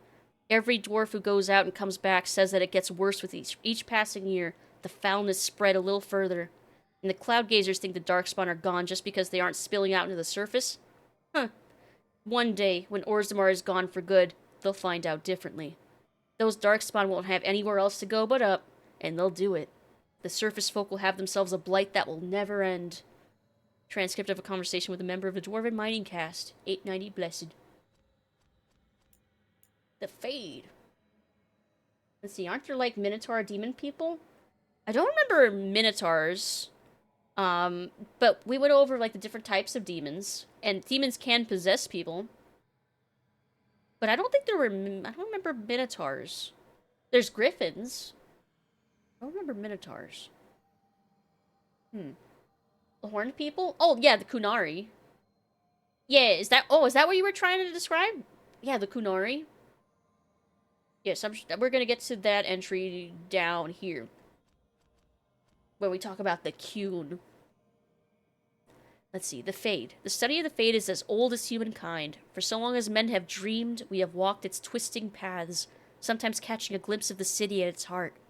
Always as close as our own thoughts, but impossibly separated from our world. The Tevinter Imperium once spent vast fortunes of gold, lyrium, and human slaves in an effort to map the terrain of the Fade, an ultimately futile endeavor. Although portions of it belong to powerful spirits, all of the Fade is in constant flux. The Imperium succeeded in finding the disparate and ever-shifting realms of a dozen demon lords, as well as cataloging a few hundred types of spirits, before they were forced to abandon the project. The relationship of dreamers to the Fade is complex. Even when entering the Fade through use of lyrium, mortals are not able to control or affect it. The spirits who dwell there, however, can, and as the Chantry teaches us, the great flaw of the spirits is that they have neither imagination nor ambition. They create what they see through their sleeping visitors, building elaborate copies of our cities, people, and events which, like the reflections in a mirror, ultimately lack context or life of their own. Even the most powerful demons merely plagiarize the worst thoughts and fears of mortals, and build their realms with no other ambition than to taste life. From Tranquility in the Role of the Fate in Human Culture by First Enchanter Josephus? Let's see, you played one? You played a Kunari? I played one Kunari in Inquisition. And I do plan on playing a Kunari in Veilguard, probably my second playthrough. Because their horns look so pretty. I am a big fan of the big horns. Fen Harel, the Dreadwolf. Ah, shoulders. Egg. There's precious little we know about Fen Harel, for they say he did not care for our people. Elgarnon and Mythal created the world as we know it. Andruil taught us the ways of the hunter. I don't know how to pronounce this one. I've never heard it said out loud. Silais? And June gave us fire and crafting. But Fen Harel kept to himself and plotted the betrayal of all of the gods. And after the destruction of Arlathan, when the gods could no longer hear our prayers, it is said that Fen Harel spent centuries in a far corner of the earth, giggling madly and hugging himself in glee. Which we know is not true. This is like folklore stuff. We've known the real Solus in Inquisition. He's not like this. It's just the legend. Want to roll a warrior Kunari? Yeah, big beefy Kunari with big sword or something. So scared to love on stuff because I might hurt it. Aww. It's okay. You can still be big and be gentle. Gentle giant. Gotta clear leaves and play more of this tomorrow. Good night, listen. Good night, Syrup. Thanks for hanging out. Good night. I just realized time went backwards. It's 1:30 in the morning again. The time went back. We're now officially in CST. We're back in standard time. Yay! Let's see. The legends say that before the fall of Arlathan, the gods we know and revere fought an endless war with others of their kind. There is not a Hafren among us who remembers these others. Only in dreams do we hear whispered the names of Gildaran and Dernthal and Inaris, for they are the Forgotten Ones, the gods of terror and malice, spite and pestilence. In ancient times, only Fen Harel could walk without fear among both our gods and the Forgotten Ones, for although he is kin to the gods of the people, the Forgotten Ones knew of his cunning ways and saw him as one of their own. And that is how Fen Harel tricked them. Our gods saw him as a brother, and they trusted him when he said that they must keep to the heavens while he arranged a truce, and the Forgotten Ones trusted him also when he said he would arrange for the defeat of our gods, if only the Forgotten Ones would return to the Abyss for a time. They trusted Fen Harel, and they were all of them betrayed, and Fen Harel sealed them away so they could never again walk among the people. From the tale of Fen Harel's triumph, as told by Gisheril, keeper of the Ralpharan clan of Dalish Elves. Oh, thank you for the hydrate. How do you all feel about green beans? I like when they're covered in garlic. Garlicky, buttery green beans. Yes. Prefer edamame? I do like edamame. I have to be in the mood for it, though. But I do like buttery, garlicky, roasted green beans. Man, now I want some. We've gone back in time. Yeah! I'm gonna sleep through time now. Good night. Good night, Syrup. Sweet dreams. Good night. Ferelden culture. So, Ferelden is where, Origins for sure. And I want to say most of Inquisition. No, half of Inquisition. Like, half the map was in Ferelden. The other half was in Orlais. Love Lucid enjoying garlic. The vampires being allergic to garlic is just propaganda to trick you into giving me more garlic. The Fereldans are a puzzle. As a people, they are one bad day away from reverting to barbarism. They repelled invasions from Tevinter during the height of the Imperium with nothing but dogs and their own obstinate disposition. They are the coarse, willful, dirty, disorganized people who somehow gave rise to our prophet, ushered in an era of enlightenment, and toppled the greatest empire in our history.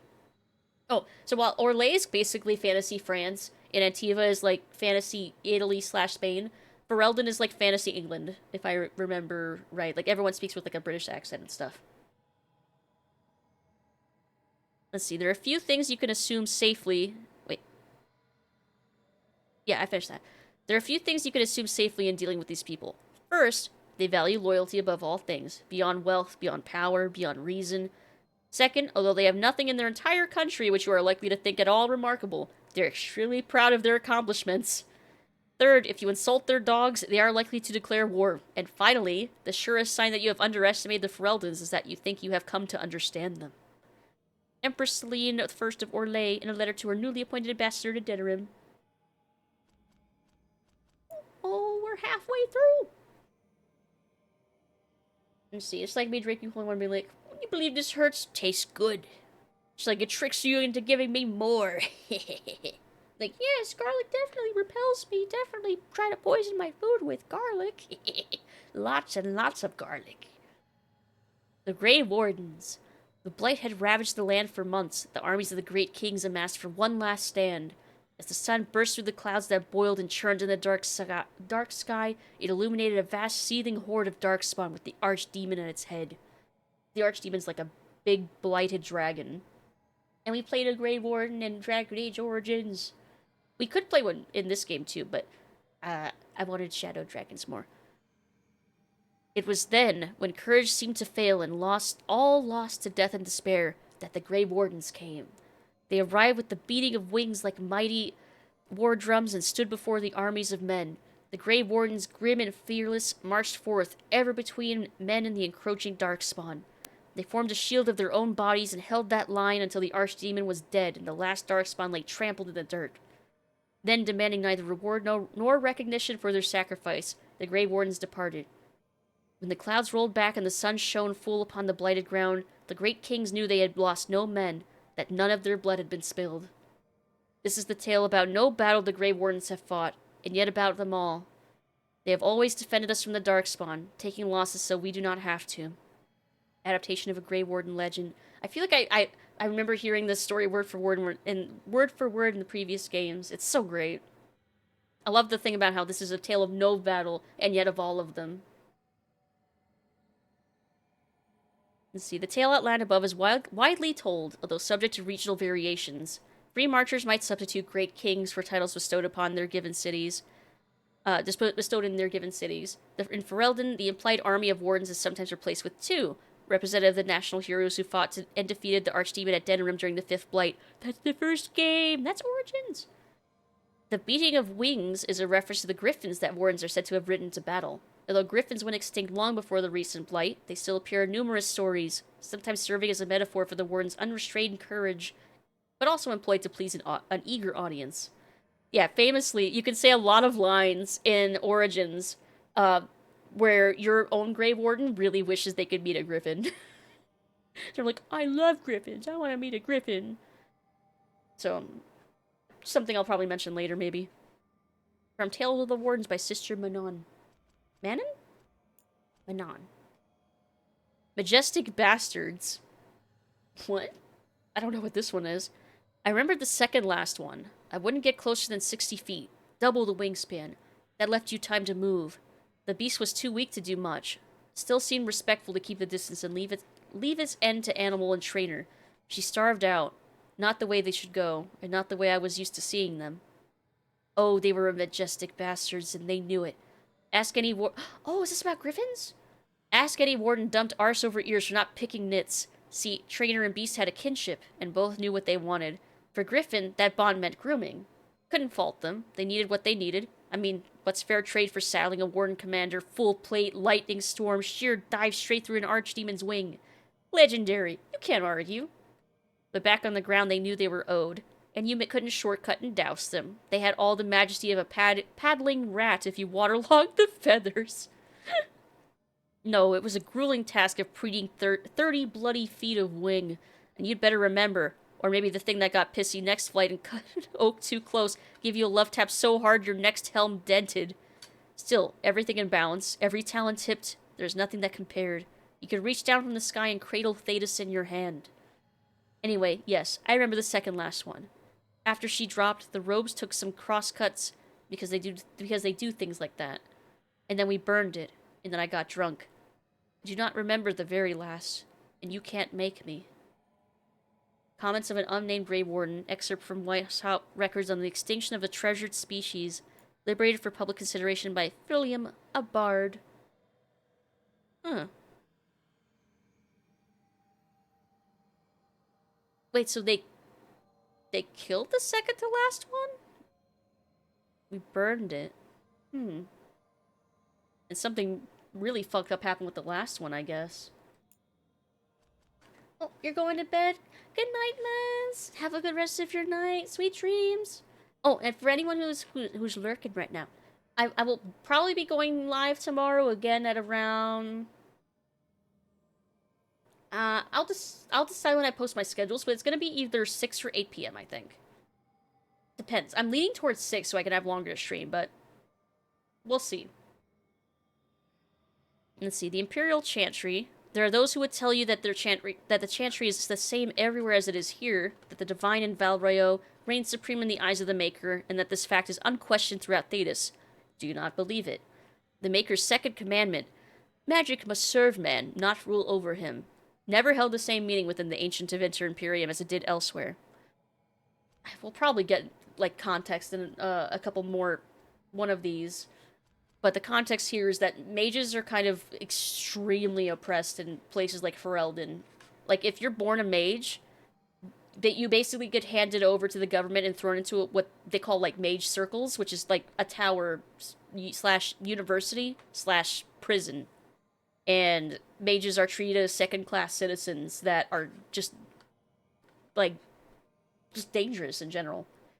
But we know from, like, throughout the other games that a lot of that propaganda and shit is a lie. But to be fair, they do attract. So Inquisition goes into this a lot more about, like, how spirits corrupt mages and stuff like that, and also that they can corrupt more than mages. It's just mages are extra sensitive to it because they have that connection to the Fade. But I am very much against the... I don't like the circles. I don't like the idea of imprisoning them. Nope. I think that's fucked up. I don't agree with it. Some people think... I've seen a lot of people argue that they think that the mage circles need to exist, and Vivian from Inquisition was definitely in favor of the mage circles existing, but being, like, more progressive than they were. But I think the whole system is fucked. From the ground up. And I think there is a better solution than kidnapping children and throwing them into a prison for their whole lives just because they were born magic. So, I'm very anti-mage circle. There you go, that's my rant. there's my anti-mage circle rant. Before we even probably get to the tab about the mage circle. Anyway. Where was I? There we go. The Chantry there interpreted the rule as meaning that mages should never control the minds of other men, and that otherwise their magic should benefit the rulers of men as much as possible. When the clerics of Tevinter altered the chant of light to reflect this interpretation of the commandment, the Divine in Val Royeaux ordered the clerics to revert to the original chant. They refused, claiming corruption within Val Royeaux, an argument that grew until, in 387 Towers, the Chantry in Tevinter elected its own legitimate and uncorrupted Divine Valhale, who was not only male, but also happened to be one of the most prominent members of the Tevinter Circle of the Magi. This Black Divine was reviled outside Tevinter, his existence an offense to the Chantry in Val Royeaux. After 4 exalted marches to dislodge these rebels, all that the Chantry in Val Royeaux accomplished was to cement the separation. While most aspects of the Imperial Chantry's teachings are the same, prohibitions against magic have been weakened, and male priests have become more prevalent. The Circle of Magi today rules Tevinter directly, ever since Archon Nomarin was elected in 734 Storm directly from the ranks of the Enchanters, to great applause from the public. He dispensed with the old rules of forbidding mages from taking part in politics, and within an age, the true rulers within the various imperial houses, the mages, took their places openly within the government. The Imperial Divine is now always drawn from the ranks of the First Enchanters and operates as Divine and Grand Enchanter both. This is utter heresy to any member of the Chantry outside of Tevinter, a return to the days of the Magisters, which brought the blights down upon us. But it exists, and even though we have left the Tevinter Imperium to the mercies of the dread Kunari, they still have endured. Further confrontation between the Black Divine and our so-called White Divine is inevitable. From Edicts of the Black Divine by Father David of Corinus? 811 blessed. So yeah, basically Tevinter's like an oddity compared to all the other countries because they're ruled by mages, unlike everywhere else where they're oppressed. Lyrium. Lyrium is the king of metals. Beneath our feet, it sings. When properly refined, it is a smooth, slightly iridescent silvery liquid. In the hands of the dwarven smith caste, it is mixed with steel to produce indestructible armor and blades that hold an edge for centuries, and to enchant things. In the hands of the shaperate, it becomes a repository for living memories. and some scholars maintain this is evidence that lyrium is, itself, alive. I find it's most lucrative in its application in the hands of the Formari, who used it in conjunction with baser metals like gold, silverite, iridium, and even iron to produce enchantments. Ah, see? Yeah, the Great Religious Schism, yeah, that's what... Yeah, exactly. Let's see. Though mages, of course, consume it in a diluted form to bolster their abilities, this is not recommended. Overindulgence in lyrium can have disastrous consequences, particularly if in more concentrated amounts. It is not advisable, for instance, that any reader handle raw lyrium, which in many cases can kill on contact. An excerpt from An Alchemical Primer of Metallurgy, Volume 1, by Lord Serash of Marnus Pedal. So keep that in mind, that you shouldn't overindulge and you shouldn't consume it directly. Templars do. They're all lyrium addicted. The Magisterium. There is a mistaken impression outside the Tevinter Imperium that a Magister is simply a mage, and the mere act of being a mage is all that is required to be among the ruling class. A misperception, aided no doubt by some Tevinter mages claiming the title outside their homeland to take advantage of its reputation. In truth, being a Magister requires one to hold a seat in the Magisterium, the upper house of the Imperial Senate. This is the body that makes laws, and which chooses the new Archon if there is no approved heir. The Senate's lower house, the Publicanium, consists of elected officials, but it has no true power and is considered a bureaucratic body. So Dorian, at the end of Inquisition, I think, becomes a Magister and takes over from his dad, if I remember right, at the end, in my epilogue, at least. Which, if I romanced him, I assume is his default? I guess we'll see. Magisters, meanwhile, come from the ranks of the Circle of Magi and the Imperial Chantry. The most hold their seats by virtue of an Archon having granted it to their family long ago. It is not technically required for a Magister to be a mage. Indeed, after the Transfiguration that saw the old gods abandoned and Androstianism embraced, most were not. Since the Tower's age, however, non-mages in the Magisterium have slowly been weeded out. A true Magister is thus a figure of real power in Tevinter. All other mages serve at their pleasure, and any mage not of proper lineage has no influence outside of that which personal wealth and talent provide. From The Ancient North by Sister Pertine, Chantry Scholar. The Maker. There was no word, for heaven or for earth, for sea or sky. All that existence was silence. Then the voice of the Maker rang out, the first word, and his word became all that might be. Dream and idea, hope and fear, endless possibilities, and from it made his firstborn. And he said to them, In my image I forged you. To you I give dominion over all that exists. By your will may all things be done. Then in the center of heaven he called forth a city with towers of gold, streets with music for cobblestones, and banners which flew without wind. There he dwelled, waiting to see the wonders his children would create. The children of the Maker gathered before his golden throne and sang hymns of praise unending, but their songs were the songs of the cobblestones. They shone with the golden light reflected from the Maker's throne. They held forth banners that flew on their own. And the voice of the Maker shook the fade, saying, In my image I have wrought my firstborn. You have been given dominion over all that exists. By your will all things are done. Yet you do nothing. The realm I have given you is formless, ever-changing. And he knew that he had wrought amiss. So the Maker turned from his firstborn and took from the fade a measure of its living flesh and placed it apart from the spirits and spoke to it, saying, Here, I decree, opposition in all things, for earth, sky, for winter, summer, for darkness, light. By my will alone is balance sundered, and the world given new life. And no longer was it formless, ever-changing, but held fast, immutable, with words for heaven and for earth, sea and sky. At last did the Maker from the living world make men immutable as the substance of the earth, with souls made of dream and idea, hope and fear, endless possibilities. Then the Maker said, To you, my second-born, I grant this gift. In your heart shall burn. That was the name of one of the quests in Inquisition. In your heart shall burn an unquenchable flame, all-consuming and never satisfied. From the fate I crafted you, and to the fate you shall return each night in dreams, that you may always remember me. And then the Maker sealed the gates of the Golden City, and there he dwelled, waiting to see the wonders his children would create. Thrinodes. I'm probably pronouncing that wrong. 5-1 through 8. Navarra. The fourth time I attempted to cross the border into Navarra from Orlais, it was turned back by chevaliers. I think that's how Liliana pronounced that. Rito God, there's so much lore. I hope you're all enjoying me reading through this, and it's taking me forever, but I hope it's chill. I promise we'll get to more action and stuff.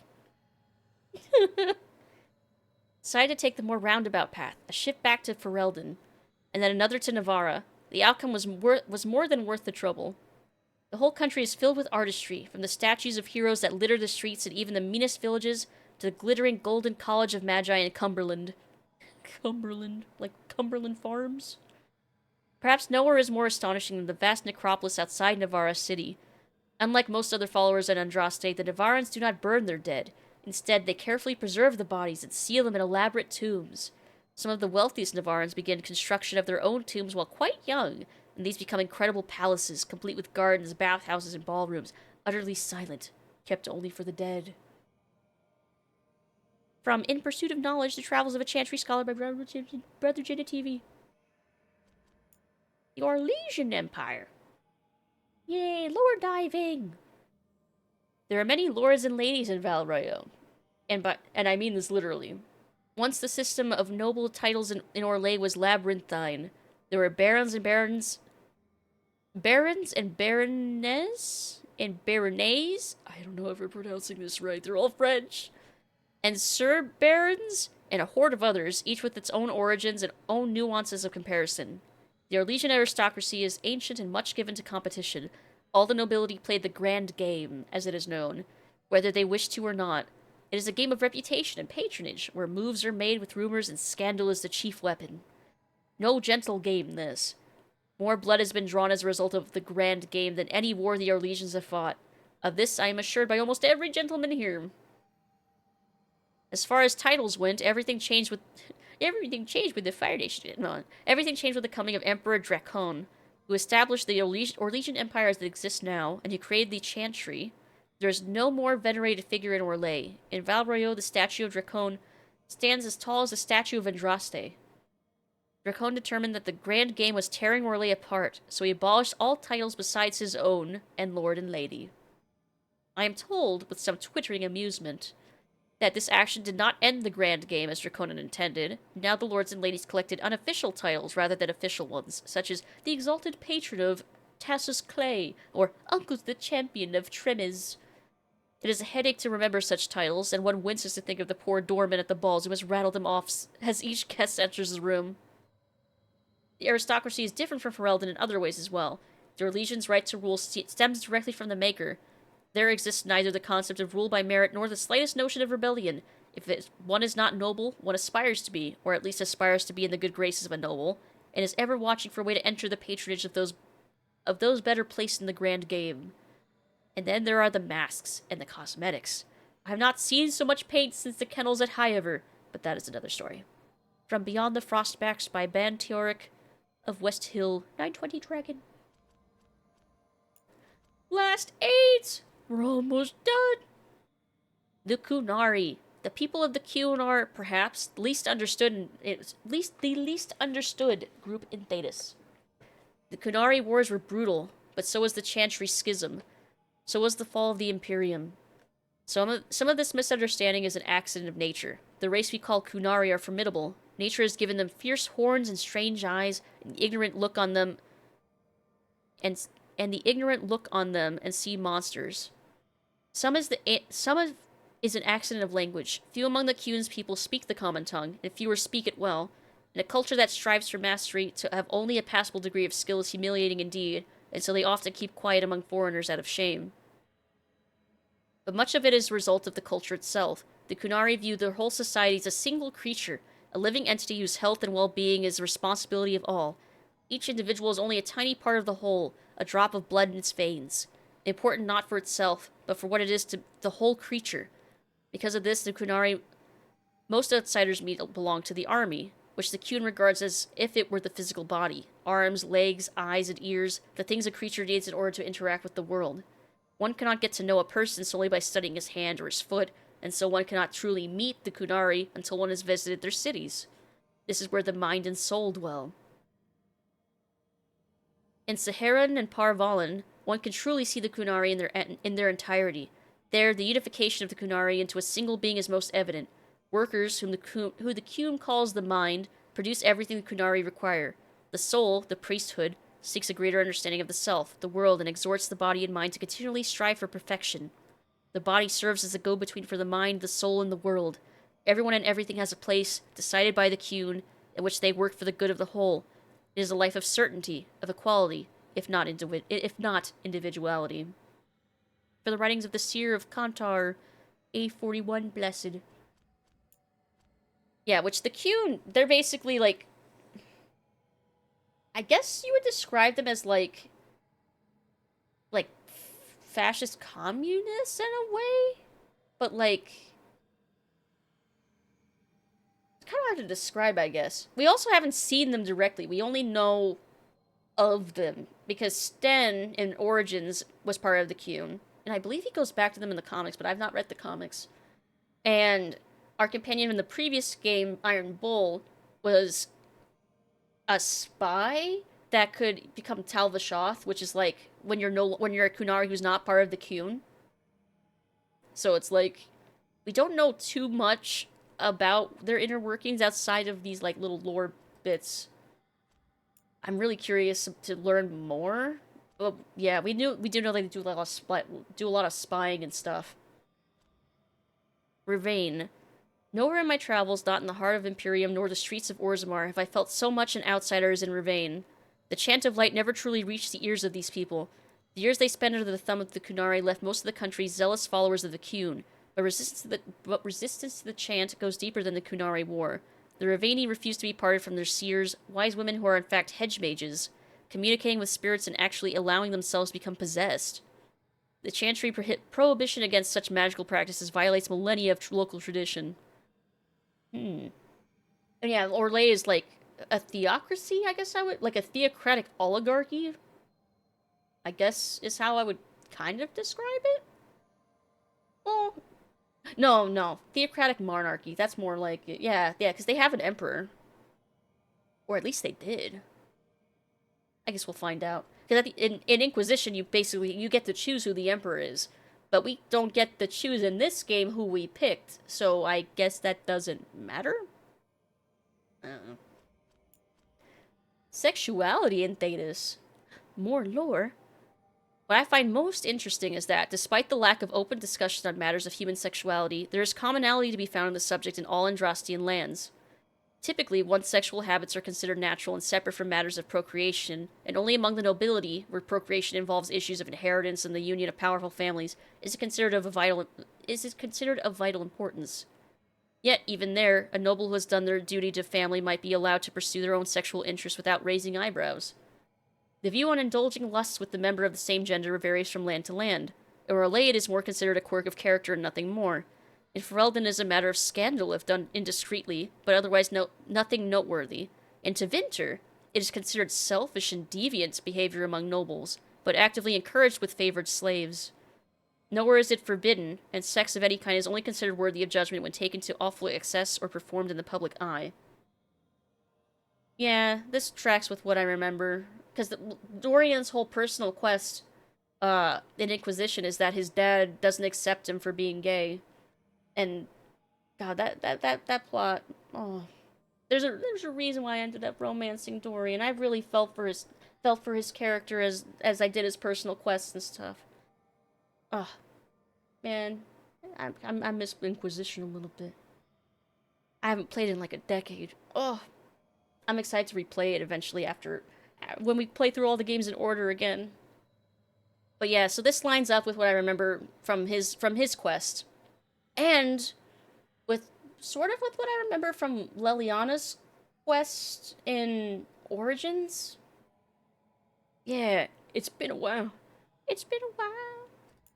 But I'm glad that they have this, like, little lore bit to... Yeah, just for, like, immersion purposes. It's interesting. They're trying to, like, connect all the threads from the different games until it makes sense again. So that there's no retconning. But, it is sad that it's still, like, you know, matter of scandal and stuff, but Ferelden is fucking backwards in other ways, so I guess that tracks too. Surface dwarves. In Orzammar, dwarven society is divided into rigid castes with houses that compete for power and prestige. But all that is discarded when a dwarf abandons the stone for the surface. Under this open sky, everyone is equal. Or so the story goes. The truth is that thousands of years of tradition are not so easily tossed aside. Even though surface dwarves are officially stripped of their caste, many maintain a hierarchy among themselves along the old caste lines. Formerly noble houses are accorded more respect than casteless brands who come up in search of opportunity. The poorest noble dwarf on the surface looks upon the rich lower caste dwarves with contempt. Upper-class dwarf society is roughly divided into two camps. Kalnas, I'm hoping I'm pronouncing that right, who insist on maintaining caste and rank, typically those from noble or merchant caste families, and Ascendants, who believe in leaving Orzammar's traditions underground and embracing life in the sunlit world. Maintaining some tie to Orzammar was seen for generations as the only lifeline for surface dwarves.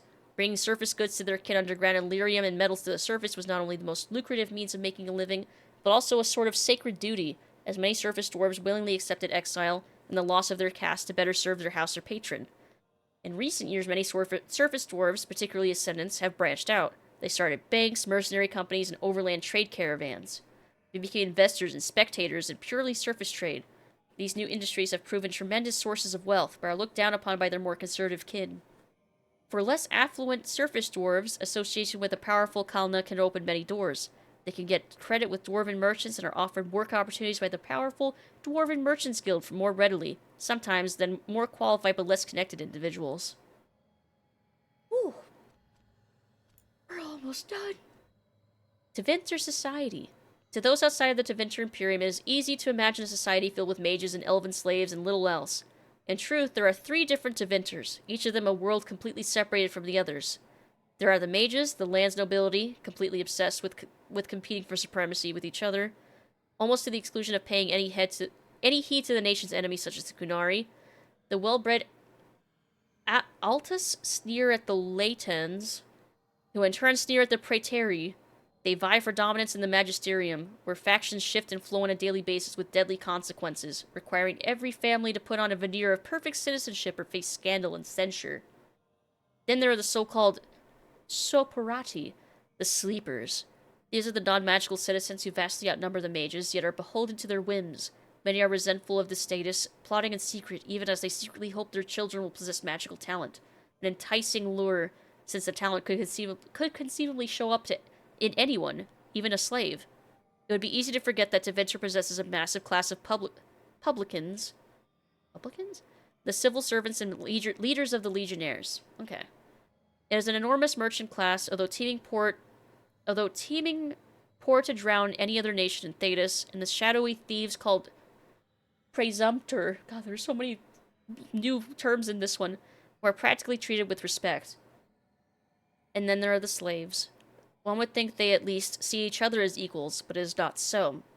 The divide between the free liberati, who act as personal servants to the magisters, those who work on farms and factories, and the servus publicus, who do all the tasks proper citizens will not, it is all but insurmountable, but perhaps in emulation of those who own them, imperial slaves will connive and scheme to try anyhow. Outsiders might see it as futile to Tevinter citizens, but their nation's social classes are the most mutable and rewarding of merit in all of Thedas. Yeah, Latin. Yeah, I guess Tevinter must have a lot of Latin influence then, if there's a lot of Latin terms in their stuff. So we have fantasy England, fantasy Spain, France. I forget what the Kunari are supposed to be. Who cares? But yeah, I guess we're Latin? Yeah, those were directly Latin words. Interesting. The Veil. Oh, we're almost done. I detest this notion that the Veil is some manner of invisible curtain that separates the world of the living from the world of the spirits. Whether it be called the Fade or the Beyond is a matter of racial politics I refuse to indulge in at this moment. There is no this side and that side when it comes to the veil. One cannot think of it as a physical thing or a barrier, or even a shimmering wall of holy light. Thank you very much for that image, your perfection. I think of the veil, instead, as opening one's eyes. Before you opened them, you saw our world as you see it now. Static, solid, unchanging. Now that they are open, you see our world as the spirits see it. Chaotic, ever-changing, a realm where the imagined and the remembered have such substance as that which is real, more in fact. A spirit sees everything as defined by will and memory, and this is why they're so very lost when they cross the veil. In our world, imagination has no substance. Objects exist independently of how we remember them, or what emotions we associate with them. Mages alone possess the power to change the world with their minds, and perhaps this forms the nature of a demon's attraction to them. Who can say? Regardless, the act of passing through the veil is much more about changing one's perceptions than a physical transition. The veil is an idea. It is the act of transition itself. It is only the fact that both living beings and spirits find the transition difficult that gives the veil any credence as a physical barrier at all. From Dissertation on the Fate as a Physical Manifestation by Moreno, Senior Enchanter of the Mithrathus City Circle of Magi, 655 steel. Oh. Yeah, and the social structure is like Imperial Rome, yeah. Vitar. The extensive study of the Kunari specimens you kindly provided... I've come to the conclusion that the painted markings on their face and body are not, in fact, solely for ceremonial purpose, but provide a practical benefit. I'm certain there's some cultural significance to the patterns and colors they choose, but the Kunari do nothing without purpose, yes? They call these markings Vitar, because in their tongue means poison armor. Which in their tongue means poison armor. It's called this because the markings are magical in nature and actually harden their skin to an iron-like quality without hindering flexibility. And my analysis says the paint consists largely of poison. It's mixed with something else. Blood? Perhaps their own? And that neutralizes the poison, but only for one with Kunari physiology. Anyone else would perish almost instantly. Which reminds me, I'll kindly require another body slave. Oh, Jesus Christ. The process activates the magical qualities of the poison, which provides the protective effects, almost in the same manner that lyrium runes do. How this works and whether it can be used for our purposes will require further study. Perhaps some live specimens this time. A letter written by Numeria Origenis, apprentice to Magister Varus. They were magisters doing experiments. Ugh. On Kunari corpses. Xenon the Antiquarian. I left the Black Emporium empty-handed for two reasons. First, most of the items were priced far beyond what I could afford. Second, I spent most of my short time there trying to state my curiosity about its proprietor. I found myself stealing glances at the Antiquarian from behind piles of books, between shelves, and at one point over a basket of mismatched socks. There he sat, petrified in the center of the Emporium, skin of waxy gray over ancient taut sinew, moaning in a voice so dry and brittle it sounded like the snapping of twigs after a drought. Speaking of, I need a drink.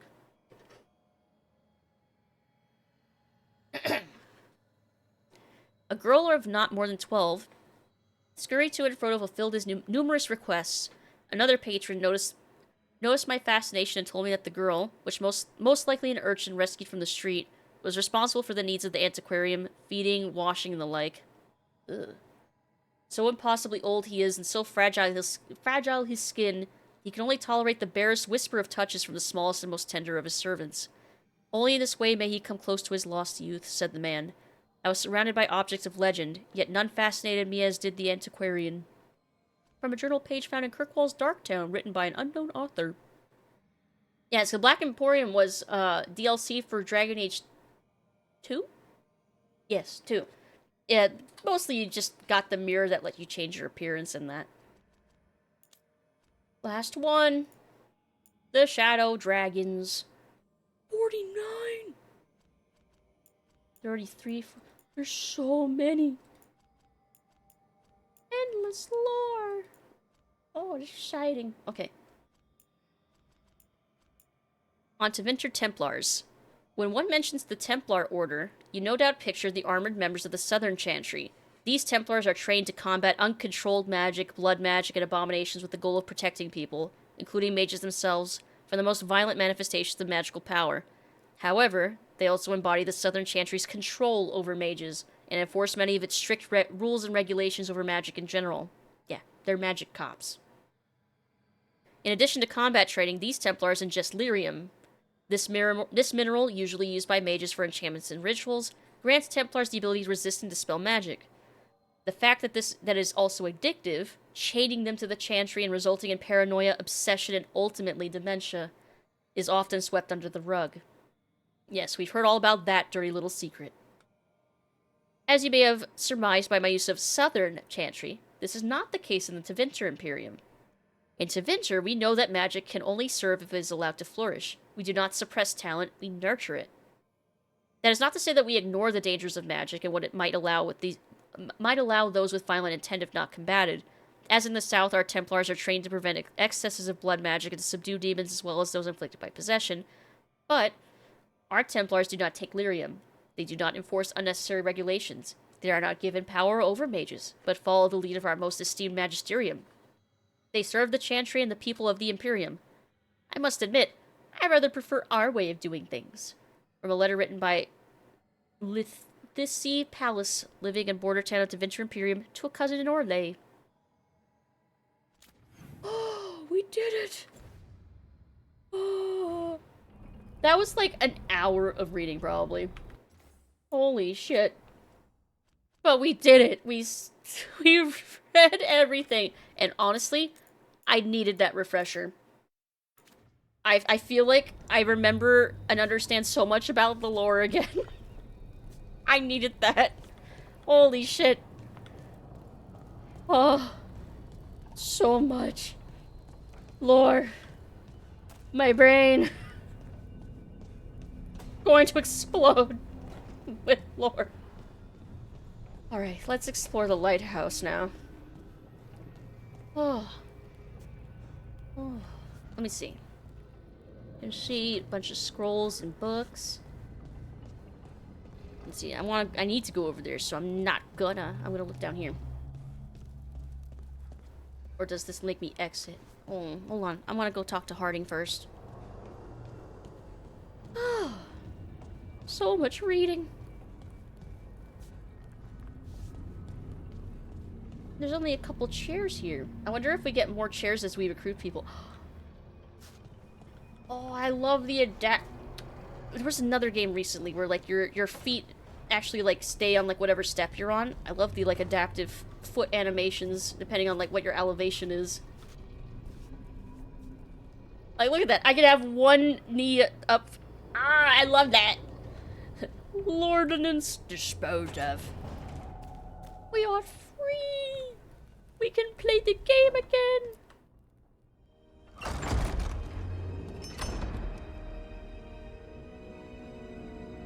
Whoa. Cool. Whoa.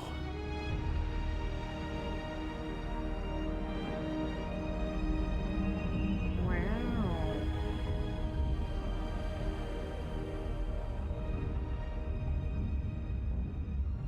Rook, you're awake. And we're... in the Fade. This is where people come when they dream, but dwarves don't dream. And somehow I'm here. Yeah, it's unreal. Nev thought we should talk about what to do next. We should. But maybe look around a little. We might be here a while. Permission to explore. Yes, please. Level up! How many hours to level up?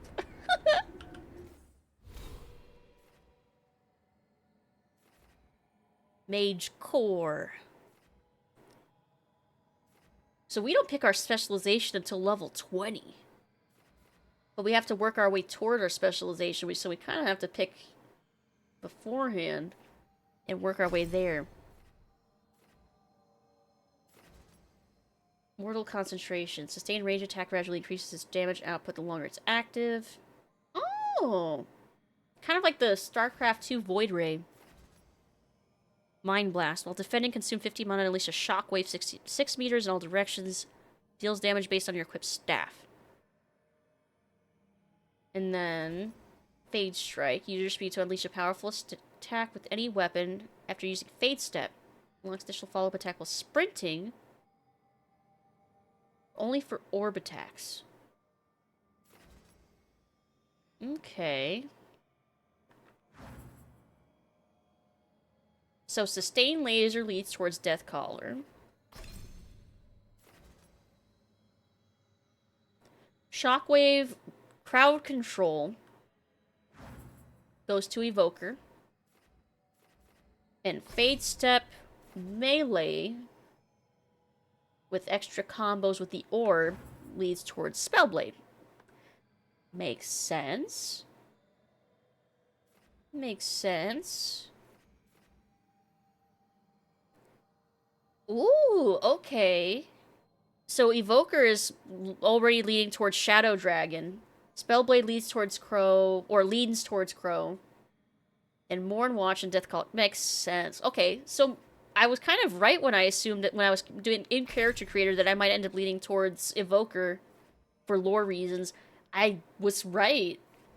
Purely coincidentally. So I guess I should go ranged and focus on crowd control with Mind Blast? Maybe. I'll experiment with this path at least. Thank you for the hydrate. Thank you, thank you. Okay, so then starts 25% faster when paused. I'm really excited about this skill tree, actually. There's a lot of branching and a lot of variation I can see already. Based on, like, whatever playstyle I end up wanting to do. Frost Nova versus Lightning specialization.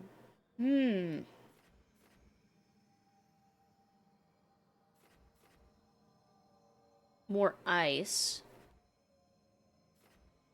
So, once we're in the specialization, cold damage. I mean, ice, not to rhyme, but ice is nice because of its, what I'm assuming will be crowd control. Yeah, area control, freeze enemies to bone that get too close. But we have Nev, and she's already kind of an ice mage. But I don't know if she's going to be part of my full, like, I don't know if she's going to be a permanent part of my party. Chain Lightning. Applies Overwhelm. Target takes additional stagger. Critical addition, target is sundered. Electric damage over time, deals an equal amount of stagger. Charge the air and split from... bolt bounces up to 4 times. Okay.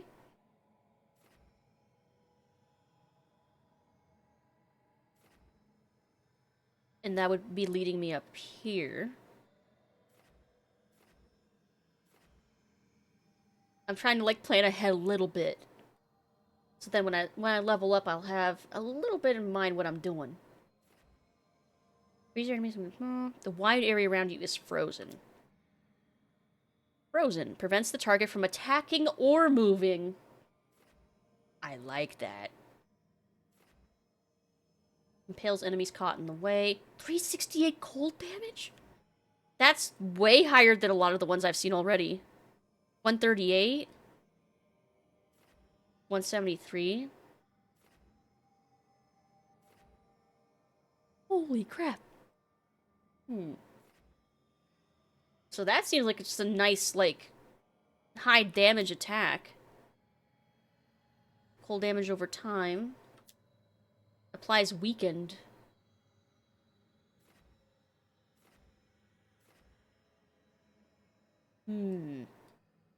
So why do I want to go? Lightning or frost? If I don't keep Nev with me, having that crowd control would be nice. I'm leaning towards frost. Generates passively when you're not in combat. Empower staff attacks with bonus damage. Oh! That sounds nice. Versus... it restarts 25% faster when paused by spending mana or taking damage. Okay. I think we're going this way.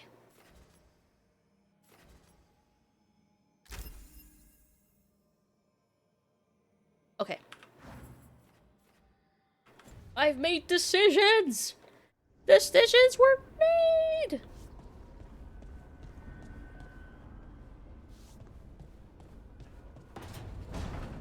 Okay. Optional talk to Nev. Well, yeah, I want to talk to everybody. Gather team.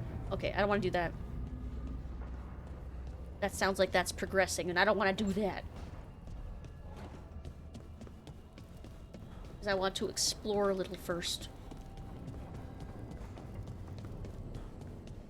Okay, so I wonder if Nev's still back here.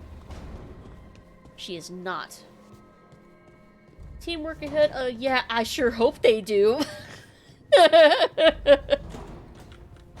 Oh, he's sleeping. Oh. I'm so glad he's alive. Like, for real, real. I'm so glad he's alive. You better fucking stay alive. Alright, so I was curious what was down here.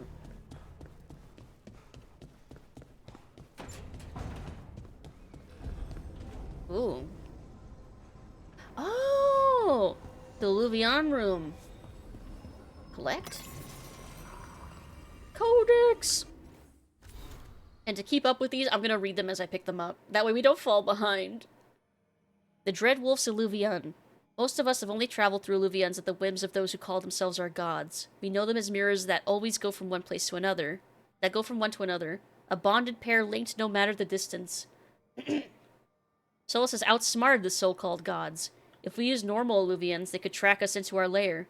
Solus has improved upon June's work by creating a mirror whose singing stone can change its tune to take us to any Illuvian, and not just its bonded partner. Thus we can travel wherever this rebellion needs us, with no fear of pursuit. Travel is as safe as a normal Luvian. If you have any questions, ask for the slow arrow and I will guide you. Nice. Oh, hold on. Codex Missives. Letters from your companions and others you've aided in your journeys. Ooh, I should probably pay attention to this then. Oh, that's convenient. They have a glossary of terms. That's actually pretty funny and great. That's pretty cool, actually. That's useful for any new players, considering how I think this is fairly unfriendly if you don't read, like, everything. So I'm glad there's at least that little bit. Ooh, that's so pretty. I'm not gonna go through that yet, though. Ah, my nose is itchy. Ah. Alright. So that's the Illuvian read. Door plaque. 3 meetings face to face under the sky. Hmm? Is that a hint to a puzzle? Or something? Hmm. Interesting. I don't know what that implies. It's so pretty. Guess I'll check over here first, because this looks like a little building.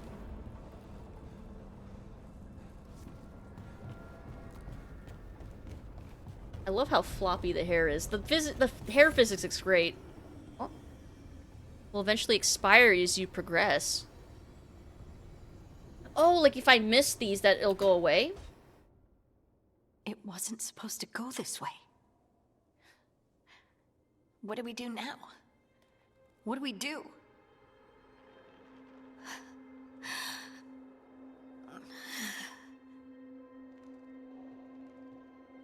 Harding?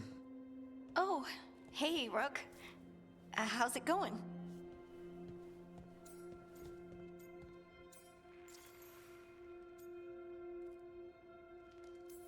Really curious first. Did you ever find places like this chasing Solus with Varric? Not exactly. But with Solus, it was always about the Fade, or the Veil, or some other in-between place. Varric always hated it, though. At least this place feels different. Maybe safer? Are you okay? Harding, are you doing alright? I don't know. Are you? Is anyone? Anyway, doesn't matter how I'm doing. What are we gonna do about this mess? We were going to go back through the Illuvian, right? Let's start with that. As soon as we can. You know, you can take some time to just... Now you sound like Varric. Varric and I started this. And I can't stop. Not now. Don't ask me to. So, come get me when you're ready to go. Alright? Okay.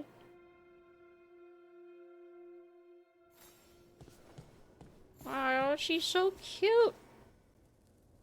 She wearing wooden clogs? What are those? They're like little, or stone clogs? They might, oh, I bet they're made of stone. Like little stone slippers. Oh, that's cute. This place is a mess, though. I hope we, I hope we clean these up, actually. Like, oh, I hope we get to clean everything up and make it all nice. Yeah, stone clogs! That's great. Oh, little bedroll. I hope we get to decorate and stuff.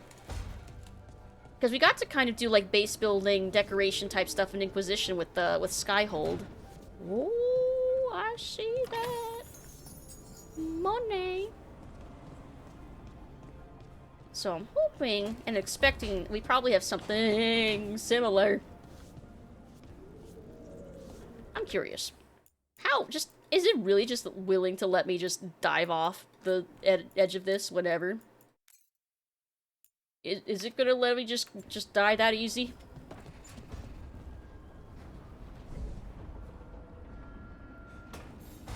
Nope. Nope. It won't let me. It just picks me back up. I guess that's good. I don't have to worry about dying to gravity here.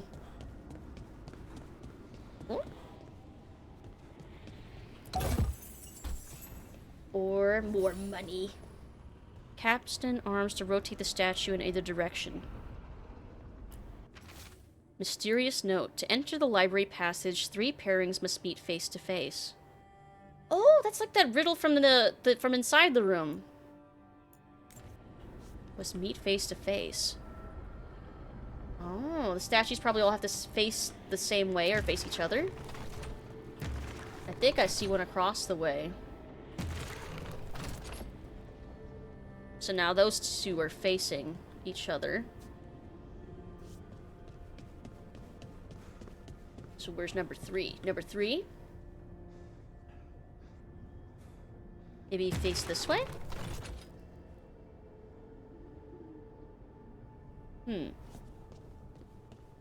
Oh, wait, there's more. Oh, wait, there's more.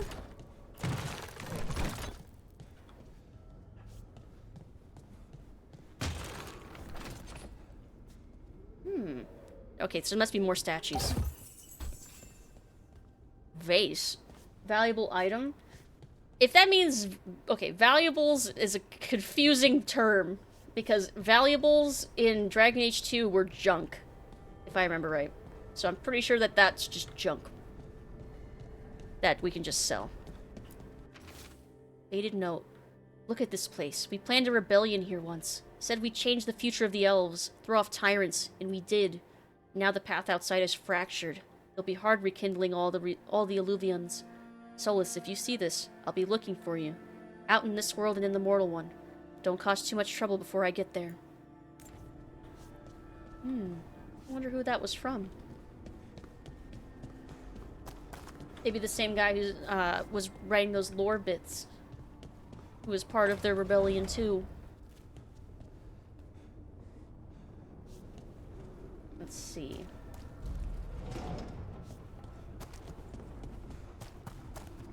So there's this building, which we can't get into. Workshop. Okay, so can't get into yet. Correction.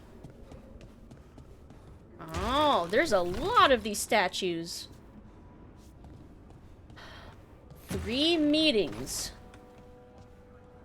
Oh, okay. They each separately need to be facing each other. Hold on, hold on, hold on. I understand. I understand. These two need to face each other. 3 different meetings.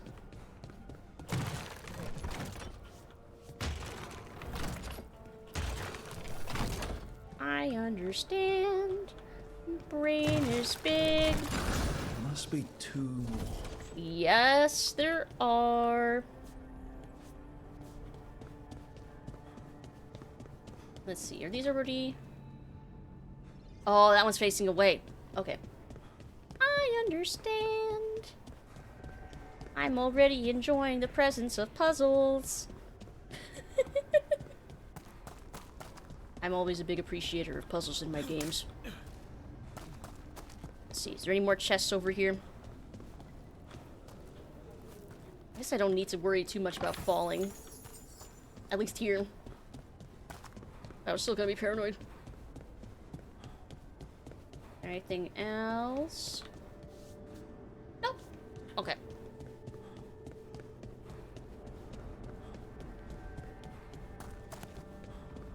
Let's see.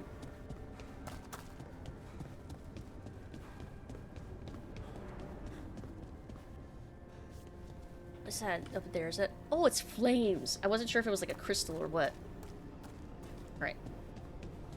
Okay, so this is Nev. In the study. Wisps. Figures are in the Fate, but I swear they're following me. You alright? Strange place you've fallen into, but I'll work with it. You know me. Do I? We're both shadow dragons and both from Minrathous. Maybe our paths haven't crossed, but I know our work has. I made a call that got you injured right after we met. I'll be fine. You trusted me for the job, and I delivered. That's what counts. If we're stuck in this, let's hope you can trust me again. Let's see.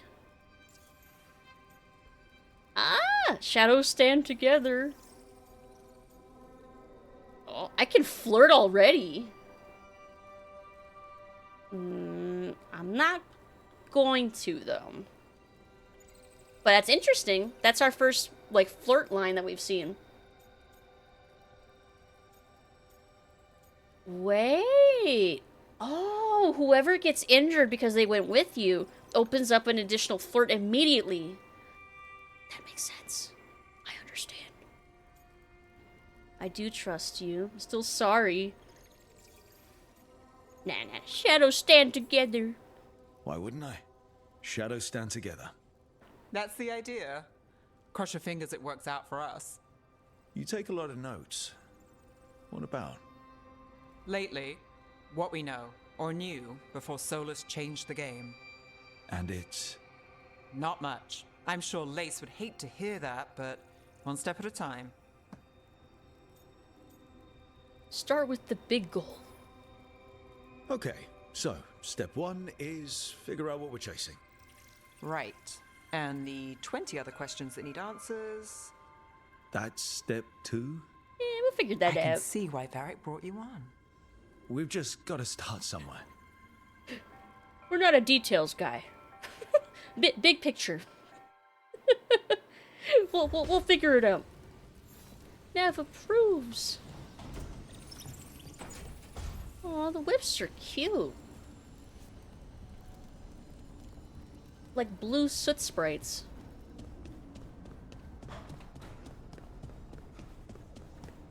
Let's see. Any where I can reach outside of? Oh. Maybe not. Okay, I'm not gonna risk falling off that. What about back here? The dining hall. Any food here can't... There's no way there's any, like, edible food here right now. But you...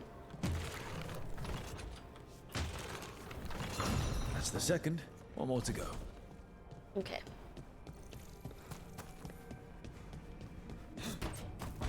Oh my god, the vaulting. It's so sudden. Wow, even over 2 crates? Damn. The amount of dexterity and energy, I could never. Aww. If Solus was the last person who lived here, he ate alone. That's at a big fucking table. That's so sad. Aww. This is almost certainly a secret exit to something. Entrance? Technically both, I guess. Notes on a caretaker. This note has a smear of paint on one corner. Have they always been here? There are beings in the crossroads, unknown even to the wise, though the most ancient ones make any domain their own. Certainly, this caretaker belongs here now. I wonder what we looked like to them. Need is a scaffold, and the needs of the living ever rise and fall upon it. Hunger, thirst, sleep. Imagine the constant cacophony to one sensitive to such things. Or am I too simple? Wants are fleeting, needs have deeper roots. Perhaps that's why I find this particular spirit's presence both comforting and disconcerting. The prospect that our heart's desire and our truest needs could differ, or are even at odds, is hard to contemplate. Wonder what the caretaker is. It sounded like it's a spirit. A spirit that's, like, purpose is to, like, fulfill needs? The pantry. Imperial weave. Oh, materials.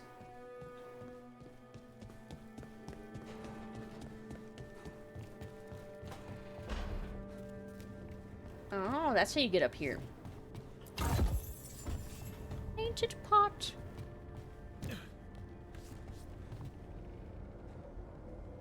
Oh, there's that other statue down there. Ow. Ah. Ooh. Okay. I'm fine. I'm not fine. I keep forgetting to press F instead of spacebar. Blacksmith's tools. On divine imperatives. The helm of the Solar is destroyed. Elgranon's favorite torture is over. Too many agents have been rescued with their minds burnt out by that memory of an enraged sun. I feel a lesson here. The helm was not created to torment, but the Evanuris are not as we are. A god's ruminations carry their own will and imperatives. Memory bleeds into their icons and transmutes them, as fire begets fire. For our wolf lord, who puts so much of himself into his creations, what imperatives do they carry? The heart of rebellion must remain hidden, yet the light of divinity is uncontainable. We must be swift. A thought lingers, even as he saves us. What does he impart upon us? Reflections of Shiran, one who'd renounced Darnthal. So one of Solus's buddies. Lore. More lore. And you. One more. Okay. That did something. Something in the library. Oh!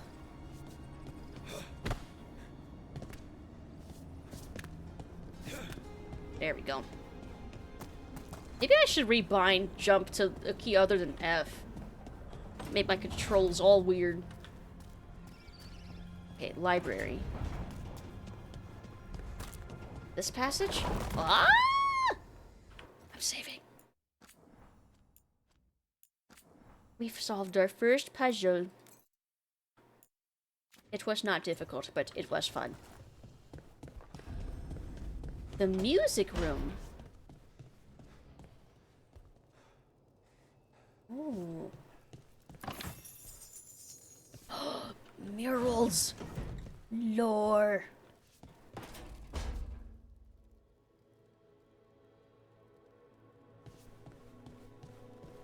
There's Fenharel.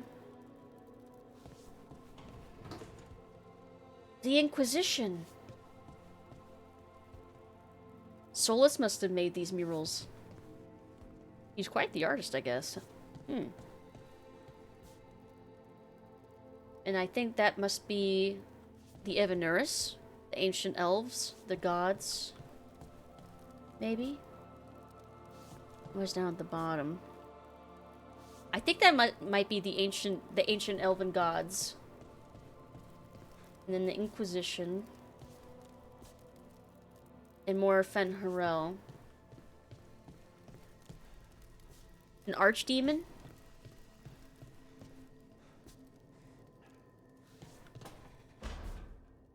Maybe the blighted magisters over the city of, like, heaven. Oh, the painting tools are there on the table. Very cool, very pretty.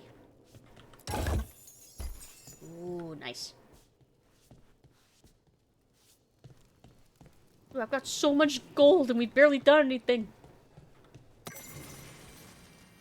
Memories of a duet. The sheet music left by this instrument appears to be for a duet. It has been annotated by an expert hand. The annotations are accompanied by clear emotional impressions, diligent practice with a ruthless eye to mistakes, the relief of private achievement away from well-meant and misunderstanding and mindless worship, an unspoken joy in the center of rising, perfect echoes.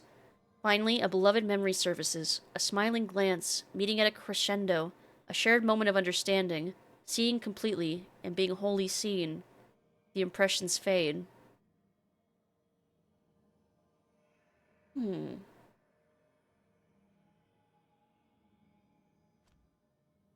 If this is written by Solus,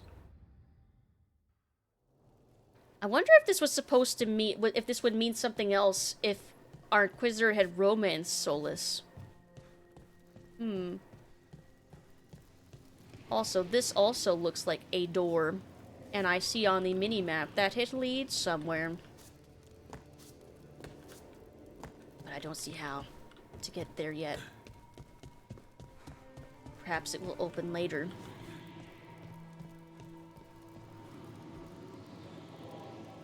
There's also a sound emanating from there.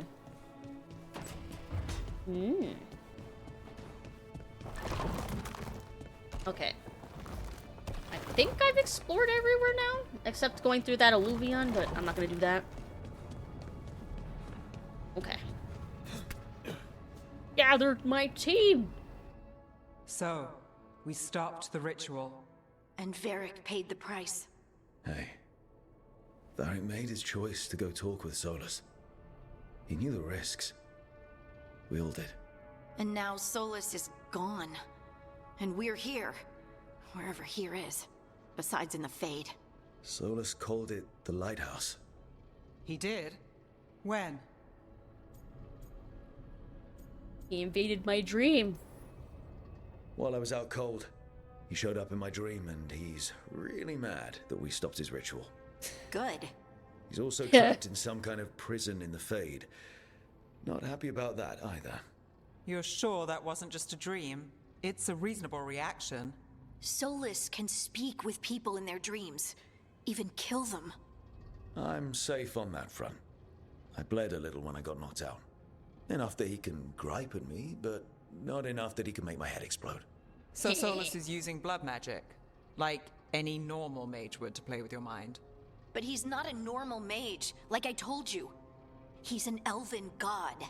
Putting together a nice ritual doesn't make him a god. I mean, he said that he abhors blood magic, so... Ooh, because we're a mage, we can say, it's just a normal magic. My gods were oh, as an elf I can say that. He's a terrifying god. Of course he's not. Stop quibbling over terms.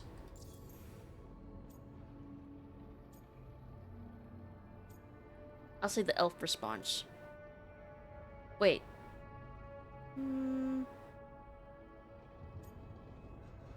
No, that response doesn't make as much sense, I think. My god doesn't make him a god. Nev, I'm a mage. You're a mage.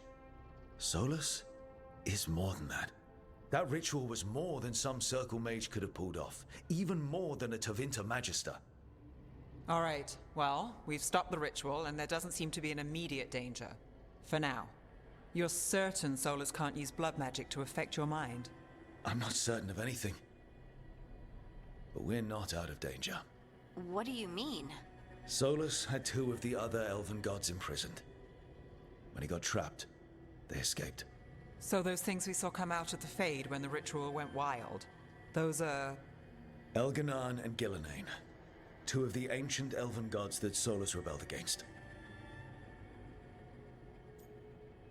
Worse than Solus, ours to kill, stronger than Solus. His escape is our fault.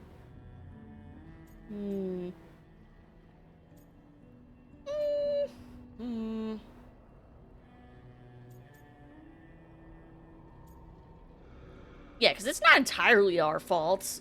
It's half Solus's after all. So I'm gonna say this one. Solus warned me about them being evil, which is pretty rich coming from the guy who just tried to tear down the veil. Yeah, right. You don't believe him? No, that's the problem. I do believe him. He said they were horrific tyrants. Tyrants so powerful, elven history remembers them as gods. Solus says Elganan and Gillenane drew on the Blight for power and became corrupted. That was when he imprisoned them. So instead of one god running around, we have 2. And they're not just powerful, they're blighted. We need to get out there and stop them. Just like that. We're down a man without Varric. We can't just rush in. I know you're hurt, Nev, but the rest of us need to do something. I'll be ready to fight when it's time, but we need to investigate, then figure out what we're dealing with. And how many more people will get hurt, get killed, while we spend time investigating? So Nev is very pragmatic. Harding is immediately wanting to be heroic. Makes sense, she was in the Inquisition. She was used to that. She's a hero. I ultimately agree with Harding, but I also know the context that, yeah, these gods are bad business.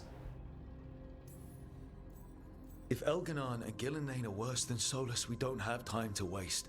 We need to act now. We don't know what they can do or what they want. We don't even know if Solus is telling the truth. I'm not saying we go in blind. This time, if we see a shot, we take it. All right. The last place we saw them was the ritual site. The Illuvian took us here from the ritual site, instead of back to Minrathous. Then let's hope it takes us back. Nev, are you okay to go? It's a headache. I've worked with worse. All right then. Let's get back to the ritual site. The Illuvian has its own special room. It's just down the stairs.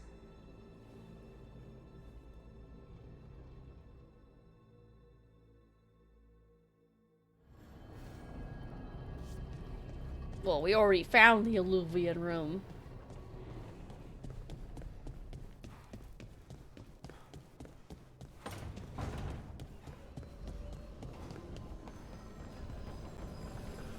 Gather team and venture forth. I think we'll do that tomorrow. Because I think this is probably a good spot to stop then, if this is when we're about to leave the lighthouse to start doing, like, mission stuff. Save one! Save. Okay. So yeah, I think this is a good spot to stop for tonight. But I am so stoked to play more! And we are gonna play more. And now that we've read through a lot of lore stuff, we can go into more action stuff and actually, like, play the game. I'll probably also tweak my character a little bit in the mirror between now and next stream. But just a little bit, because I'm mostly satisfied with how he looks. And the characters look so pretty. Okay. So I'm going to hop over here. Okay. Oop. And I'm going to exit. Yes. Alright. Man, where's my music? Where's my music? Oh god, that pop! Interesting. It's like trying to crash. Oh well. If it crashes when trying to close, it's whatever. There was another game I had that would only ever crash when I exited. And it's like, well, could be worse. It could crash at any other part. Alright. Yeah, more Dragon Age tomorrow! And we're gonna get into, like, more of the meat of the game. I'm excited! Okay, I'm gonna open new tab. Mute so I don't hear myself. Well, alright, thank you so much for hanging out with me tonight. I can tell I can tell we're gonna have fun. I don't know what's gonna happen story-wise, how I'll feel about, like, you know, stuff like that as we go, but I'm excited either way for the journey. Darktide always loved to crash I'm leaving. Yeah, I don't know what it is about some games that just, like, have a hard time with closing. But, oh well. Could be worse. Oh, my Twitch is being weird. Like, my stuff is, like, not loading. Oh, there we go. There we go. Let's see. It's so late. Is there anybody even on? Wow, it is surprisingly extra dead tonight at this time. My follow feed is, like, empty. That's because it's, like, so late and it's daylight savings. Oh, but my mic is technically, like, later than I would normally expect. Thanks for streaming, Lucid. No problem. I was eepy and I was like, maybe this will be a short stream. Ha! I lied. I lied. I'm sorry. No, I'm not. I'm not sorry. Because I got to stream longer. So I'm not sorry. I'm the opposite of sorry. I'm happy. And I'm excited for tomorrow. So I will... Benji! I will take a very long break. So I'll post on Blue Sky and Twitter and on Discord when basically I'll post the weekly schedule. Yeah.